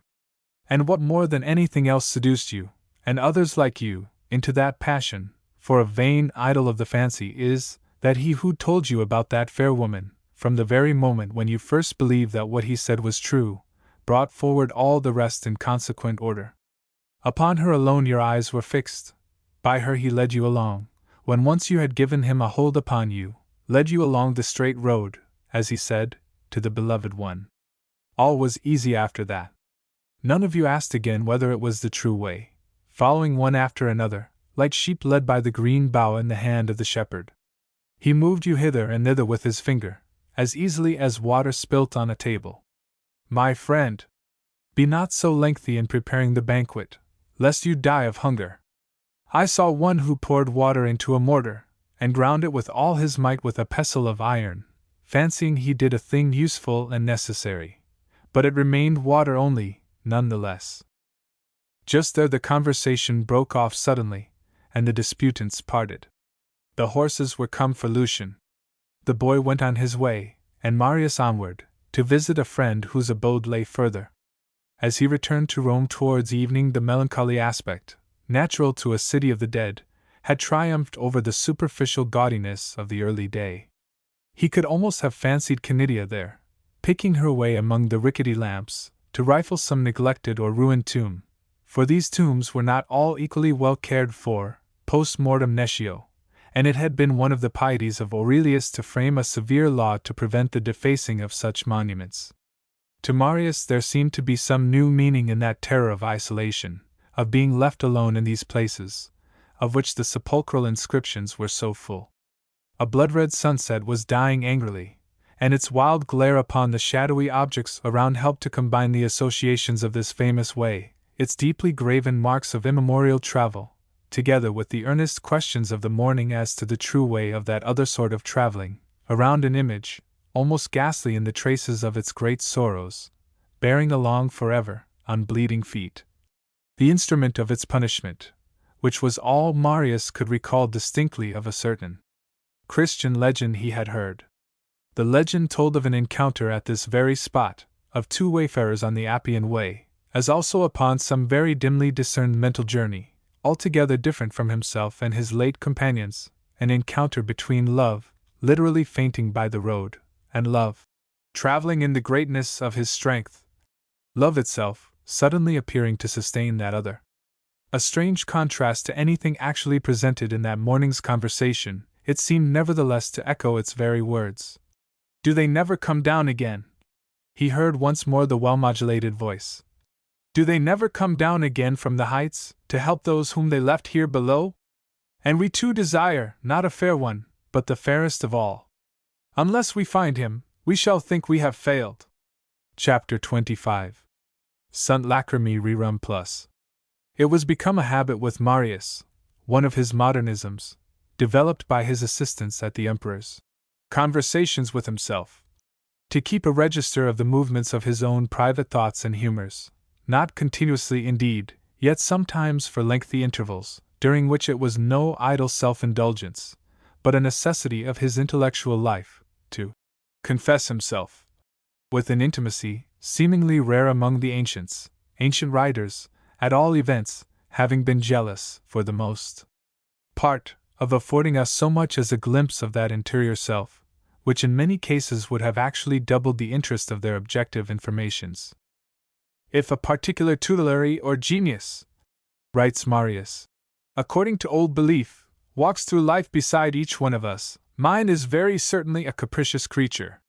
He fills one with wayward, unaccountable, yet quite irresistible humors, and seems always to be in collusion with some outward circumstance, often trivial enough in itself, the condition of the weather, forsooth, the people one meets by chance, the things one happens to overhear them say, veritable anodia symboli, plus or omens by the wayside, as the old Greeks fancied, to push on the unreasonable prepossessions of the moment into weighty motives. It was doubtless a quite explicable, physical fatigue that presented me to myself, on awaking this morning, so lackluster and trite. But I must needs take my petulance, contrasting it with my accustomed morning hopefulness, as a sign of the aging of appetite, of a decay in the very capacity of enjoyment. We need some imaginative stimulus, some not impossible ideal such as may shape vague hope, and transform it into effective desire, to carry us year after year, without disgust, through the routine work which is so large a part of life. Then, how if appetite, be it for real or ideal, should itself fail one after a while? Ah, yes! Is it of cold always that men die, and on some of us it creeps very gradually? In truth, I can remember just such a lackluster condition of feeling once or twice before. But I note that it was accompanied then by an odd indifference, as the thought of them occurred to me, in regard to the sufferings of others, a kind of callousness, so unusual with me, as at once to mark the humor it accompanied as a palpably morbid one that could not last. Were those sufferings, great or little, I asked myself then, of more real consequence to them than mine to me, as I remind myself that nothing that will end is really long enough to be thought of importance? But today, my own sense of fatigue, the pity I conceived for myself, disposed me strongly to a tenderness for others. For a moment the whole world seemed to present itself as a hospital of sick persons, many of them sick in mind, all of whom it would be a brutality not to humor, not to indulge. Why, when I went out to walk off my wayward fancies, did I confront the very sort of incident my unfortunate genius had surely beckoned it from afar to vex me, likely to irritate them further? A party of men were coming down the street. They were leading a fine racehorse, a handsome beast, but badly hurt somewhere, in the circus, and useless. They were taking him to slaughter, and I think the animal knew it. He cast such looks, as if of mad appeal, to those who passed him, as he went among the strangers to whom his former owner had committed him, to die, in his beauty and pride, for just that one mischance or fault, although the morning air was still so animating, and pleasant to snuff. I could have fancied a human soul in the creature, swelling against its luck. And I had come across the incident just when it would figure to me as the very symbol of our poor humanity, in its capacities for pain, its wretched accidents, and those imperfect sympathies, which can never quite identify us with one another, the very power of utterance and appeal to others seeming to fail us, in proportion as our sorrows come home to ourselves, are really our own. We are constructed for suffering. What proofs of it does but one day afford, if we care to note them, as we go, a whole long chaplet of sorrowful mysteries. Sunt lacrimae rerum et mentem mortalia tangent. Plus, men's fortunes touch us. The little children of one of those institutions for the support of orphans, now become fashionable among us by way of memorial of eminent persons deceased, are going, in long file, along the street, on their way to a holiday in the country. They halt, and count themselves with an air of triumph, to show that they are all there.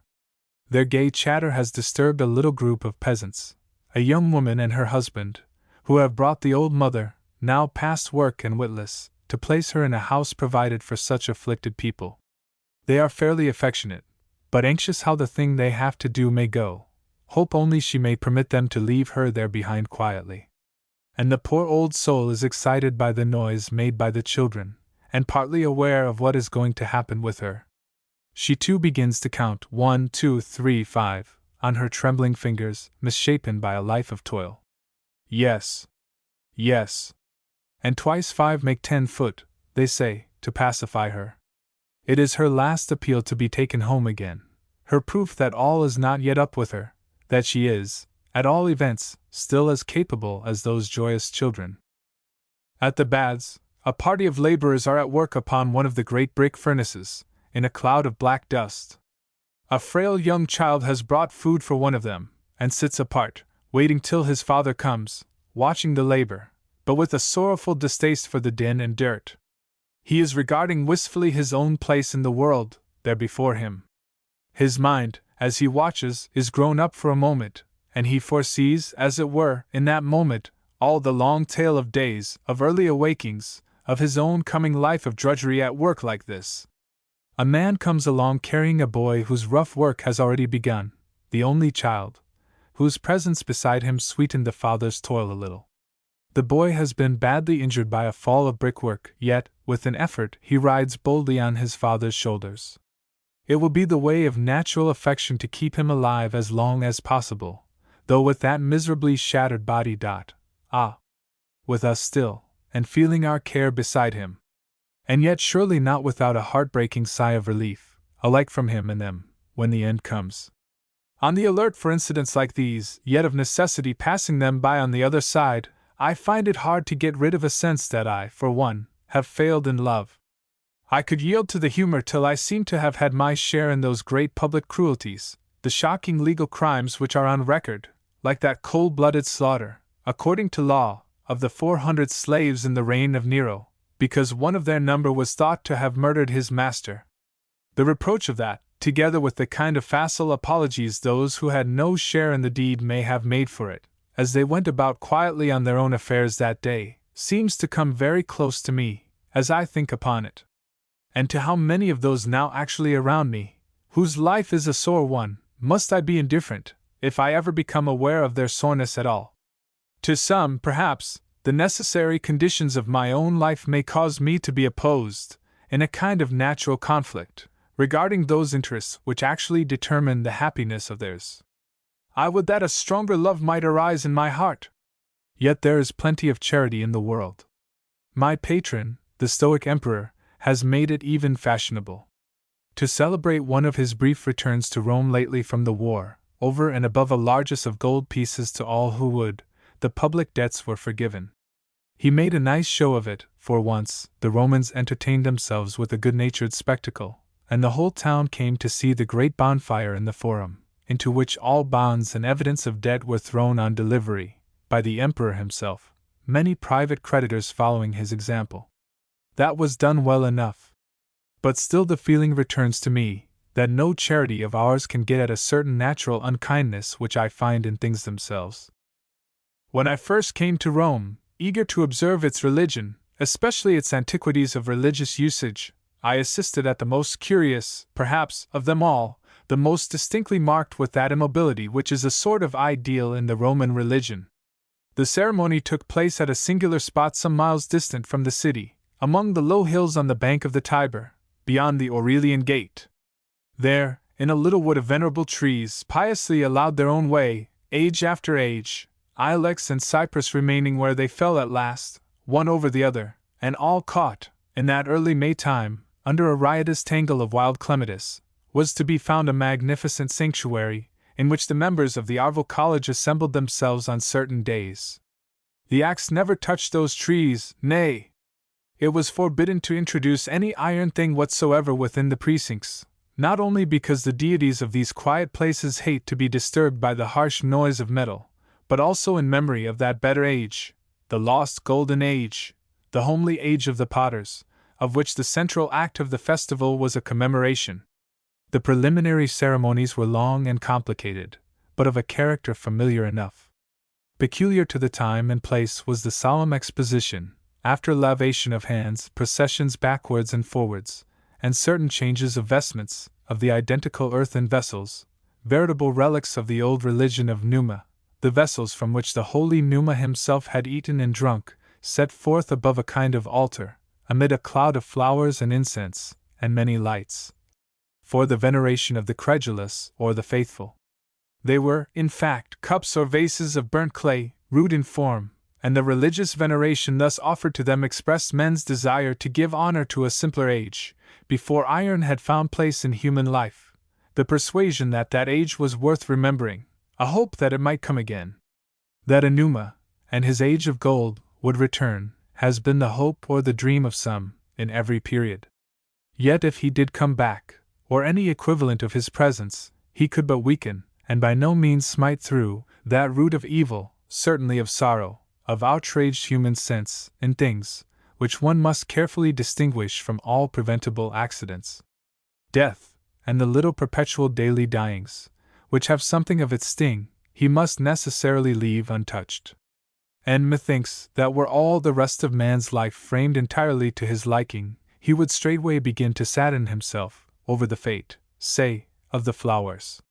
For there has come to be since Numa lived perhaps, a capacity for sorrow in his heart, which grows with all the growth, alike of the individual and of the race, in intellectual delicacy and power, and which will find its aliment.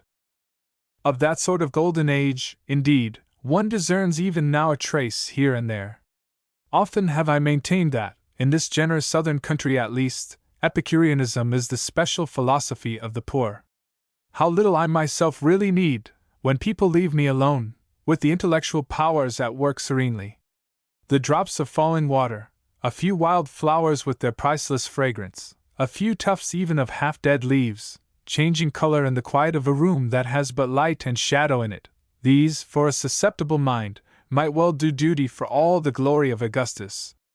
I notice sometimes what I conceive to be the precise character of the fondness of the roughest working people for their young children, a fine appreciation, not only of their serviceable affection, but of their visible graces, and indeed, in this country, the children are almost always worth looking at. I see daily, in fine weather, a child like a delicate nosegay, running to meet the rudest of brick makers as he comes from work. She is not at all afraid to hang upon his rough hand, and through her, he reaches out to, he makes his own, something from that strange region, so distant from him yet so real, of the world's refinement. What is of finer soul, of finer stuff in things, and demands delicate touching, to him the delicacy of the little child represents that, it initiates him into that. There, surely, is a touch of the secular gold, of a perpetual age of gold. But then again, think for a moment, with what a hard humor at the nature of things, his struggle for bare life will go on, if the child should happen to die.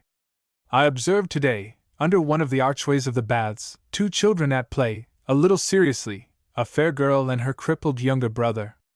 Two toy chairs and a little table, and sprigs of fir set upright in the sand for a garden. They played at housekeeping. Well, the girl thinks her life a perfectly good thing in the service of this crippled brother. But she will have a jealous lover in time, and the boy, though his face is not altogether unpleasant, is after all a hopeless cripple.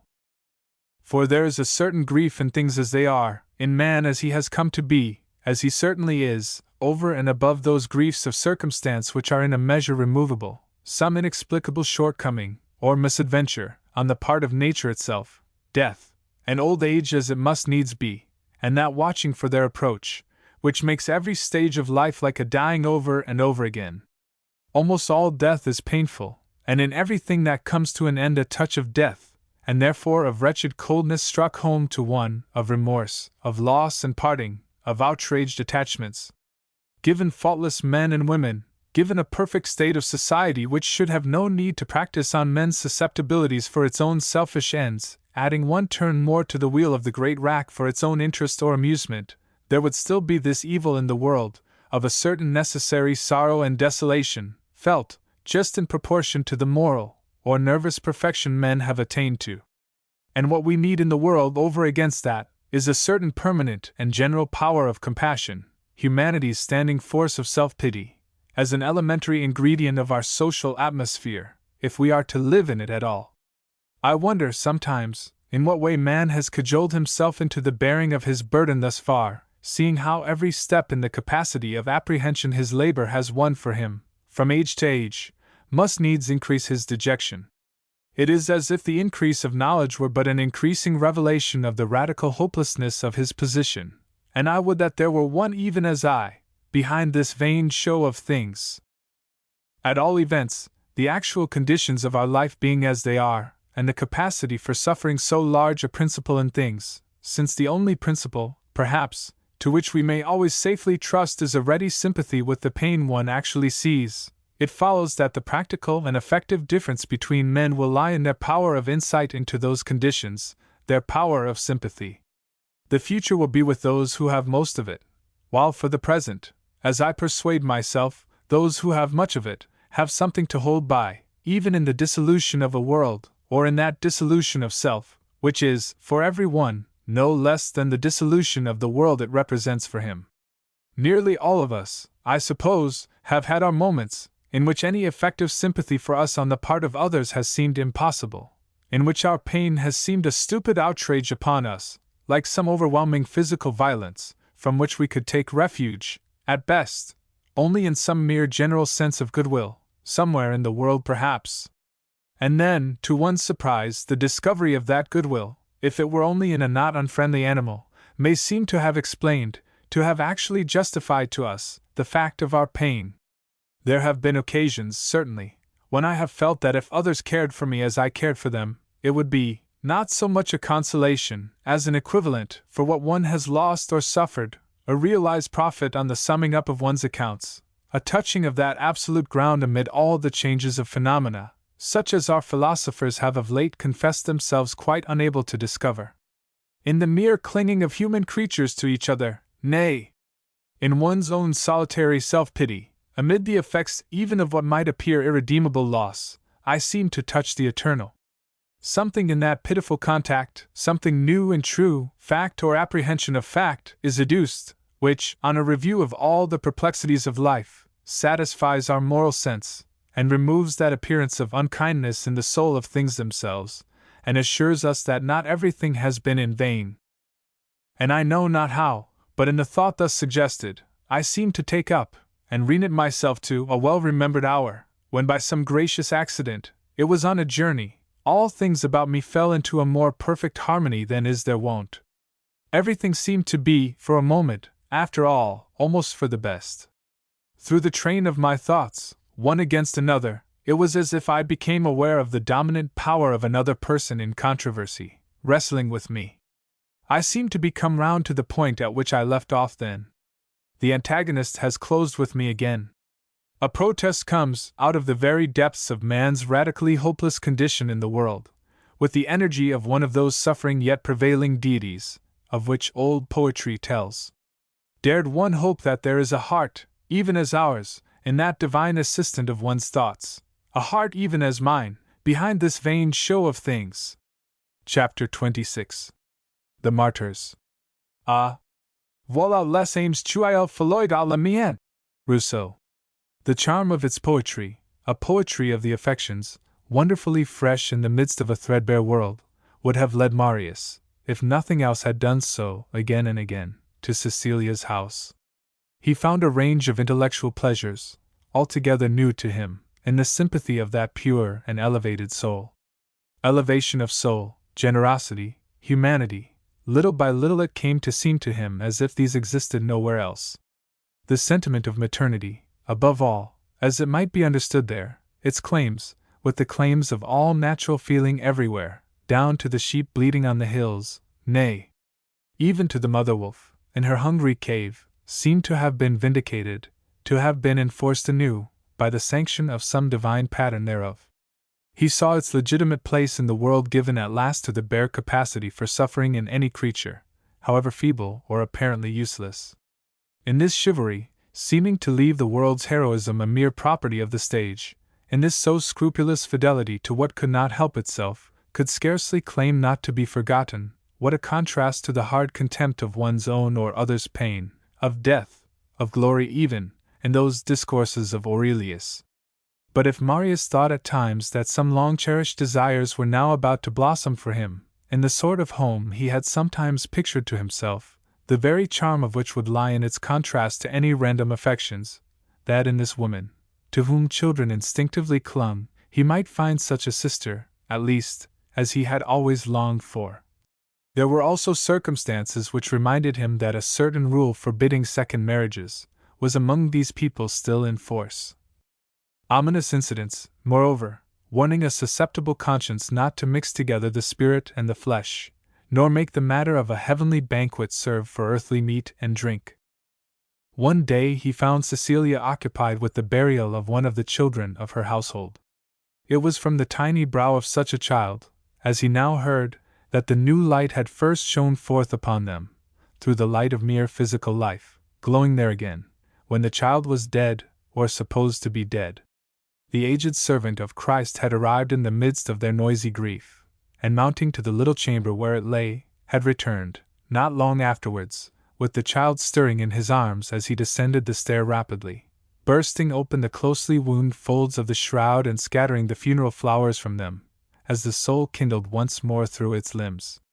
Old Roman common sense had taught people to occupy their thoughts as little as might be with children who died young.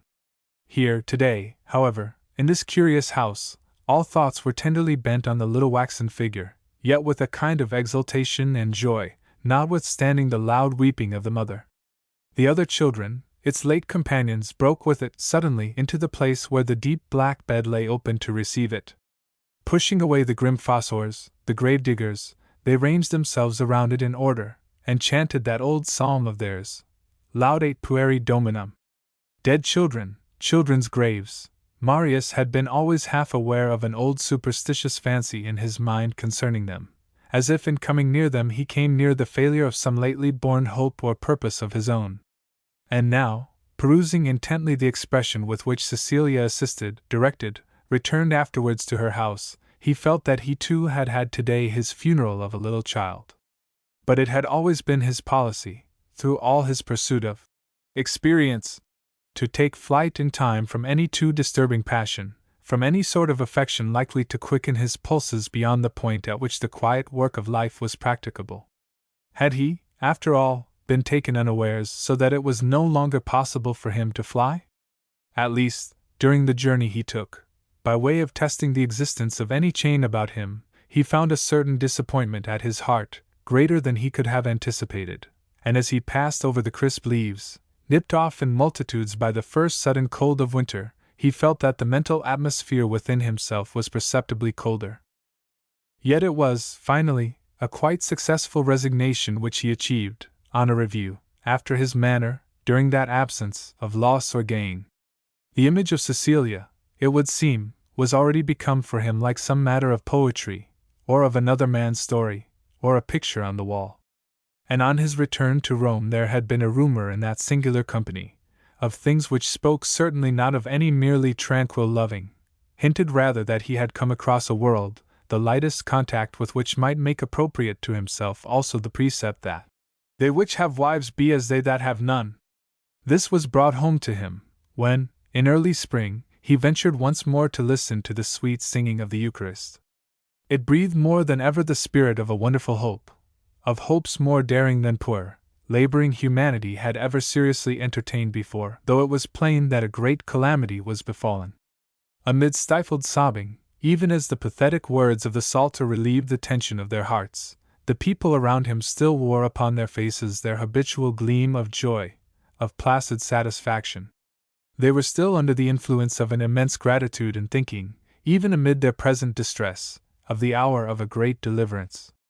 As he followed again that mystical dialogue, he felt also again, like a mighty spirit about him, the potency, the half-realized presence, of a great multitude, as if thronging along those awful passages, to hear the sentence of its release from prison, a company which represented nothing less than, orbis terrarum, the whole company of mankind. And the special note of the day expressed that relief, a sound new to him, drawn deep from some old Hebrew source, as he conjectured, Alleluia. Repeated over and over again, Alleluia! Alleluia! At every pause and movement of the long Easter ceremonies. And then, in its place, by way of sacred lection, although in shocking contrast with the peaceful dignity of all around, came the epistle of the churches of Lyons and Vienne, to their sister, the Church of Rome. For the peace of the Church had been broken, as Marius could not but acknowledge, on the responsibility of the Emperor Aurelius himself, following tamely, and as a matter of course, the traces of his predecessors, gratuitously enlisting, against the good as well as the evil of that great pagan world, the strange new heroism of which this singular message was full. The greatness of it certainly lifted away all merely private regret, inclining one, at last, actually to draw sword for the oppressed, as if in some new order of knighthood. The pains which our brethren have endured we have no power fully to tell, for the enemy came upon us with his whole strength. But the grace of God fought for us, set free the weak, and made ready those who, like pillars, were able to bear the weight. These, coming now into close strife with the foe, bore every kind of pang and shame. At the time of the fair which is held here with a great crowd, the governor led forth the martyrs as a show, holding what was thought great but little, and that the pains of today are not deserving to be measured against the glory that shall be made known. These worthy wrestlers went joyfully on their way, their delight and the sweet favor of God mingling in their faces, so that their bonds seemed but a goodly array, or like the golden bracelets of a bride. Filled with the fragrance of Christ, to some they seemed to have been touched with earthly perfumes. Vettius Epagathus, though he was very young, because he would not endure to see unjust judgment given against us, vented his anger, and sought to be heard for the brethren, for he was a youth of high place. Whereupon the governor asked him whether he also were a Christian. He confessed in a clear voice, and was added to the number of the martyrs. But he had the Paraclete within him, as, in truth, he showed by the fullness of his love, glorying in the defense of his brethren, and to give his life for theirs. Then was fulfilled the saying of the Lord that the day should come, when he that slayeth you will think that he doeth God service. Most madly did the mob, the governor and the soldiers, rage against the handmaiden Blandina, in whom Christ showed that what seems mean among men is of price with him.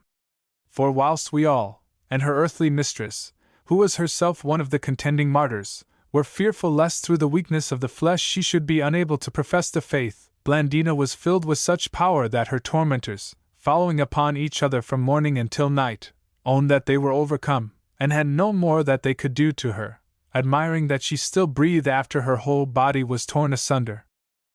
But this blessed one, in the very midst of her witness, renewed her strength, and to repeat, I am Christ's, was to her rest, refreshment, and relief from pain. As for Alexander, he neither uttered a groan nor any sound at all, but in his heart talked with God. Sanctus, the deacon, also, having borne beyond all measure pains devised by them, hoping that they would get something from him, did not so much as tell his name, but to all questions answered only, I am Christ's. For this he confessed instead of his name, his race, and everything beside. Whence also a strife in torturing him arose between the governor and those tormentors, so that when they had nothing else they could do they set red-hot plates of brass to the most tender parts of his body. But he stood firm in his profession, cooled and fortified by that stream of living water which flows from Christ. His corpse, a single wound, having wholly lost the form of man, was the measure of his pain. But Christ, paining in him, set forth an ensample to the rest, that there is nothing fearful, nothing painful, where the love of the Father overcomes. And as all those cruelties were made null through the patience of the martyrs, they bethought them of other things, among which was their imprisonment in a dark and most sorrowful place, where many were privily strangled.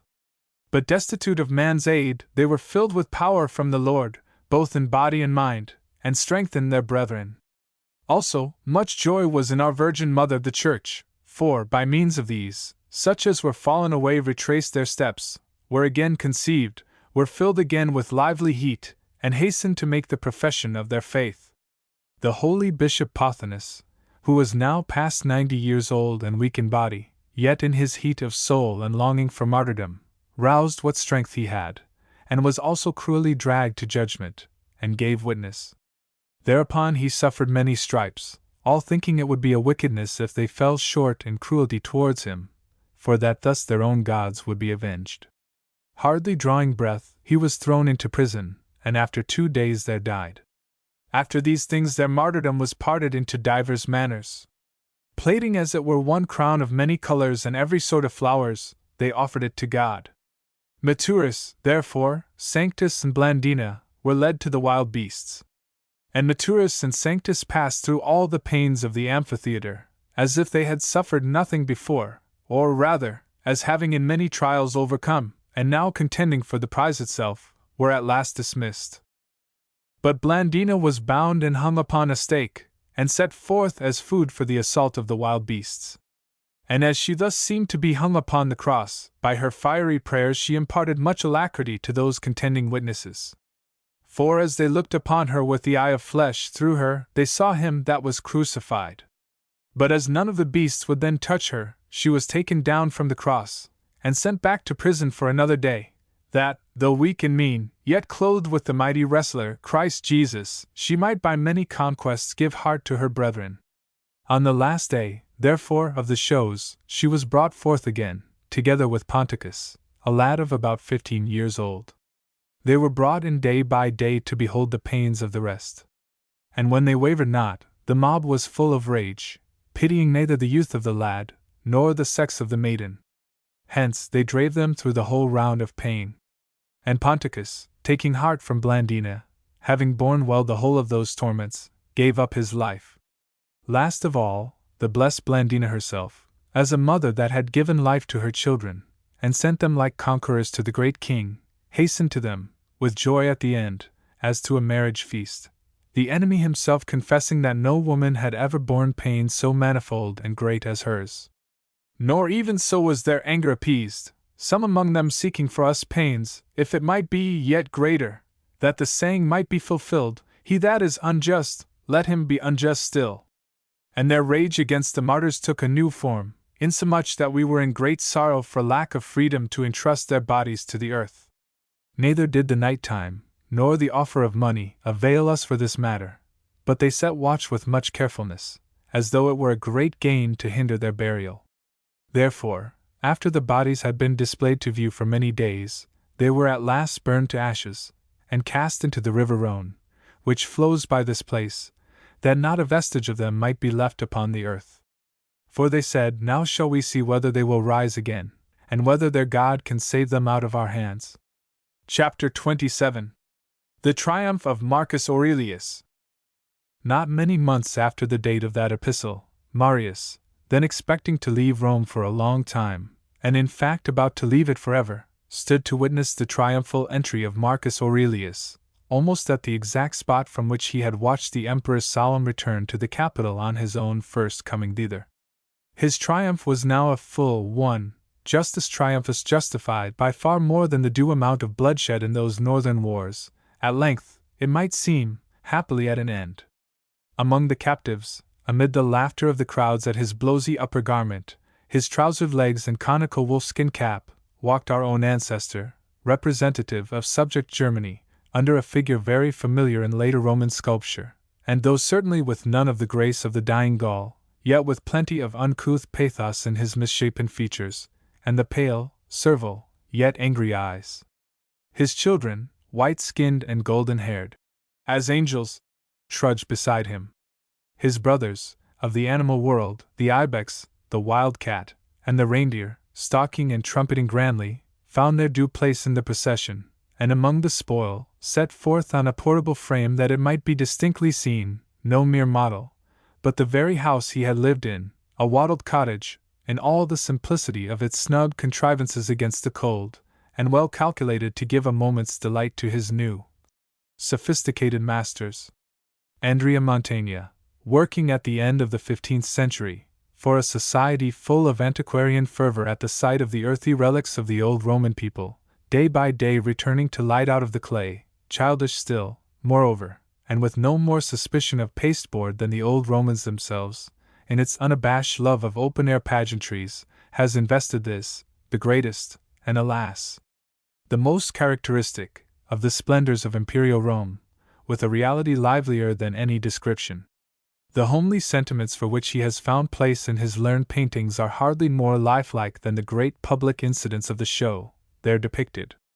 And then, with all that vivid realism, how refined, how dignified, how select in type, is this reflection of the old Roman world, now especially, in its time mellowed red and gold, for the modern visitor to the old English palace. It was under no such selected types that the great procession presented itself to Marius, though, in effect, he found something there prophetic, so to speak, and evocative of ghosts, as susceptible minds will do, upon a repetition after long interval of some notable incident, which may yet perhaps have no direct concern for themselves. In truth, he had been so closely bent of late on certain very personal interests that the broad current of the world's doings seemed to have withdrawn into the distance, but now, as he witnessed this procession, to return once more into evidence for him. The world, certainly, had been holding on its old way, and was all its old self, as it thus passed by dramatically, accentuating, in this favorite spectacle, its mode of viewing things. And even apart from the contrast of a very different scene, he would have found it, just now, a somewhat vulgar spectacle. The temples, wide open, with their ropes of roses flapping in the wind against the rich, reflecting marble, their startling draperies and heavy cloud of incense, were but the centers of a great banquet spread through all the gaudily colored streets of Rome, for which the carnivorous appetite of those who thronged them in the glare of the midday sun was frankly enough asserted. At best they were but calling their gods to share with them the cooked, sacrificial, and other meats, reeking to the sky. The child, who was concerned for the sorrows of one of those northern captives as he passed by, and explained to his comrade, "There's feeling in that hand, you know," benumbed and lifeless as it looked in the chain, seemed, in a moment, to transform the entire show into its own proper tinsel. Yes, these Romans were, of course, a vulgar people, and their vulgarities of soul in full evidence here. And Aurelius himself seemed to have undergone the world's coinage, and fallen to the level of his reward, in a mediocrity no longer golden. Yet if, as he passed by, almost filling the quaint old circular chariot with his magnificent golden-flowered attire, he presented himself to Marius, chiefly as one who had made the great mistake, to the multitude he came as a more than magnanimous conqueror. That he had forgiven the innocent wife and children of the dashing and almost successful rebel Avidius Cassius, now no more, was a recent circumstance still in memory. As the children went past, not among those who, ere the emperor ascended the steps of the Capitol, would be detached from the great progress for execution, happy rather, and radiant, as adopted members of the imperial family, the crowd actually enjoyed an exhibition of the moral order, such as might become perhaps the fashion. And it was in consideration of some possible touch of a heroism herein that might really have cost him something, that Marius resolved to seek the emperor once more, with an appeal for common sense, for reason and justice. He had set out at last to revisit his old home, and knowing that Aurelius was then in retreat at a favorite villa, which lay almost on his way thither, determined there to present himself. Although the great plain was dying steadily, a new race of wild birds establishing itself there, as he knew enough of their habits to understand, and the idle contadino, with his never-ending ditty of decay and death, replacing the lusty Roman laborer, never had that poetic region between Rome and the sea more deeply impressed him than on this sunless day of early autumn. under which all that fell within the immense horizon was presented in one uniform tone of a clear, penitential blue. Stimulating to the fancy as was that range of low hills to the northwards, already troubled with the upbreaking of the Apennines, yet a want of quiet in their outline, the record of wild fracture there, of sudden upheaval and depression, marked them as but the ruins of nature, while at every little descent and ascent of the road might be noted traces of the abandoned work of man. From time to time, the way was still redolent of the floral relics of summer, daphne and myrtle blossom, sheltered in the little hollows and ravines. At last, amid rocks here and there piercing the soil, as those descents became steeper, and the main line of the Apennines, now visible, gave a higher accent to the scene, he espied over the plateau, almost like one of those broken hills, cutting the horizon towards the sea, the old brown villa itself, rich in memories of one after another of the family of the Antonines. As he approached it, such reminiscences crowded upon him, above all of the life there of the aged Antoninus Pius, in its wonderful mansuetude and calm. Death had overtaken him here at the precise moment when the tribune of the watch had received from his lips the word equanimitas, as the watchword of the night. To see their emperor living there like one of his simplest subjects, his hands red at vintage time with the juice of the grapes, hunting, teaching his children, starting betimes, with all who cared to join him, for long days of antiquarian research in the country around, this, and the like of this, had seemed to mean the peace of mankind. Upon that had come, like a stain, it seemed to Marius just then, the more intimate life of Faustina, the life of Faustina at home. Surely, that marvelous but malign beauty must still haunt those rooms, like an unquiet, dead goddess, who might have perhaps, after all, something reassuring to tell surviving mortals about her ambiguous self. When, 2 years since, the news had reached Rome that those eyes, always so persistently turned to vanity, had suddenly closed forever, a strong desire to pray had come over Marius, as he followed in fancy on its wild way the soul of one he had spoken with now and again, and whose presence in it for a time the world of art could so ill have spared. Certainly, the honors freely accorded to embalm her memory were poetic enough, the rich temple left among those wild villagers at the spot, now it was hope sacred forever, where she had breathed her last, the golden image, in her old place at the amphitheater, the altar at which the newly married might make their sacrifice, above all, the great foundation for orphan girls, to be called after her name. The latter, precisely, was the cause why Marius failed in fact to see Aurelius again, and make the chivalrous effort at enlightenment he had proposed to himself. Entering the villa, he learned from an usher, at the door of the long gallery, famous still for its grand prospect in the memory of many a visitor, and then leading to the imperial apartments, that the emperor was already in audience. Marius must wait his turn, he knew not how long it might be. An odd audience it seemed, for at that moment, through the closed door, came shouts of laughter, the laughter of a great crowd of children, the Faustinian children, themselves, as he afterwards learned, happy and at their ease, in the imperial presence. Uncertain, then, of the time for which so pleasant a reception might last, so pleasant that he would hardly have wished to shorten it, Marius finally determined to proceed, as it was necessary that he should accomplish the first stage of his journey on this day. The thing was not to be, veil anima infelicissima. He might at least carry away that sound of the laughing orphan children, as a not unamiable last impression of kings and their houses. The place he was now about to visit, especially as the resting place of his dead, had never been forgotten. Only the first eager period of his life in Rome had slipped on rapidly, and almost on a sudden that old time had come to seem very long ago.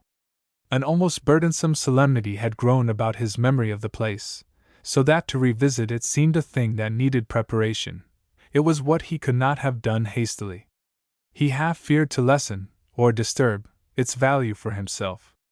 And then, as he traveled leisurely towards it, and so far with quite tranquil mind, interested also in many another place by the way, he discovered a shorter road to the end of his journey, and found himself indeed approaching the spot that was to him like no other. Dreaming now only of the dead before him, he journeyed on rapidly through the night, the thought of them increasing on him, in the darkness. It was as if they had been waiting for him there through all those years, and felt his footsteps approaching now, and understood his devotion, quite gratefully, in that lowliness of theirs, in spite of its tardy fulfillment.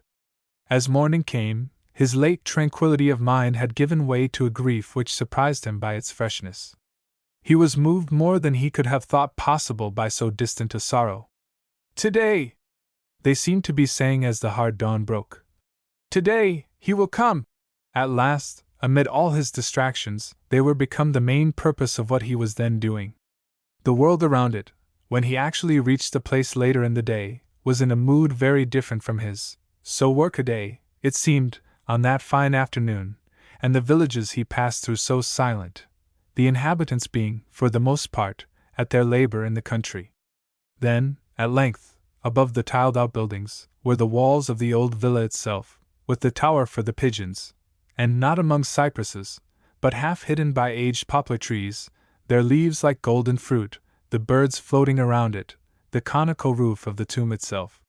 In the presence of an old servant who remembered him, the great seals were broken, the rusty key turned at last in the lock, the door was forced out among the weeds grown thickly about it, and Marius was actually in the place which had been so often in his thoughts.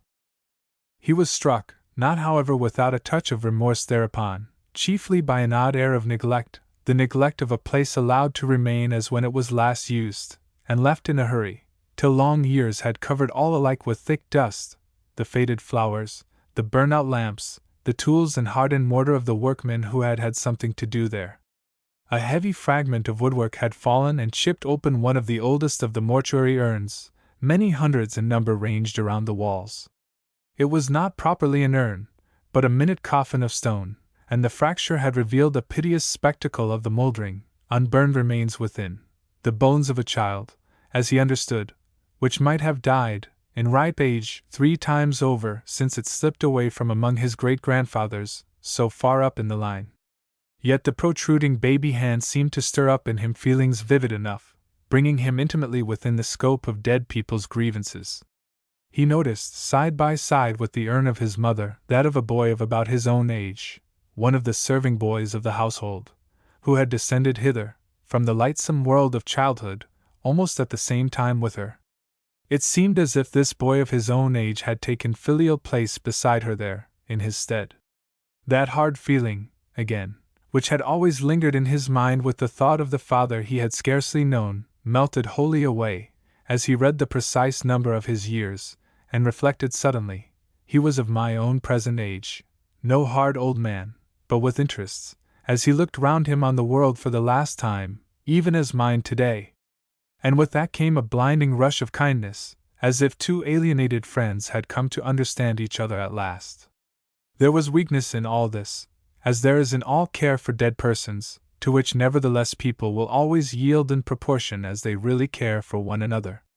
With a vain yearning, as he stood there, still to be able to do something for them, he reflected that such doing must be, after all, in the nature of things, mainly for himself.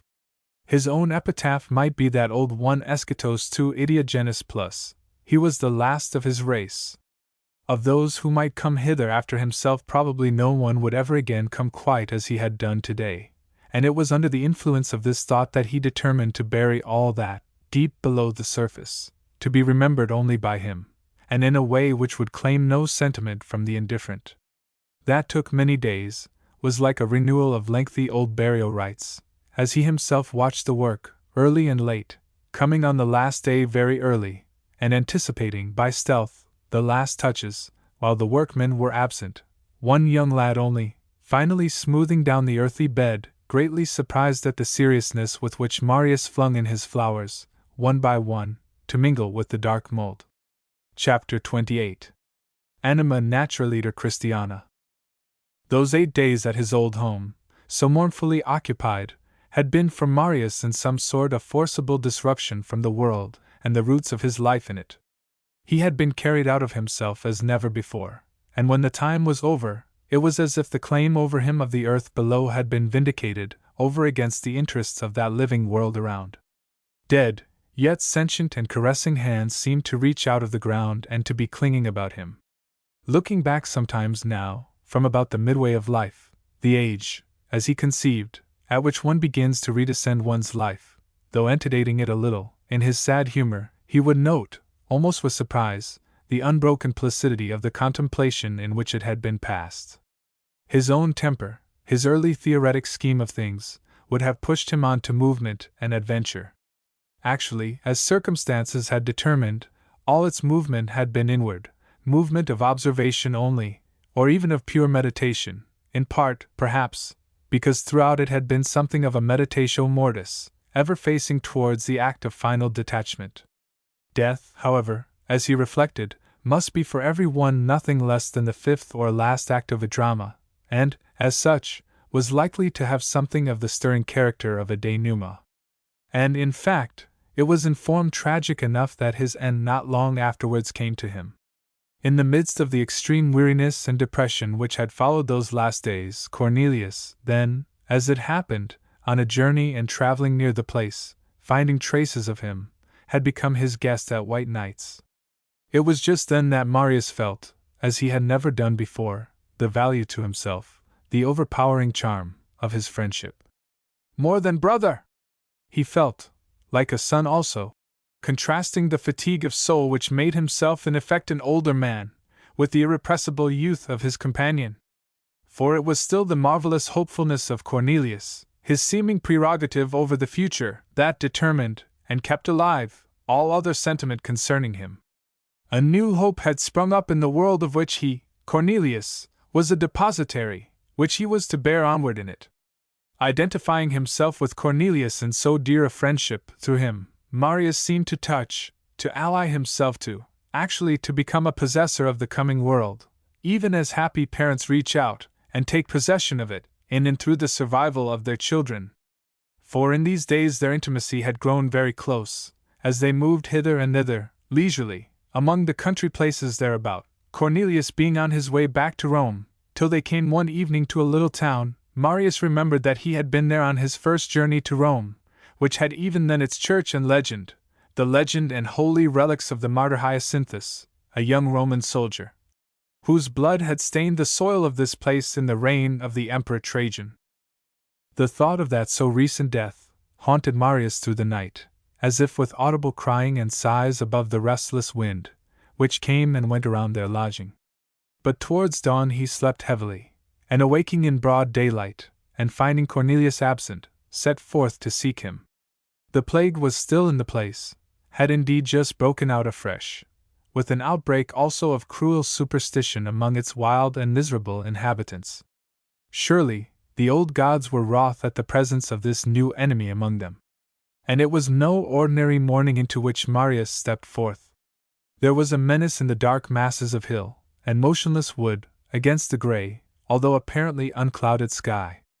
Under this sunless heaven the earth itself seemed to fret and fume with a heat of its own, in spite of the strong night wind. And now the wind had fallen.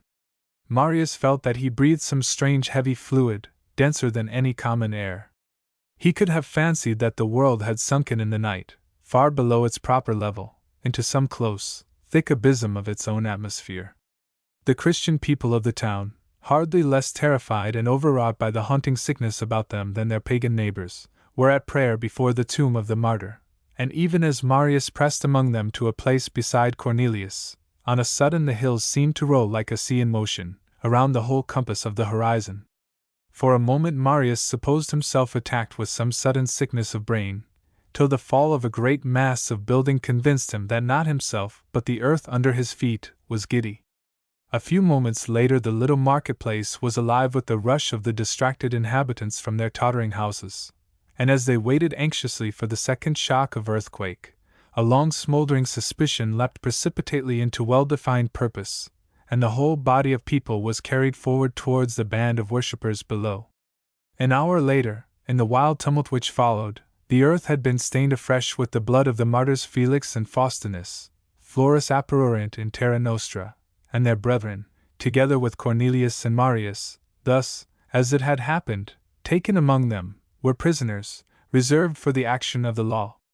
Marius and his friend, with certain others, exercising the privilege of their rank, made claim to be tried in Rome, or at least in the chief town of the district, where, indeed, in the troublous days that had now begun, a legal process had been already instituted.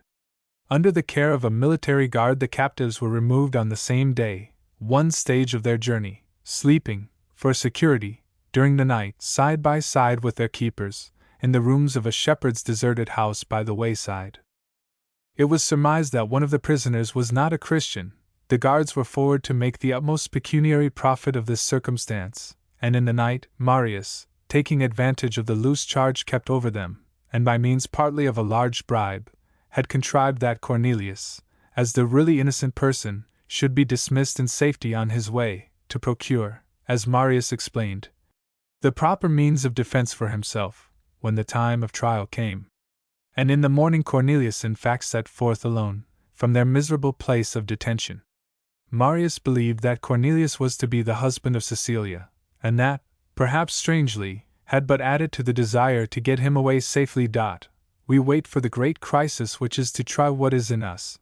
We can hardly bear the pressure of our hearts, as we think of it, the lonely wrestler, or victim, which imagination foreshadows to us, can hardly be oneself. It seems an outrage of our destiny that we should be led along so gently and imperceptibly, to so terrible a leaping place in the dark, for more perhaps than life or death. At last, the great act, the critical moment itself comes, easily, almost unconsciously. Another motion of the clock, and our fatal line, the great climacteric point, has been passed, which changes ourselves or our lives. In 1/4 of an hour, under a sudden, uncontrollable impulse, hardly weighing what he did, almost as a matter of course and as lightly as one hires a bed for one's night's rest on a journey, Marius had taken upon himself all the heavy risk of the position in which Cornelius had then been, the long and wearisome delays of judgment, which were possible, the danger and wretchedness of a long journey in this manner, possibly the danger of death. He had delivered his brother, after the manner he had sometimes vaguely anticipated as a kind of distinction in his destiny, though indeed always with wistful calculation as to what it might cost him, and in the first moment after the thing was actually done, he felt only satisfaction at his courage, at the discovery of his possession of nerve. Yet he was, as we know, no hero, no heroic martyr, had indeed no right to be, and when he had seen Cornelius depart, on his blithe and hopeful way, as he believed, to become the husband of Cecilia, actually, as it had happened, without a word of farewell, supposing Marius was almost immediately afterwards to follow. Marius indeed having avoided the moment of leave-taking with its possible call for an explanation of the circumstances, the reaction came. He could only guess, of course, at what might really happen. So far, he had but taken upon himself, in the stead of Cornelius, a certain amount of personal risk, though he hardly supposed himself to be facing the danger of death. Still, especially for one such as he, with all the sensibilities of which his whole manner of life had been but a promotion, the situation of a person under trial on a criminal charge was actually full of distress. To him, in truth, a death such as the recent death of those saintly brothers seemed no glorious end. In his case, at least, the martyrdom, as it was called, the overpowering act of testimony that heaven had come down among men, would be but a common execution. From the drops of his blood there would spring no miraculous, poetic flowers, no eternal aroma would indicate the place of his burial, no plenary grace, overflowing forever upon those who might stand around it. Had there been one to listen just then, there would have come, from the very depth of his desolation, an eloquent utterance at last, on the irony of men's fates, on the singular accidents of life and death. The guards, now safely in possession of whatever money and other valuables the prisoners had had on them, pressed them forward, over the rough mountain paths, altogether careless of their sufferings. The great autumn rains were falling. At night the soldiers lighted a fire, but it was impossible to keep warm. From time to time they stopped to roast portions of the meat they carried with them, making their captives sit round the fire, and pressing it upon them. But weariness and depression of spirits had deprived Marius of appetite, even if the food had been more attractive, and for some days he partook of nothing but bad bread and water. All through the dark mornings they dragged over boggy plains, up and down hills, wet through sometimes with the heavy rain. Even in those deplorable circumstances, he could but notice the wild, dark beauty of those regions, the stormy sunrise, and placid spaces of evening. One of the keepers, a very young soldier, won him at times, by his simple kindness, to talk a little, with wonder at the lad's half-conscious, poetic delight in the adventures of the journey. At times, the whole company would lie down for rest at the roadside, hardly sheltered from the storm, and in the deep fatigue of his spirit, his old longing for inopportune sleep overpowered him. Sleep anywhere, and under any conditions, seemed just then a thing one might well exchange the remnants of one's life for. It must have been about the 5th night, as he afterwards conjectured, that the soldiers, believing him likely to die, had finally left him unable to proceed further, under the care of some country people, who to the extent of their power certainly treated him kindly in his sickness. He awoke to consciousness after a severe attack of fever, lying alone on a rough bed, in a kind of hut. It seemed a remote, mysterious place, as he looked around in the silence, but so fresh, lying, in fact, in a high pasture land among the mountains, that he felt he should recover, if he might but just lie there in quiet long enough. Even during those nights of delirium he had felt the scent of the new mown hay pleasantly, with a dim sense for a moment that he was lying safe in his old home. The sunlight lay clear beyond the open door, and the sounds of the cattle reached him softly from the green places around. Recalling confusedly the torturing hurry of his late journeys, he dreaded, as his consciousness of the whole situation returned, the coming of the guards. But the place remained in absolute stillness. He was, in fact, at liberty, but for his own disabled condition. And it was certainly a genuine clinging to life that he felt just then, at the very bottom of his mind. So it had been, obscurely, even through all the wild fancies of his delirium, from the moment which followed his decision against himself, in favor of Cornelius. The occupants of the place were to be heard presently, coming and going about him on their business, and it was as if the approach of death brought out in all their force the merely human sentiments. There is that in death which certainly makes indifferent persons anxious to forget the dead, to put them, those aliens, away out of their thoughts altogether, as soon as may be. Conversely, in the deep isolation of spirit which was now creeping upon Marius, the faces of these people, casually visible, took a strange hold on his affections, the link of general brotherhood, the feeling of human kinship, asserting itself most strongly when it was about to be severed forever. At nights he would find this face or that impress deeply on his fancy, and in a troubled sort of manner, his mind would follow them onwards, on the ways of their simple, humdrum, everyday life, with a peculiar yearning to share it with them, envying the calm, earthly cheerfulness of all their days to be, still under the sun, though so indifferent, of course, to him. As if these rude people had been suddenly lifted into some height of earthly good fortune, which must needs isolate them from himself. Tristem neminem fecit plus, he repeated to himself, his old prayer shaping itself now almost as his epitaph. Yes. So much the very hardest judge must concede to him. And the sense of satisfaction which that thought left with him disposed him to a conscious effort of recollection, while he lay there, unable now even to raise his head, as he discovered on attempting to reach a pitcher of water which stood near. Revelation, vision, the discovery of a vision, the seeing of a perfect humanity, in a perfect world, through all his alternations of mind by some dominant instinct, determined by the original necessities of his own nature and character, he had always set that above the having, or even the doing, of anything. For such vision, if received with due attitude on his part, was, in reality, the being something, and as such was surely a pleasant offering or sacrifice to whatever gods there might be, observant of him. And how goodly had the vision been, one long unfolding of beauty and energy in things, upon the closing of which he might gratefully utter his Vixi!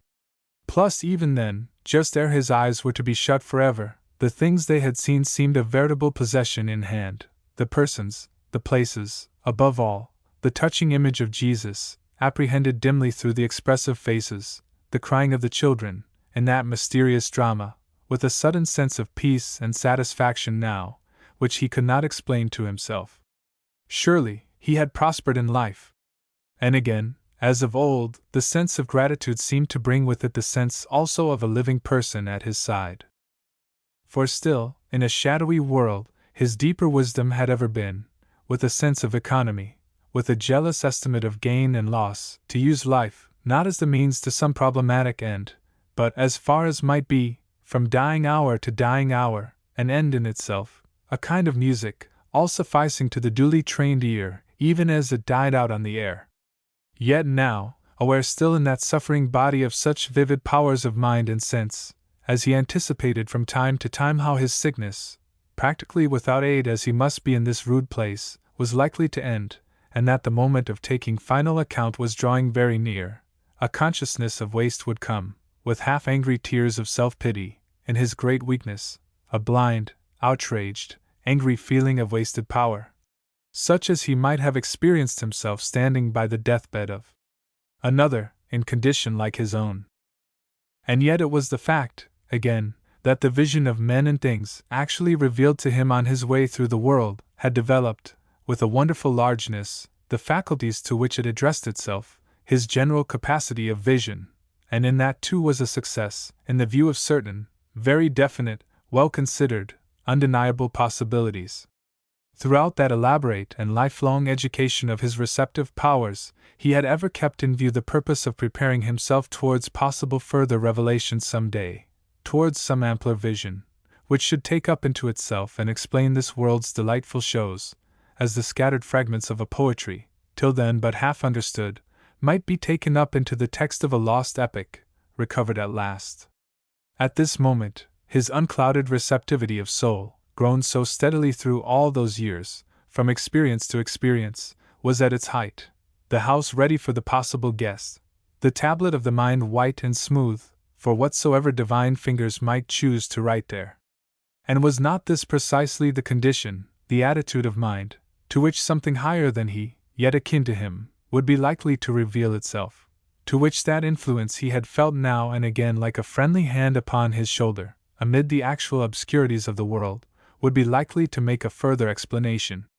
Surely, the aim of a true philosophy must lie, not in futile efforts towards the complete accommodation of man to the circumstances in which he chances to find himself, but in the maintenance of a kind of candid discontent, in the face of the very highest achievement, the unclouded and receptive soul quitting the world finally, with the same fresh wonder with which it had entered the world still unimpaired, and going on its blind way at last with the consciousness of some profound enigma in things, as but a pledge of something further to come.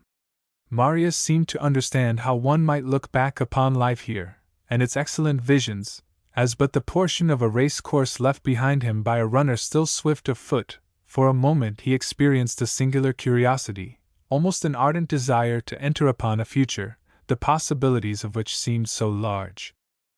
And just then, again amid the memory of certain touching actual words and images, came the thought of the great hope, that hope against hope, which, as he conceived, had arisen, lux sedentibus in tenebris plus, upon the aged world, the hope Cornelius had seemed to bear away upon him in his strength, with a buoyancy which had caused Marius to feel, not so much that by a caprice of destiny he had been left to die in his place, as that Cornelius was gone on a mission to deliver him also from death. There had been a permanent protest established in the world, a plea, a perpetual afterthought, which humanity henceforth would ever possess and reserve, against any wholly mechanical and disheartening theory of itself and its conditions. That was a thought which relieved for him the iron outline of the horizon about him, touching it as if with soft light from beyond, filling the shadowy, hollow places to which he was on his way with the warmth of definite affections, confirming also certain considerations by which he seemed to link himself to the generations to come in the world he was leaving. Yes, through the survival of their children, happy parents are able to think calmly, and with a very practical affection, of a world in which they are to have no direct share, planting with a cheerful good humor the acorns they carry about with them, that their grandchildren may be shaded from the sun by the broad oak trees of the future. That is nature's way of easing death to us. It was thus too, surprised, delighted, that Marius, under the power of that new hope among men, could think of the generations to come after him.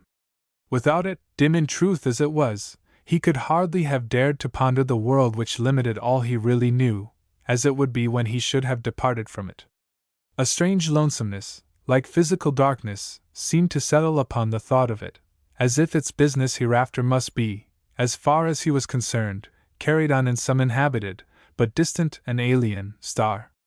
Contrariwise, with the sense of that hope warm about him, he seemed to anticipate some kindly care for himself, never to fail even on earth, a care for his very body, that dear sister and companion of his soul, outworn, suffering, and in the very article of death, as it was now.